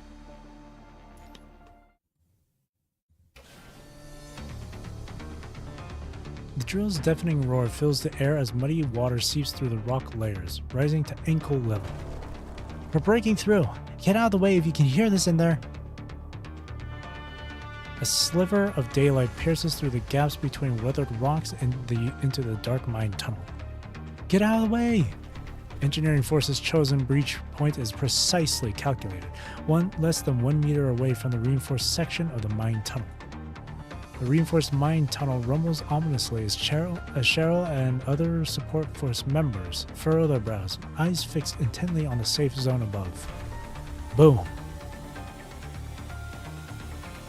With a resounding blast, Engineering Force breaks through the mine tunnel's rocky walls from the outside, finally letting sunlight stream in. Commandant! The piercing light sears her vision, and Lucia gently shields her eyes with her hand. We want to be careful with the sunlight since we've been underground all this time. Hey, are you all doing okay in there? While Engineering Force members carefully work to widen the tunnel opening for rescue operations, Karenina, already equipped with protective gear, rushes inside. Miss Benny, Lucia, are you both alright? Hey, slow down. Funny how it feels like we're always crawling through places like this these days. With Karenina and Teddy's help, the trapped squad successfully makes it back to the surface. Did anyone message Bridget? On it. Teddy! As she coordinates the rescue effort, Karenina turns her head to call out. Already on it, except the reception seems a little unstable now. Alright, I'll handle things from here. Go ahead and get some rest. The girl leads the way to the temporary camp, hurrying forward, but her brow furrows the moment she lifts the tent flap. The Norman Mining Corp's executive? Dressed in immaculately pressed suits, Norman Mining Corp's executive and the research division representative sit in the middle of the temporary tent, carrying themselves with such formality as if they were in Babylonia's executive boardroom. Though the timing may be less than ideal, I must ask you all to hear our requests. After all, Norman Mining Corp cannot provide such extensive aid without some form of compensation. Rest assured, though, we won't be making any unreasonable demands. Norman Mining Corp is well aware that Babylonia is leading this operation. However, Since Norman Mining Corp will be responsible for the maintenance and repairs once we reclaim the mining facility, I expect Babylonia to preserve as much of the facility's core infrastructure as possible during your clearing operations and combat procedures. Even if the entire facility is swarming with corrupted?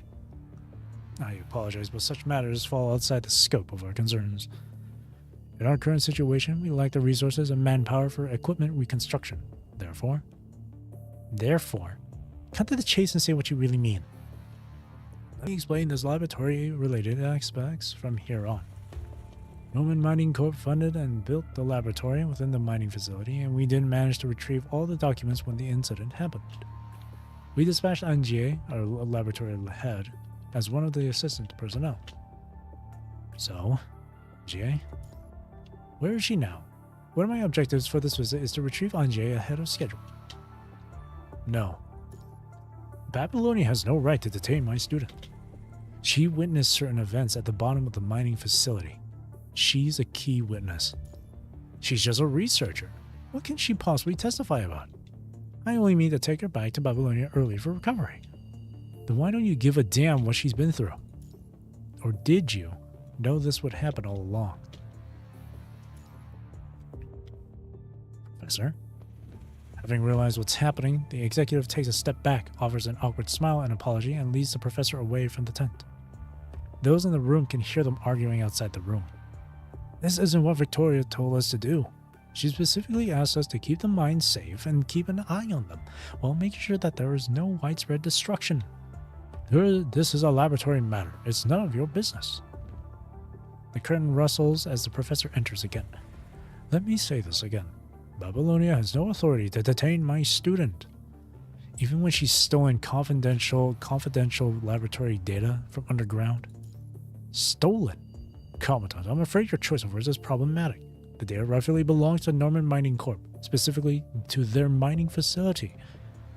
What if the data is part of an illegal research project? Norman Mining Corp is merely an investor. We do not know whether the experimental data violate Babylonia's regulations. Even if it does violate current regulations, the new proposal isn't retroactive. Under the old rules, Norman Mining Corp wasn't in violation of any regulations. Therefore, Norman Mining Corp should have the right to reclaim these materials. A smug smile creeps across the aging researcher's face. I shouldn't have wasted my time listening to this drivel. As Kyrenia storms toward the exit, Teddy catches her arm and pulls her back. Be clear with us. Who exactly is asking for Anjie? Norman Mining Corp or someone else? Of course it's Norman Mining Corp. His eyes dart around, refusing to meet your gaze. Teddy shoots you a dismissive glance before her fingers dance across the keyboard with practiced precision. There we go. Alvis, zipping through the ranks, huh? His background shows an unprecedented jump from Constantine Mining's internal lab straight to Norman Mining Corp's headquarters in Babylonia. I'm afraid I don't follow what you mean. It's got to be Kurono. I knew they might try to dig their claws into Norman Mining Corp, but I didn't expect them to make it this far. A bitter smirk crosses Teddy's face. Norman doesn't even have the resources to restart their experiments right now. Even if we reclaim Constantine Mine, the output has to be prioritized for Babylonia's use anyway. Working for Norman while serving Kurono, how's that double paycheck working out for you? Seriously, I don't have time to babysit these idiots who can't even get their priorities straight. Hold on, something's wrong at the mine. I've been trying to contact Bridget, but all my messages are failing to send, which is weird. I'm connected to the internal communications network you were just using. Support Force has already repaired the transmission equipment in the mine, so there shouldn't be any problems. Wait, did someone sabotage the equipment? Or could it be Bridget's terminal? I can't think of anything else. Is there anyone else down in the mines besides Bridget? Trojan didn't come with us, but she sent a message saying someone sabotaged the elevator. The sabotaged elevator. The security cameras with their blinking red lights. It's gotta be them. The one in the mine. I'm going back down to check. I'll go with you. What's the situation in the mine right now? Most members and researchers from Support Force have returned to the surface and are stationed in temporary shelters. No casualties reported. Some from support force stayed behind to cover the retreat, and a rescue operation has been arranged for them. Only Bridget and Trojan remain unaccounted for. Try contacting Trojan. We can reach Trojan's communication line, but there's no response. Beep. The disconnection tone barely carries through the static field monitoring room, yet the construct, who calls himself Sketch, responds as if he had heard it. With a hoarse voice, he opens his mouth to speak. You're wasting your time. I've blocked all communication signals here to prevent myself from sending out anything. Anything that shouldn't be sent out, that is, in case I lose my mind. The secrets here should remain buried forever. Never underestimate humanity's short-sightedness and greed. The Norman family's honor. Damn it. Using the monitoring room's map, Bridget rushes back to where she got separated from Trojan. However, the main door appears to be damaged from the outside. Even with the passcode entered, the door only responds with a weak, brittle click. Another forceful attempt to pry open the door ends in failure. What's happening to Trojan now? And that thing outside? What in the world is it? Who are you really? Are you really just a butler from Norman Mining Corp? Why? Why are Mom and Dad's names on the data? Clang. The response comes in the form of an even heavier impact against the door from outside. Are you really just a butler from Norman Mining Corp? If you really are Sketch, then why? Where are Zoe and Marion's names in these records here? The impacts against the door suddenly cease. The self-proclaimed Sketch, this supposed construct outside, seems to have stopped moving. Zoe, Marion, what exactly do you have to do with these two? Zoe and Marion, they are my parents.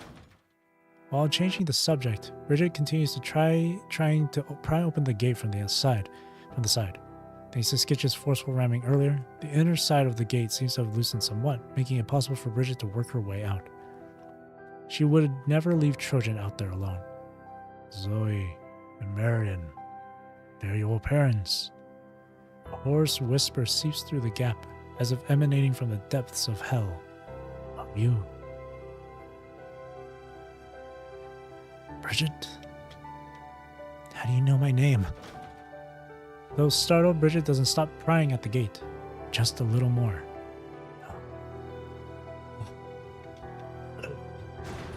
The thunderous crash. The gate collapses. Bridget, having finally broken through, stands before Sketch. Who's that? Though confusion has clouded his logic circuits, Sketch raises his fists all the same when he senses the gate opened. Yet he freezes the moment his eyes meet those of the brown-haired construct. She looks exactly like Marion.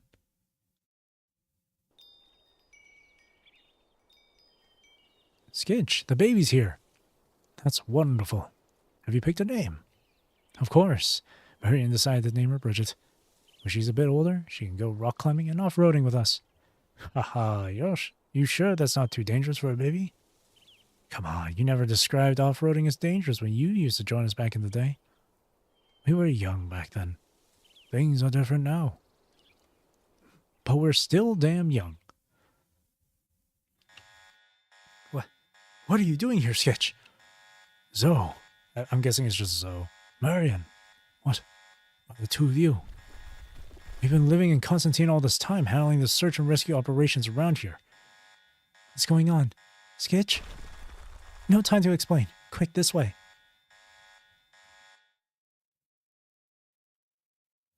Bridget. It's been so long, hasn't it? In the dim mine shaft where day and night blurred together, he could no longer track the passing numbers to tell how much time has elapsed in this state.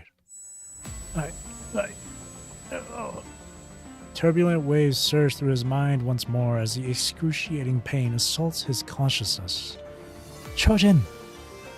The moment she rushes in, she carefully keeps her distance from Sketch while making straight for Trojan to check her injuries.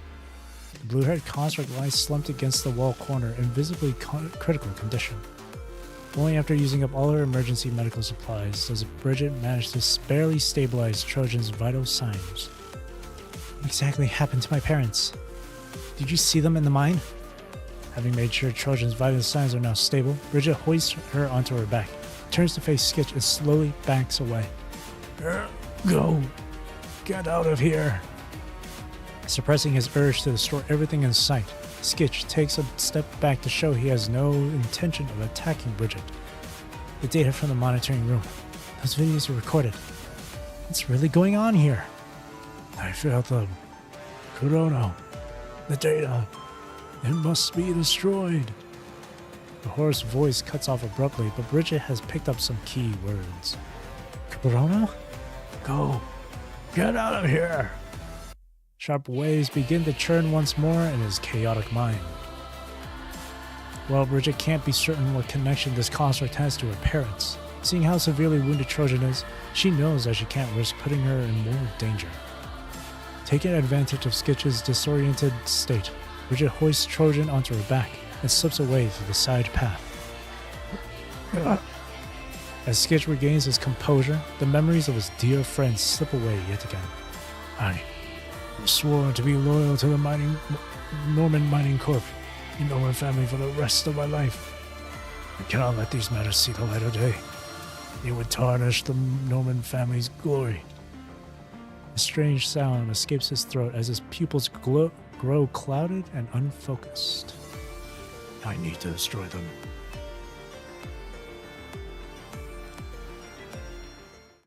After taking a detour and getting out of Skitch's sight, Bridget breaks into a sprint with Trojan on her back.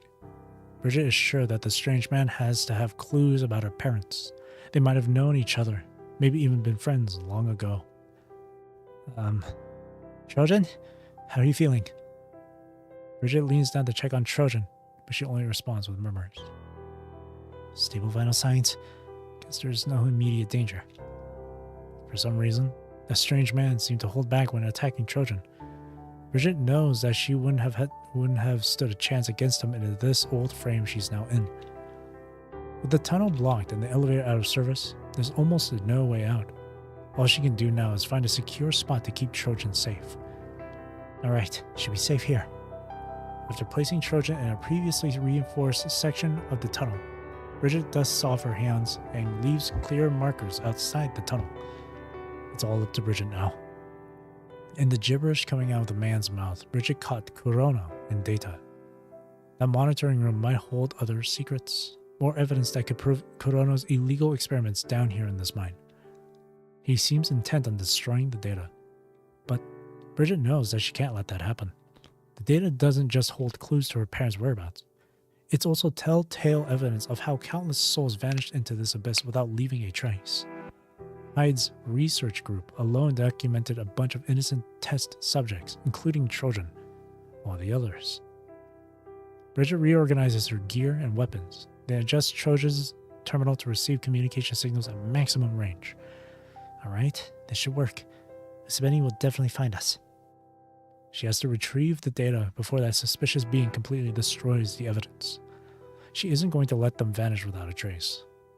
When we meet again, I hope we can still share a beer-like alcohol-flavored electrolyte together. She turns and ventures back into the darkened mine shaft. Oh, that was a good node. Back into the depths.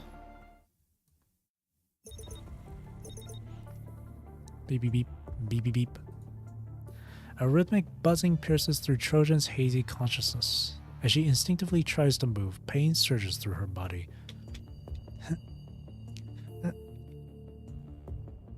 With a hoarse groan, Trojan fights through the pain, her arm inching desperately toward the terminal that Bridget left within arm's reach.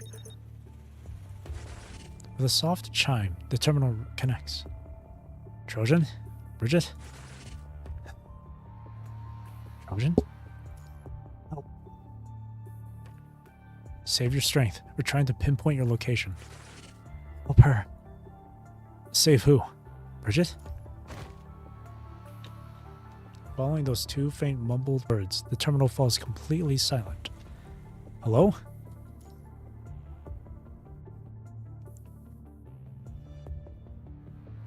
Outside the mine. You instinctively call out to the terminal twice more. There is no response. Let's get going. I'm ready, Commandant. Hold up, we're coming with you. Teddy, where are you? I'm still trying to lock onto their signal source. What, you think this mine's an open field? Like we can pinpoint it in seconds? You should all stay up here. And let you go in all alone? This is hardly the time for that kind of talk. The mine's collapsed twice, and that's not counting deliberate sabotage. You really think you can navigate it safely without a professional guide? Wasn't Engineering Force supposed to rescue those from Support Force that stayed behind? We'll go with them. Their mission scope doesn't go nearly as far.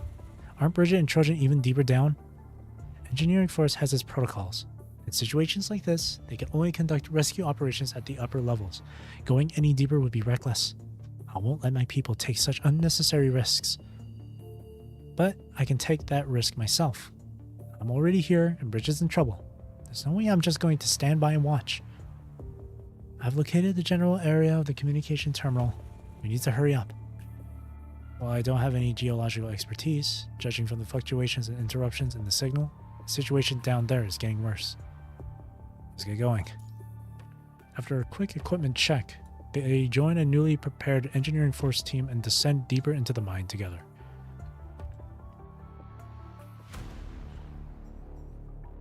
Inside the mine. Blades flash through the air as Lucia slices through the corrupted, revealing a construct lying beneath it. Who? Over here! Before Karania can speak, two team members are already jogging over. They kneel down as they have countless times before and begin treating the falling construct with practiced efficiency. Penetrating wound in the abdomen. Vital signs are poor, but we still got hope here. You handle the wound. Use Kit 3 for first aid. Secure the frame. Captain, we're pulling back now. Fall back. Alert the other squad members on your way back. Search only at this depth, following standard time limits. Don't proceed any deeper. The two members nod in acknowledgement and disappear around the corner, carrying the injured person. It's just the two of us now. Teddy, where's the signal coming from? Which way should we go? Not sure. Teddy remains hunched over her keyboard, all the while without looking up from her keyboard as her fingers fly across the keys. What? Look, I don't know which way to go. Sure, I hacked into the mine's infrastructure system, but the cave-ins and battles have wreaked too much damage. The data's all scrambled now. I can only pinpoint the general direction. I can't tell you exactly how to get there. It's not like I'm the architect of this place. Besides, even if the actual architect showed up right now, they probably wouldn't know how to get through either. With an exasperated sigh, Teddy finally looks up and points to a side wall. It's down this way, but... What? You planning to smash open a path with that hammer? Hey, Lucia, do you remember how we got up here in the first place? I remember, but it doesn't really matter. Like Teddy said, most of these tunnels are either buried or altered now. The few remaining official paths might be blocked by equipment, and Chrono has all the access permissions for the lower levels. Don't forget, we've already hit 2 dead ends just now. What? Let's head down first. We'll try to figure out the right path once we've gone deep enough. It's like this is our only option for now.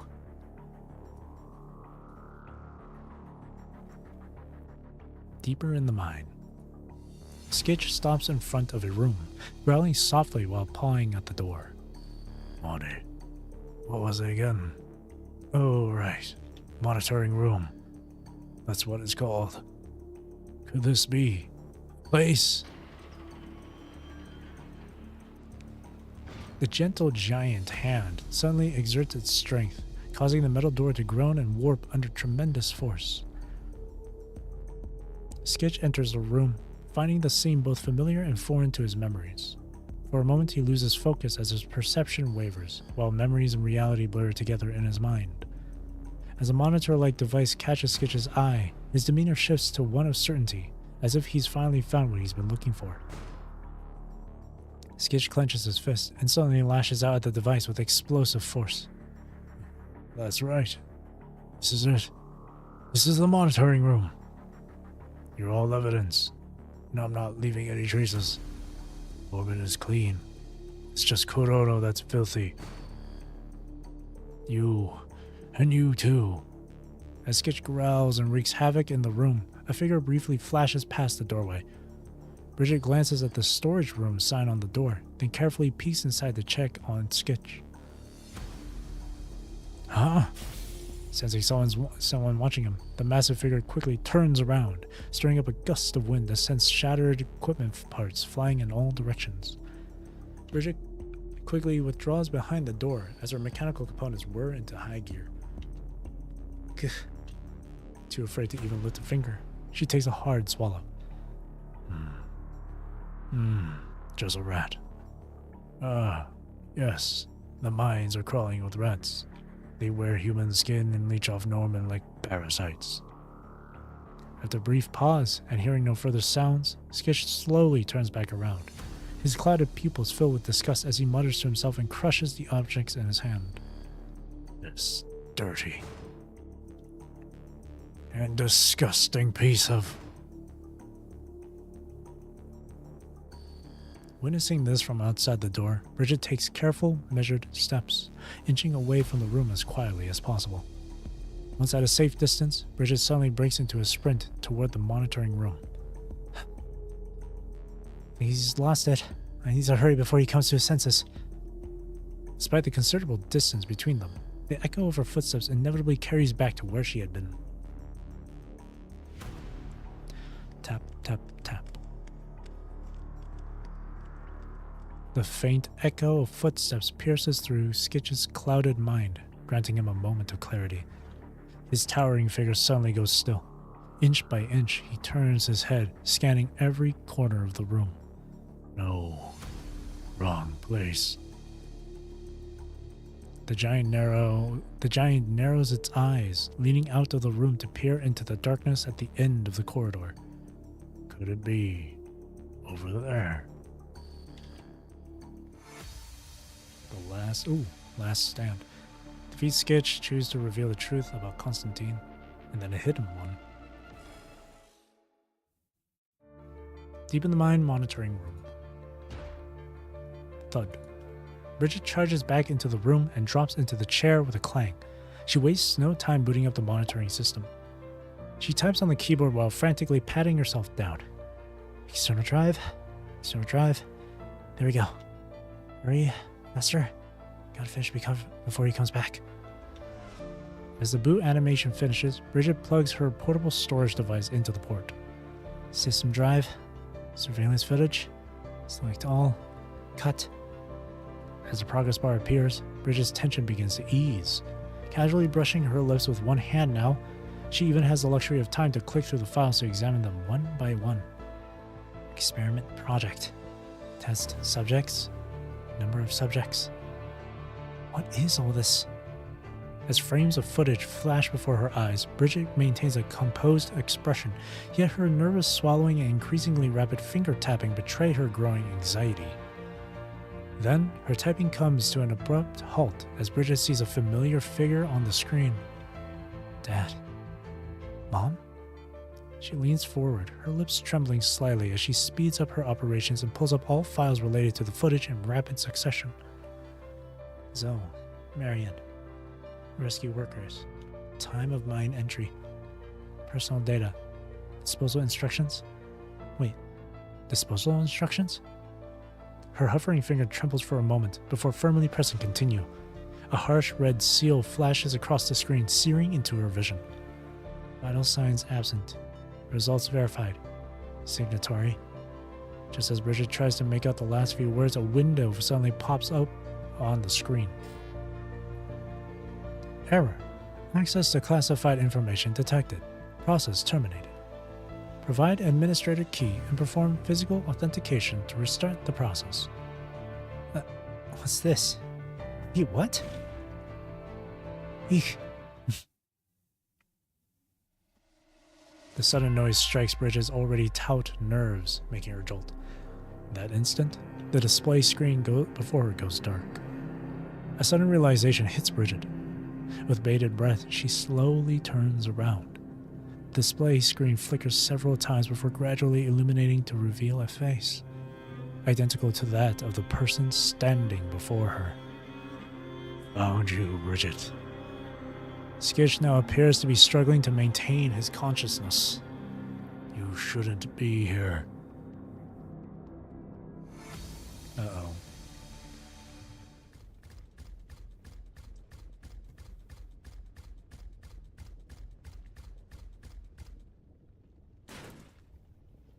Underground tower, monitoring room.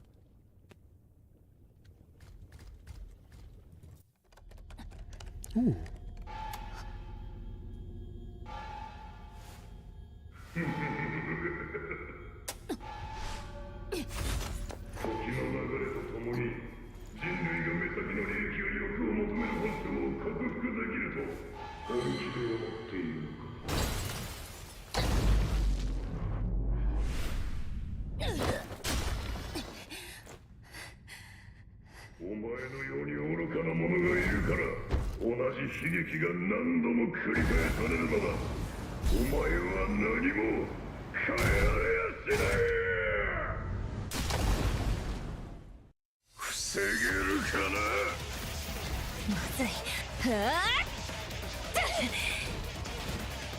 Oh god. Oh shit. Oh, he has a grab animation. 一歩たりとも超えさせない。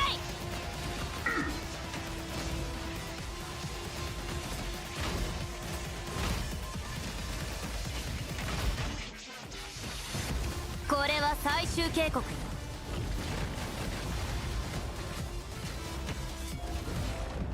前方注意会議して。前方注意会議して。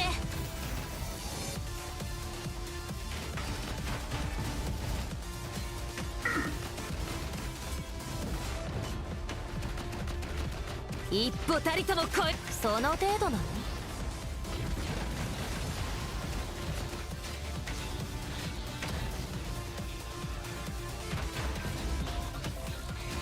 大丈夫、かすり傷よ。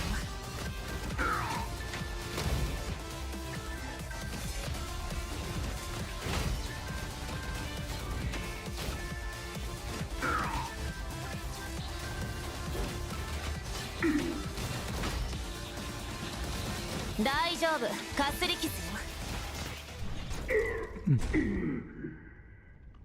なるほど、口だけではないらしい。しかしまだまだ足りんな。そんな弱々しい力で一体どうやって風を打ち破る。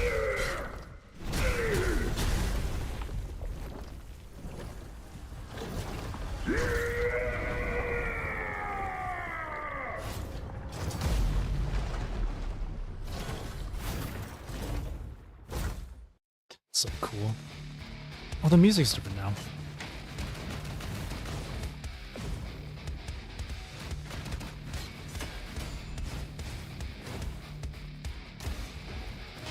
Oh shit. まだ耐えられる。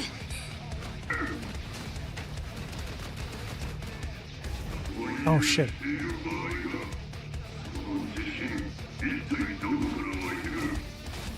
Oh damn it. That's one.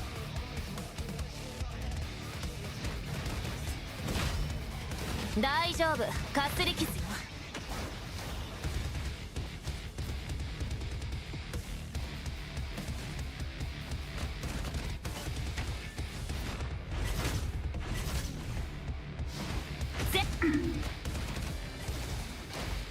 大丈夫、かすり傷よ。Oh my god.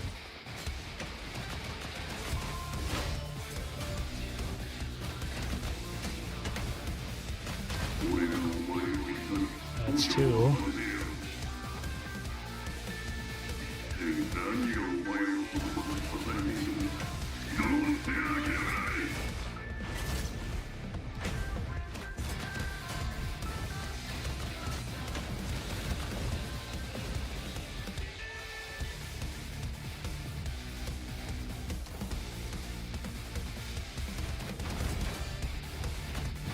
Daijoubu, かすり傷よ。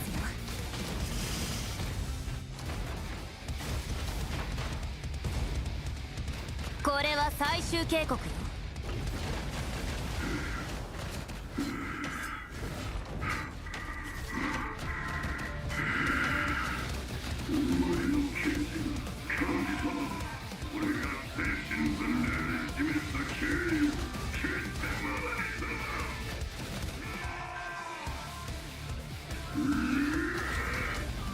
What the hell? Okay.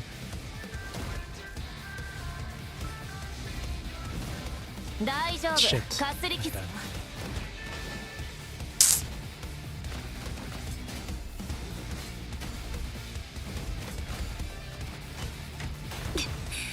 まだ耐えられる Oh my god, what the hell? 早く予備隊員に救援要請を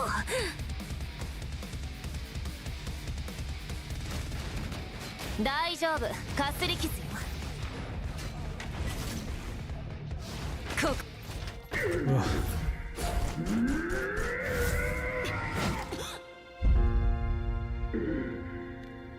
よくやったな。その決意が俺を超えてみると、お前は確かに証明した。欲しいものをくれてやろう。決して振り返るな。それにもう一つ、決して哀れむな。使命の重荷を背負えるのは聖者のみの栄誉ある権利だ。我々にとって最後の時間、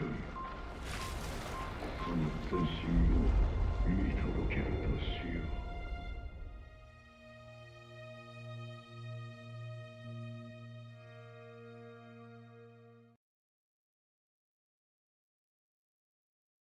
危険対象相当完了勝利の感覚は最高ね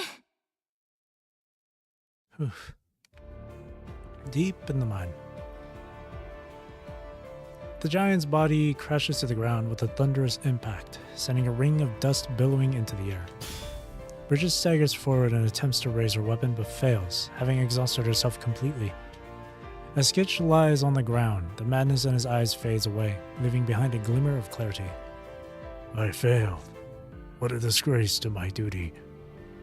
Oh, perhaps I had already failed in my duty long before that, when I failed to see through Kuroda's schemes while serving as Norma's butler.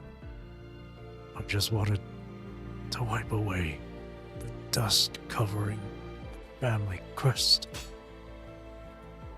Bridget swallows hard and makes her way to Skitch's side, using her weapon for support as she gradually regains her strength. Sweeping things under the carpet doesn't make the world clean. Hiding things doesn't help with anything. Things only get better when you put in the effort to make them better. Trying to sweep things under the carpet is pointless. Perhaps your actions. Drawing out her words, Bridget makes another attempt and raises her weapon. Are in line with your professional ethics. But before you were a butler, you were human. Victim of what happened here. But before you were a butler, you were human. A victim of what happened here. Was that intentional to repeat that like that? Going from victim to perpetrator is not the answer. If you truly regret failing in your duty, then please stop letting your conscience slide further down this slope. Skitch shifts his head ever so slightly and casts a glance at Bridget with the faintest hint of a chuckle. Then his gaze drifts off into nothingness. So alike. Wait, what? Go ahead, Bridget. You're right. Perhaps I've just been piling one mistake on top of another. I could blame it on my chaotic mind after the modifications, but I know better. If it weren't for that sick obsession, I wouldn't have become what I am today. Take them with you. He lets out one final long sigh and falls silent. What's this? What's this hidden thing here? Let me look that up. Hang on.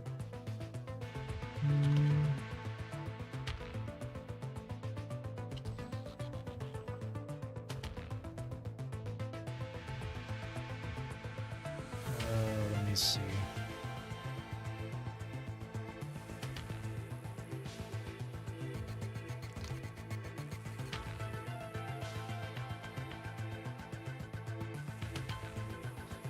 I don't know what this hidden one is.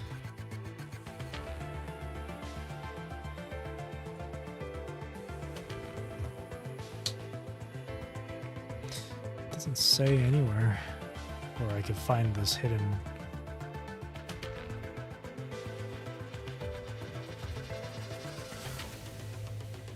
Hang on.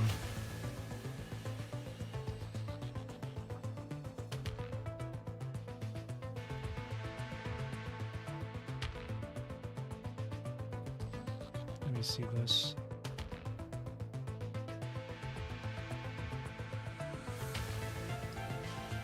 Man, there's no answer to it. I don't. Oh, wait.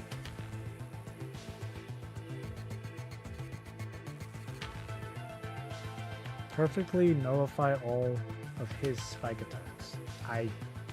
What?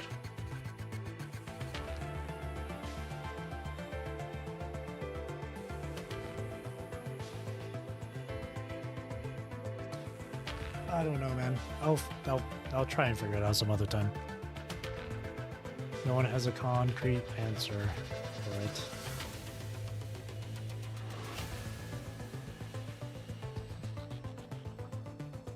Let me see. Yeah, no one has the answer. And just to let you know, I love this boss fight. Hey, Rev. I'm trying to figure out what this hidden achievement is for this boss fight. And yeah, the boss fight for Skitch here is pretty good. He's a really good boss. He kicked my ass like 3 times though. But I'm trying to figure out what this hidden achievement is. If you know it, feel free to let me know. Because from what I looked up, apparently you have to nullify his spike attack. I don't know what that's supposed to mean though. Someone guessed it could be when he like charges at you with that pillar during the fight. Don't know either, sorry. That's alright then.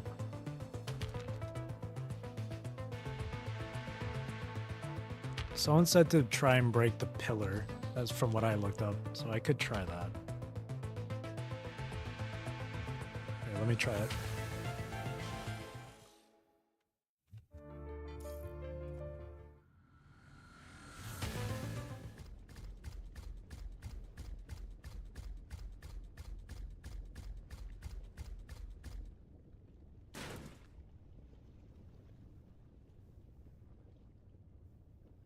You can parry or block the pillar. Yeah, I saw the red flash on the pillar, but I instinctively just dodged it. 防げるかな。まずい。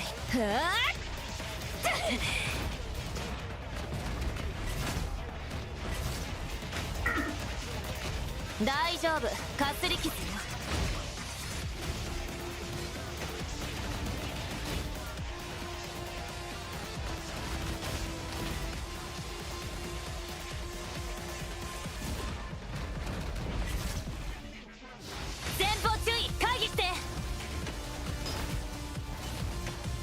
大丈夫。かすり傷よ。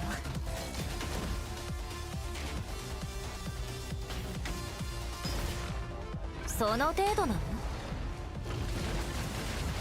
一歩たりとも超えさせない。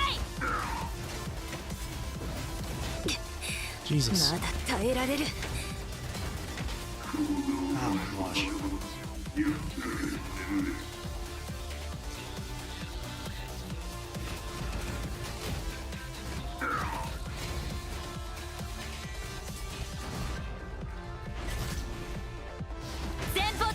これは最終警告よ。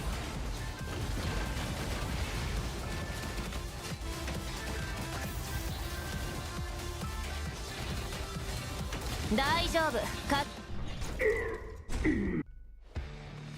ここは私が食い止める。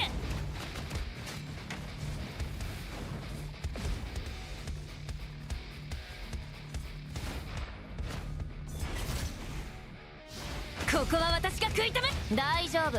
かすり傷よ。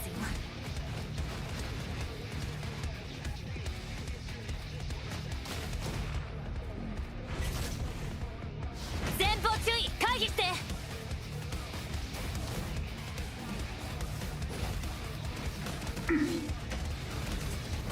大丈夫。まだ耐えられる。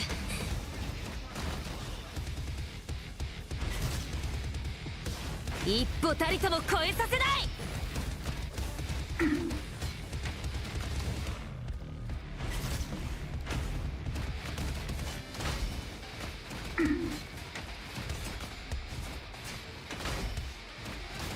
大丈夫、かすり傷よ。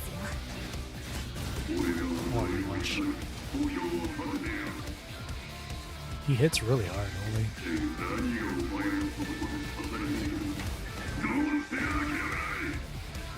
I can't time the blocking at all with her. ここは私が食い止める。大丈夫か。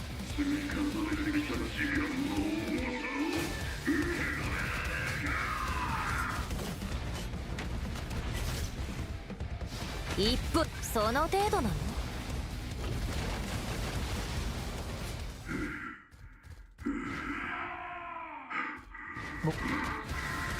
The music went silent for a second there.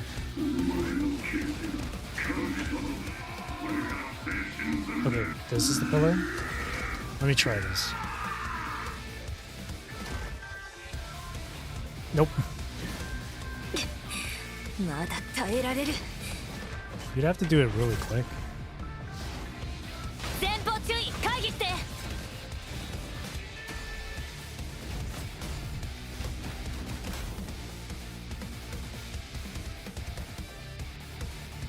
Let me try it again.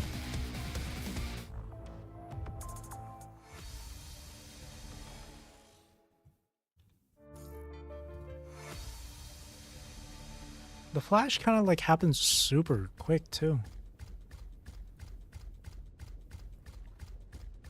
I guess I think I have to block it, not parry it.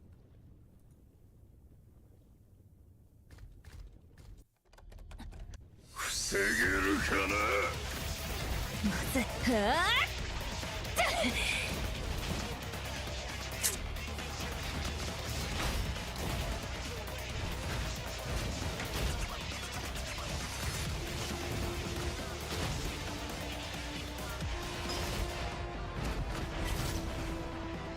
ここは私が食い止める。大丈夫、かすり傷よ。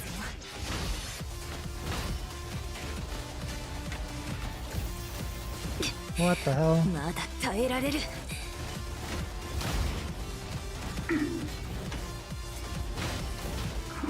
Oh my god. He does that as a follow-up, okay.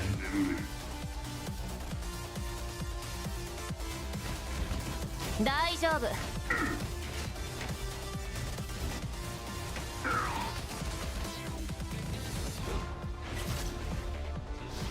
一歩たりとも超え。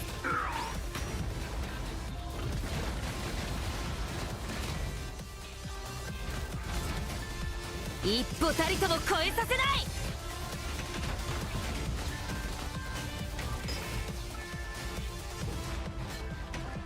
前方注意、回避して。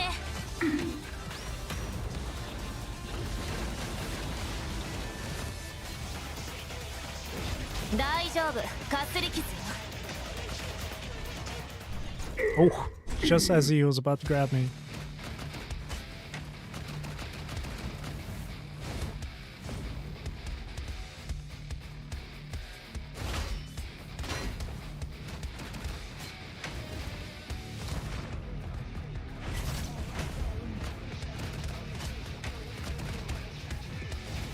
Oh, whoops.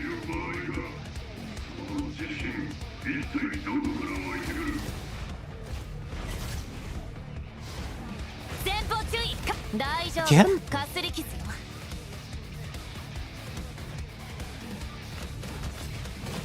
Oh, what? Yeah.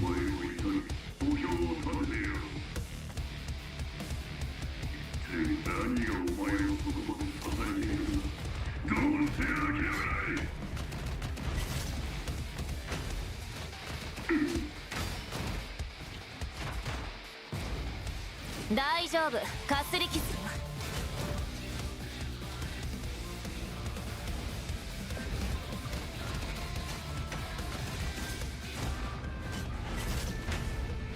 これは最終警告よ。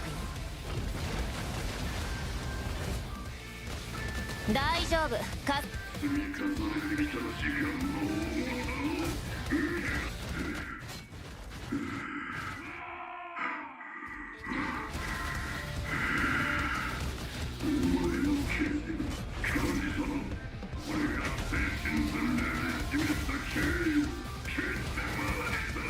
Oh my god. Holy ま shit! だ耐えられる。 He's good.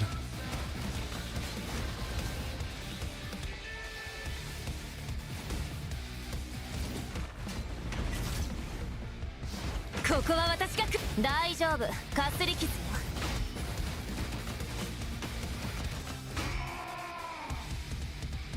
Okay.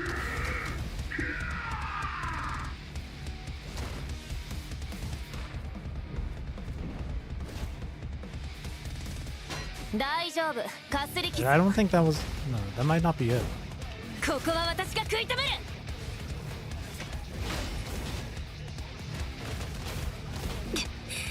まだ耐えられる。 I don't know. Hang on. Let me finish こ the こは fight. 私 Maybe. がその程度なの。 I don't think that was it. 大丈夫かすり傷よ。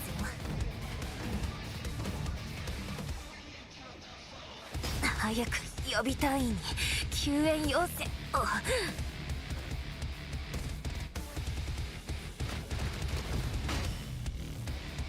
Again?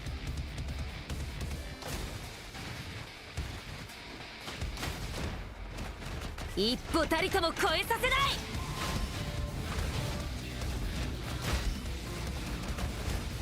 大丈夫かすり傷よ。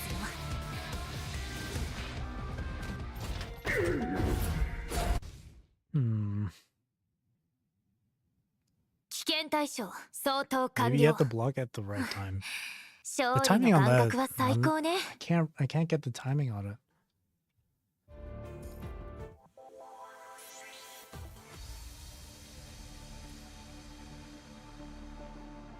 What is this hidden achievement?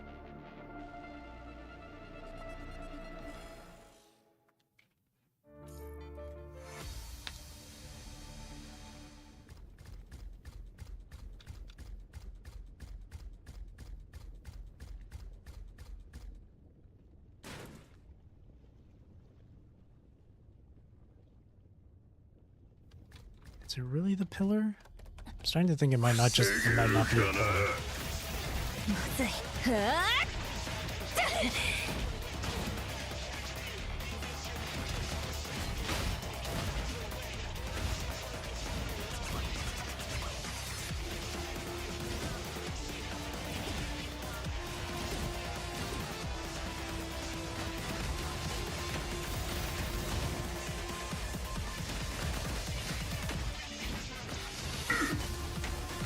大丈夫かすり傷よ。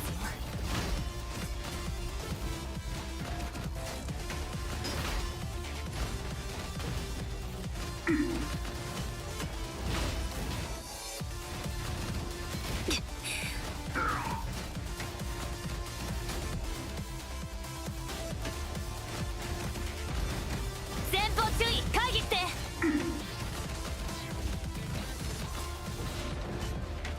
ここは私が食い止める。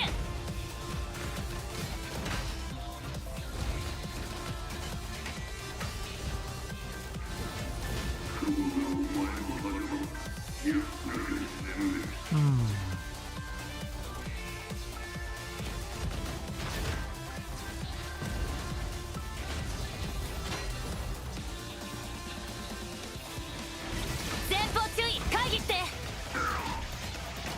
大丈夫かすり傷よ。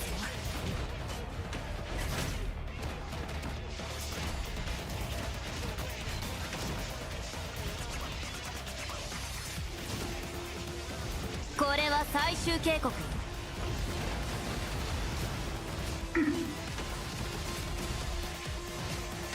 大丈夫かすり傷よ。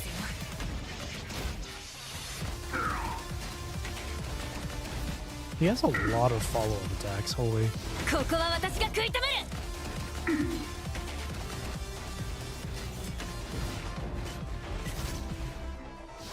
前方注大丈夫、かすり傷よ。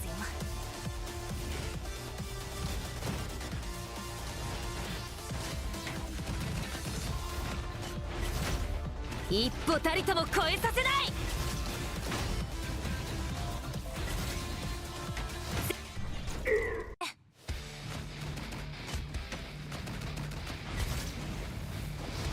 一歩たりとも超えさせない。大丈夫。俺がお前を見たら墓標をさせてよ。何がお前をそこまで支えている。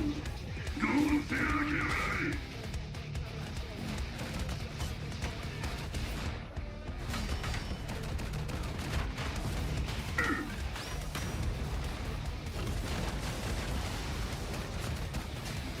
Just saw a video of the boss fight since you can parry by attacking it at the right time when he charges. After that, parry it 2 more times. Oh my god. So you can parry it, okay. 大丈夫、かすり傷よ。I just don't know what the timing would be for it. 積み重ねてきた時間の重さ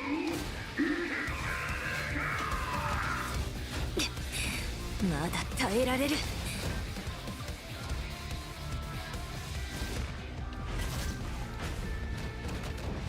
大丈夫、かすり傷よ。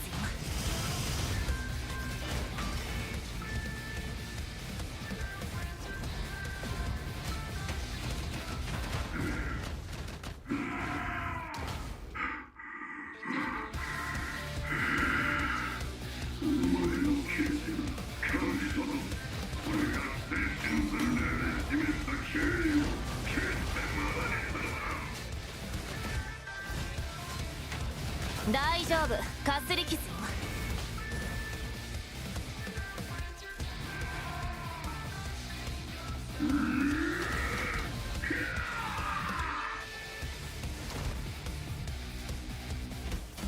Oh, 前方注意、回避。 there it is! I don't know if that's the achievement though. その程度なの？ I don't know if that's the achievement though. Oh, it was! Okay, thank you. 危険対象相当完了。勝利の感覚は最高ね。I figured if it had to be like 3 parries in a row on the pillar, I was like, you know what? I'll just spam the yellow orb. I'll just spell yellow ping. And it worked. Alright, thank you. There it is. Oh, this guy's tough. And just as a disclaimer, I'm not like super good at these kinds of games. They're fun though. They're fun. But man, all the sweaty gamers, all the hardcore god gamers for this game, forgive my skill issue. This guy was tough.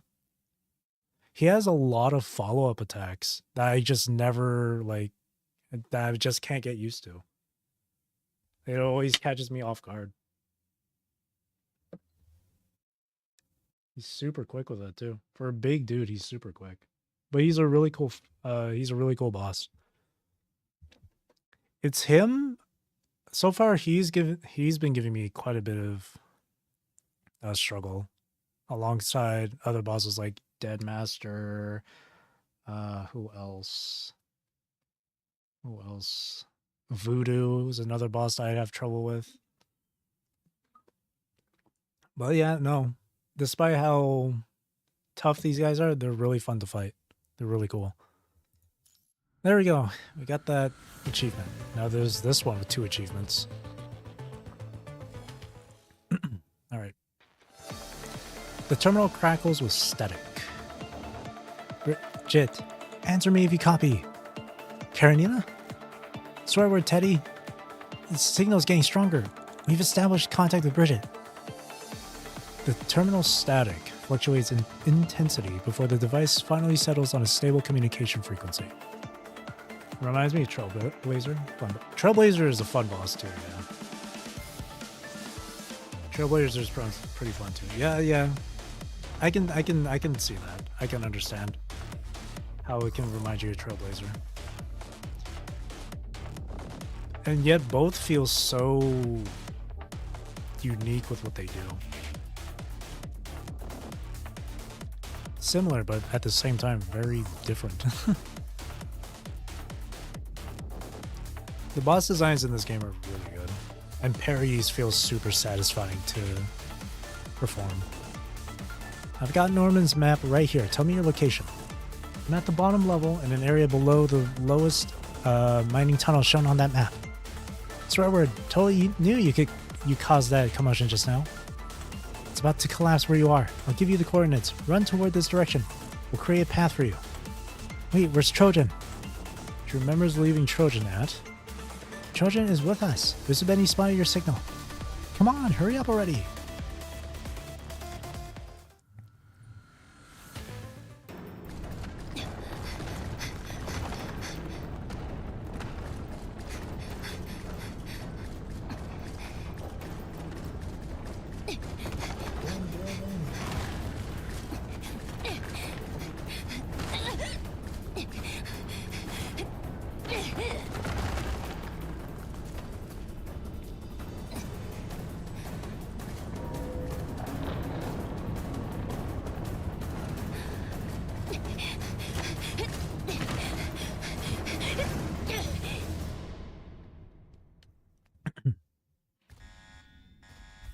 Underground tower, B3, main path.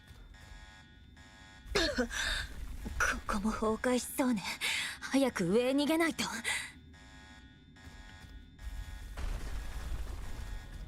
Oh yeah, don't stop or anything. But what if... 道が塞がれている。別の道に行かなくちゃ。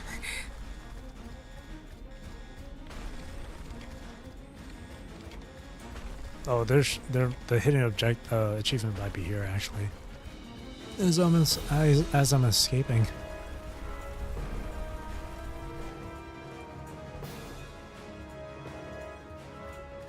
この距離なら行けそうね。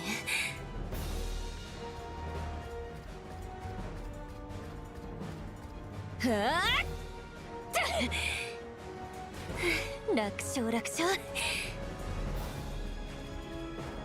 Jump down? Jump down! Come on. Huh? Why did the prompt disappear? There must be some sort of secret, I swear. Maybe... No? Ah. 時間がないわ。このケーブルで上に登ろう。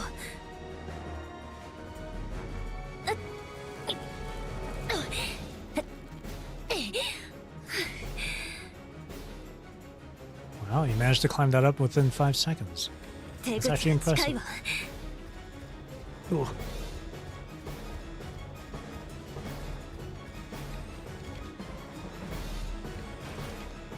There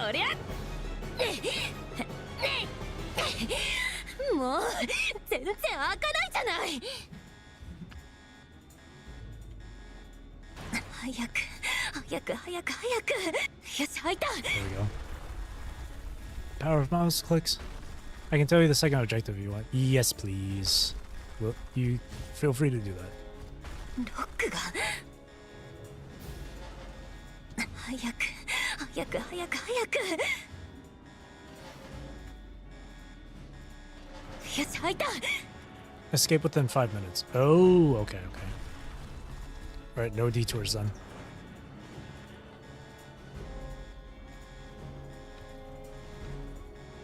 Bridget. Why is the timer still running? Go! Oh shit. 大丈夫 Oh, か no. すり傷よ Oh, it stuns you too?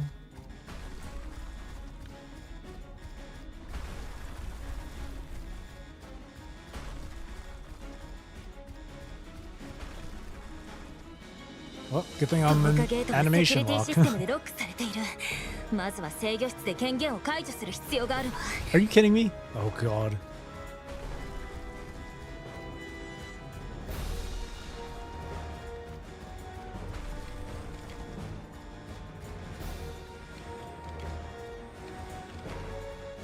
Ah, where am I? Whew.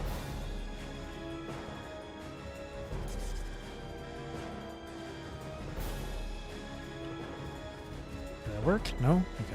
セキリティシステムが落石で壊されている。まずは電源に Oh 接続しないと。 shit. 接続方法はあのやり方でいけるはず。 This one.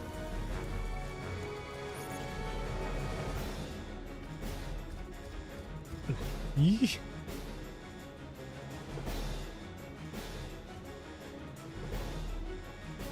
し、防火ゲートが開いた。 Oh no.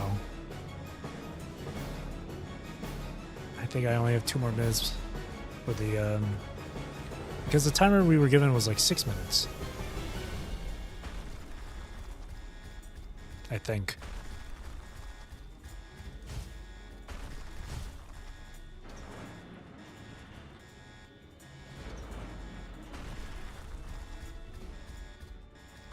Oh, there it is. Whew.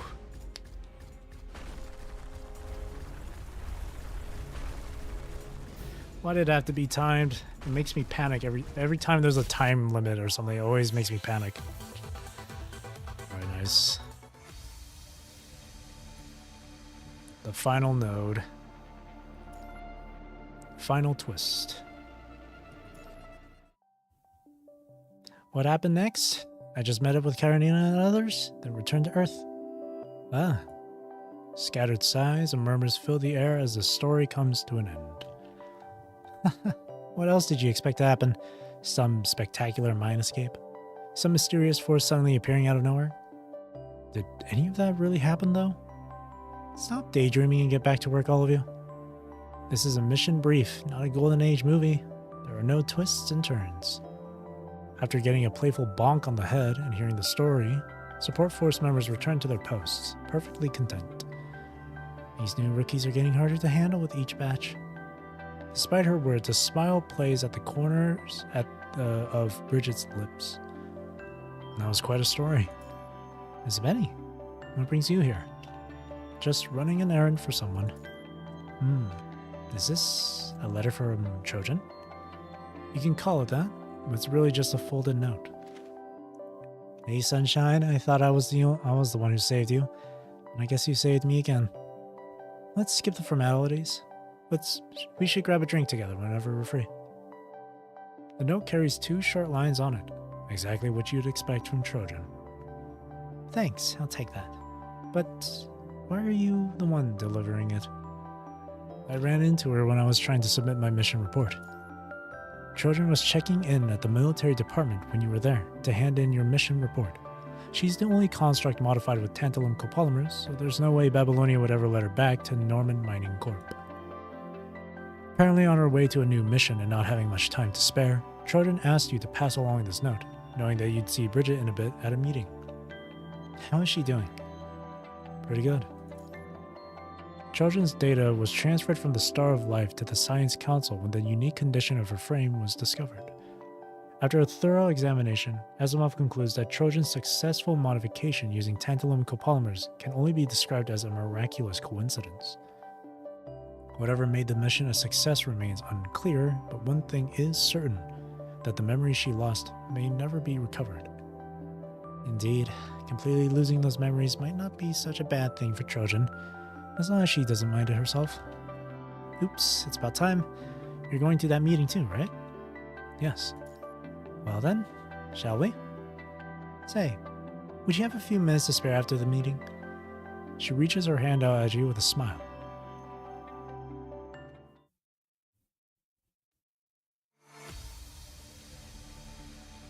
Babylonia Conference Room.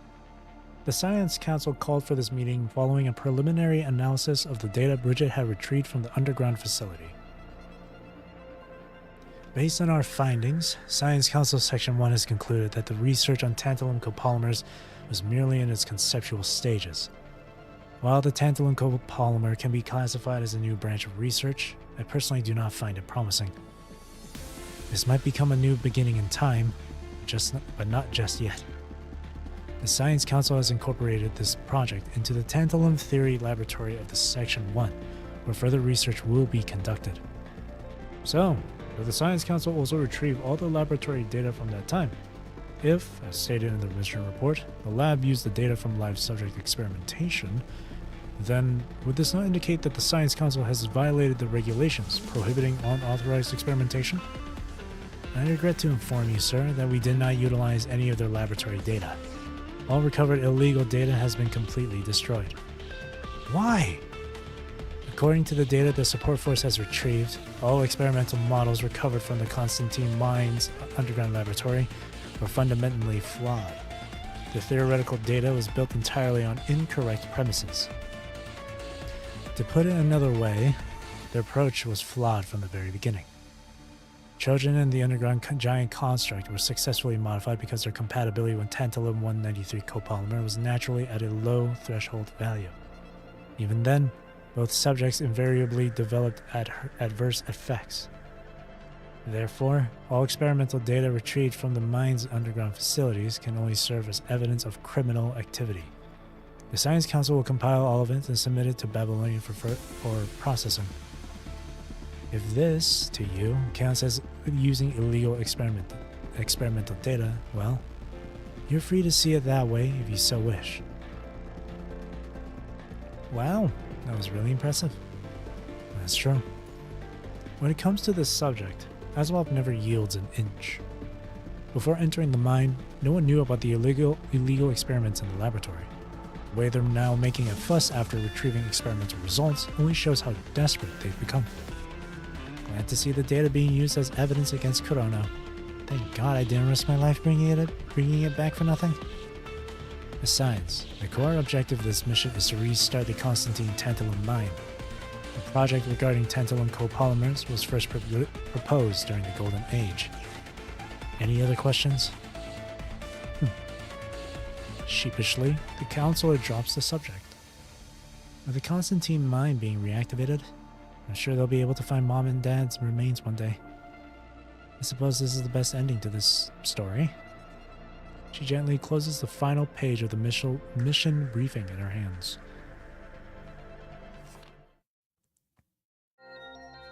A gust of night wind blows outside as heavy curtains shield the room from the cold.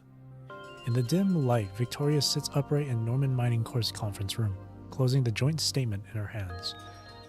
Ma'am, a comprehensive report of everything that occurred in the mines has been sent to your terminal. Overall, everything seems to be in order. Excellent. With a wave of her hand, she dismisses the researcher from the conference room. Well then, pleasure doing business with you. Likewise. She raises her porcelain cup and gently clinks it with that of the figure sitting in the shadows. But we haven't achieved what you initially promised. And I was never aware that you had already extended your reach into Norman Mining Corporation's laboratories. We recovered the Constantine mine, and you obtained part of the experimental data. Our laboratories were investigated, and you now have new criminal charges. Fair and square, wouldn't you say? Yes, ma'am. A deep chuckle emanates from this figure sitting in the shadows. What became of that test subject, the construct by the name of Skitch? Your household butler, if I'm not mistaken. He's just a dog loyal to a bygone era. As a final courtesy, we buried his remains in the Norman family cemetery on Earth. Well then, I sure look forward to working with you again. Likewise. She raises her porcelain cup once more toward the figure sitting in the shadows. Oh, nice. Not even gonna... That was such an abrupt end. Ominous indeed. Who was that? It has to be someone involved with Corona because they got criminal charges.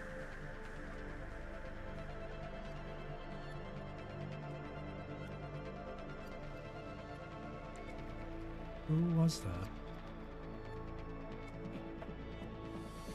What an abrupt end to that. But there you go. Extra record 6.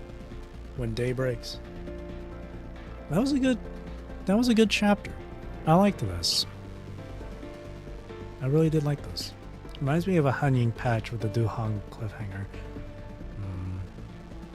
Yeah.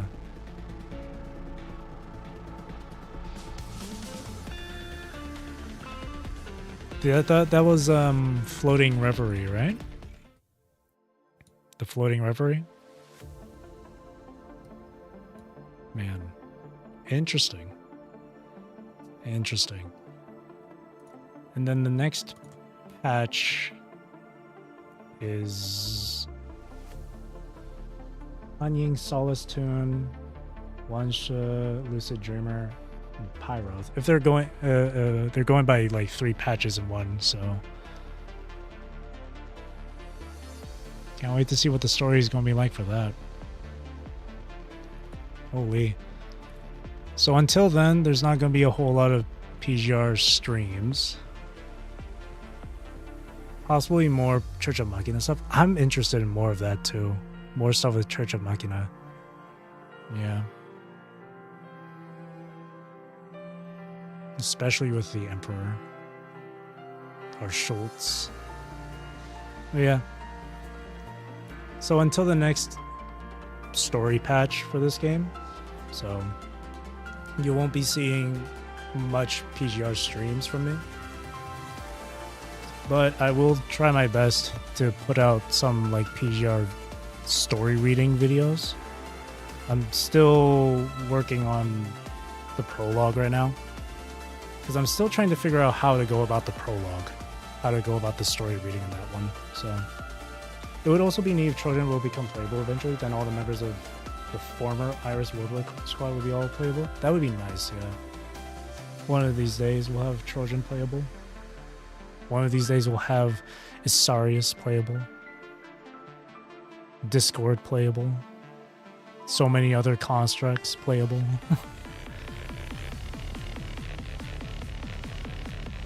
Yeah. Good chapter. Good chapter. The boss fight in this one was good too. Holy. And the music is great. Whew. When day breaks.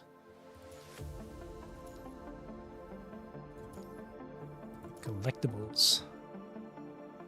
Cool, cool, cool.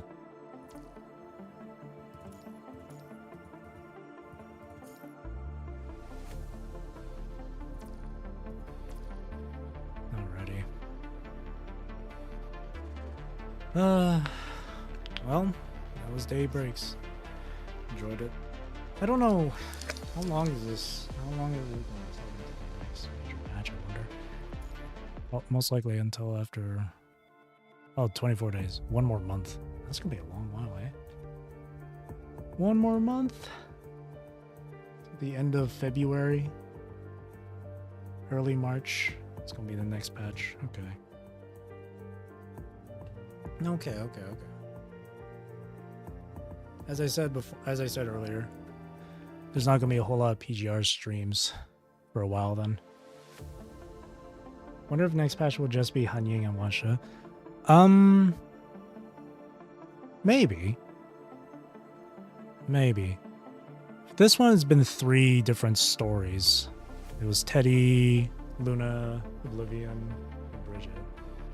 So maybe they'll do 2 the next time, or maybe it's all 3. I feel like if they went with all 3, Pyroth being the 3rd one of the list, it kind of makes sense. Because Pyroth is such a major, addition to the game, right? It's Lucia, after all. I think it's going to be 3 patches. I think it's going to be all 3. After all, they want to try their best to have global catch up with CN. It is the global sync plan, after all.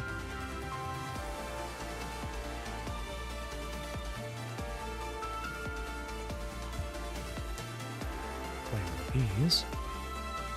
And again, I can see them doing 2 since 3S ranks might be too much. I wouldn't mind, but that's fair.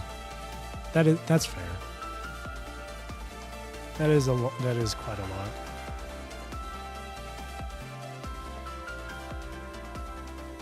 Isn't Wansha Lucid Dreamer or Lucid Dream like free though?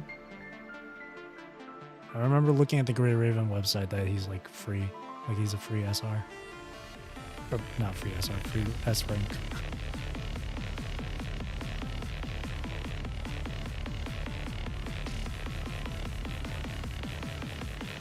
By purchasing shards in the dome orb. Oh, like Alyssa, okay.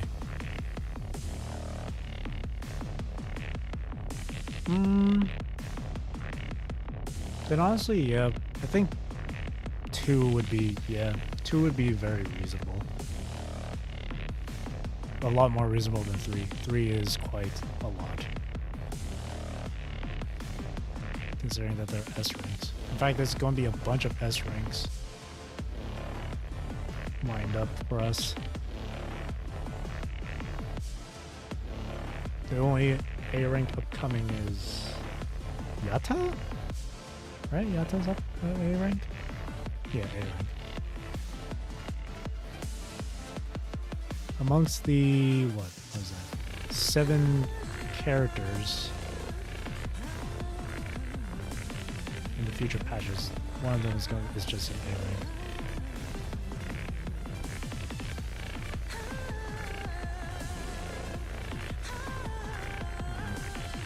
If they really want to have global catch up, then it will be 3, which is understandable for people to be very like skeptical about, since it's 3 S ranks, even if one of them is free. It will be an exciting year for PGR considering the characters. Oh yeah, I'm super excited. I'm super excited to get Pyroth, check out Yata's story, Ishmael, Nanami's story, Lilith. And I do know that there's a new frame for Selena, so that's going to be cool too. And of course, the Devil May Cry collaboration, which is most likely going to happen later this year, which is super exciting actually. It kind of makes me want to like go back and finish DMC5 because I never finished that game. Maybe I can stream it. Maybe I'll stream DMC5. but not like super soon or anything. Super exciting for PGR this year. I am among the people who's actually quite fine with the global sync thing. I know that there's a lot of people that have their issues with global sync, mainly because of the pricing and whatnot. But me personally, and even if I was a massive whale for this game, it still wouldn't be that much of an issue to me. I wonder if DMC collab will be towards the end of the year. Maybe. As like a nice little like I wonder about that. We have like the entire year. I wouldn't think it would be like December, like as a Christmas thing or a little New Year's thing. That's really a long ways away. Maybe in fall of this year. That's plenty of time. It's a lot of time for them to like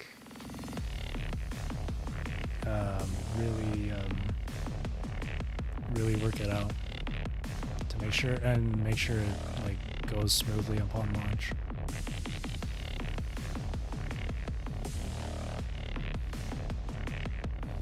Considering that the next patch update would be like a month from now, just to catch up.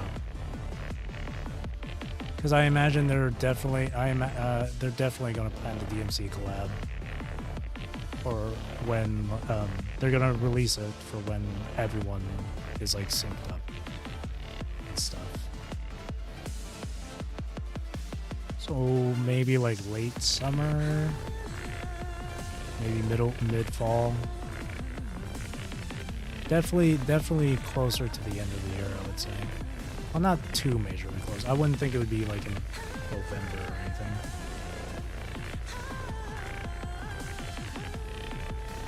That's what I would think.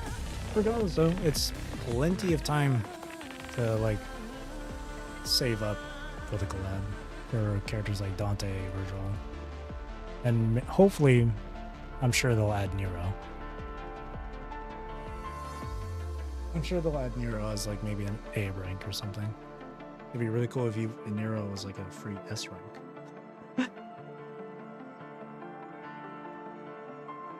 I have faith in Kuro Games to really deliver with the DMC collab. I'm really curious as to how they're going to incorporate like Dante's different different stances, like Trickster, Royal Guard, and all that stuff. Virgil's gonna be really cool. And Nero with his like devil arm shit. Curious. No one and Nero in the same game would be neat. That'd be awesome. Both Revblade users. When are we gonna get a new Noan frame? Make him an Omni frame. I wonder what elements they would be too.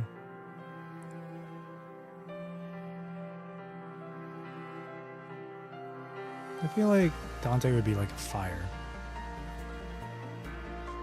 And Nero would be something like maybe lightning. Maybe Nero could be fire.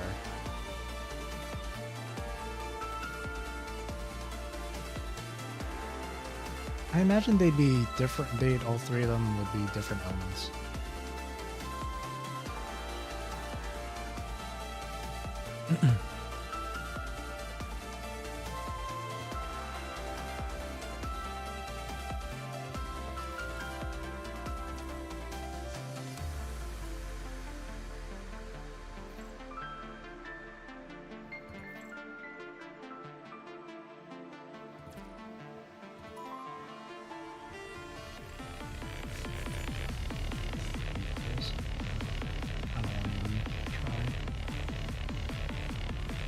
Well, in any case, that has been ER06 when day breaks. I feel like I'm repeating myself, but that was a really good story. Possible for no one to get a new frame as said by Asimov back in Singer Birds, but only time to tell. Jude did get an Omni frame, so I have hope. Yeah, I have hope that what we have currently for our like uni frames, they'll definitely have an Omni frame like variant in the future, definitely. Kamu, Noan, Haikma, Hulao, Roland, especially Roland. I feel like Roland deserves it. Roland definitely deserves it.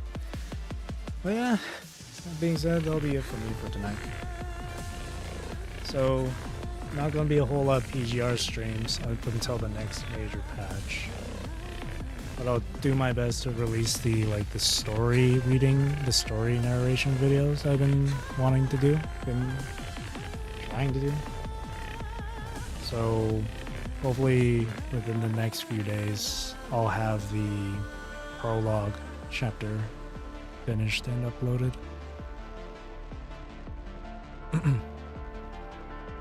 Hopefully.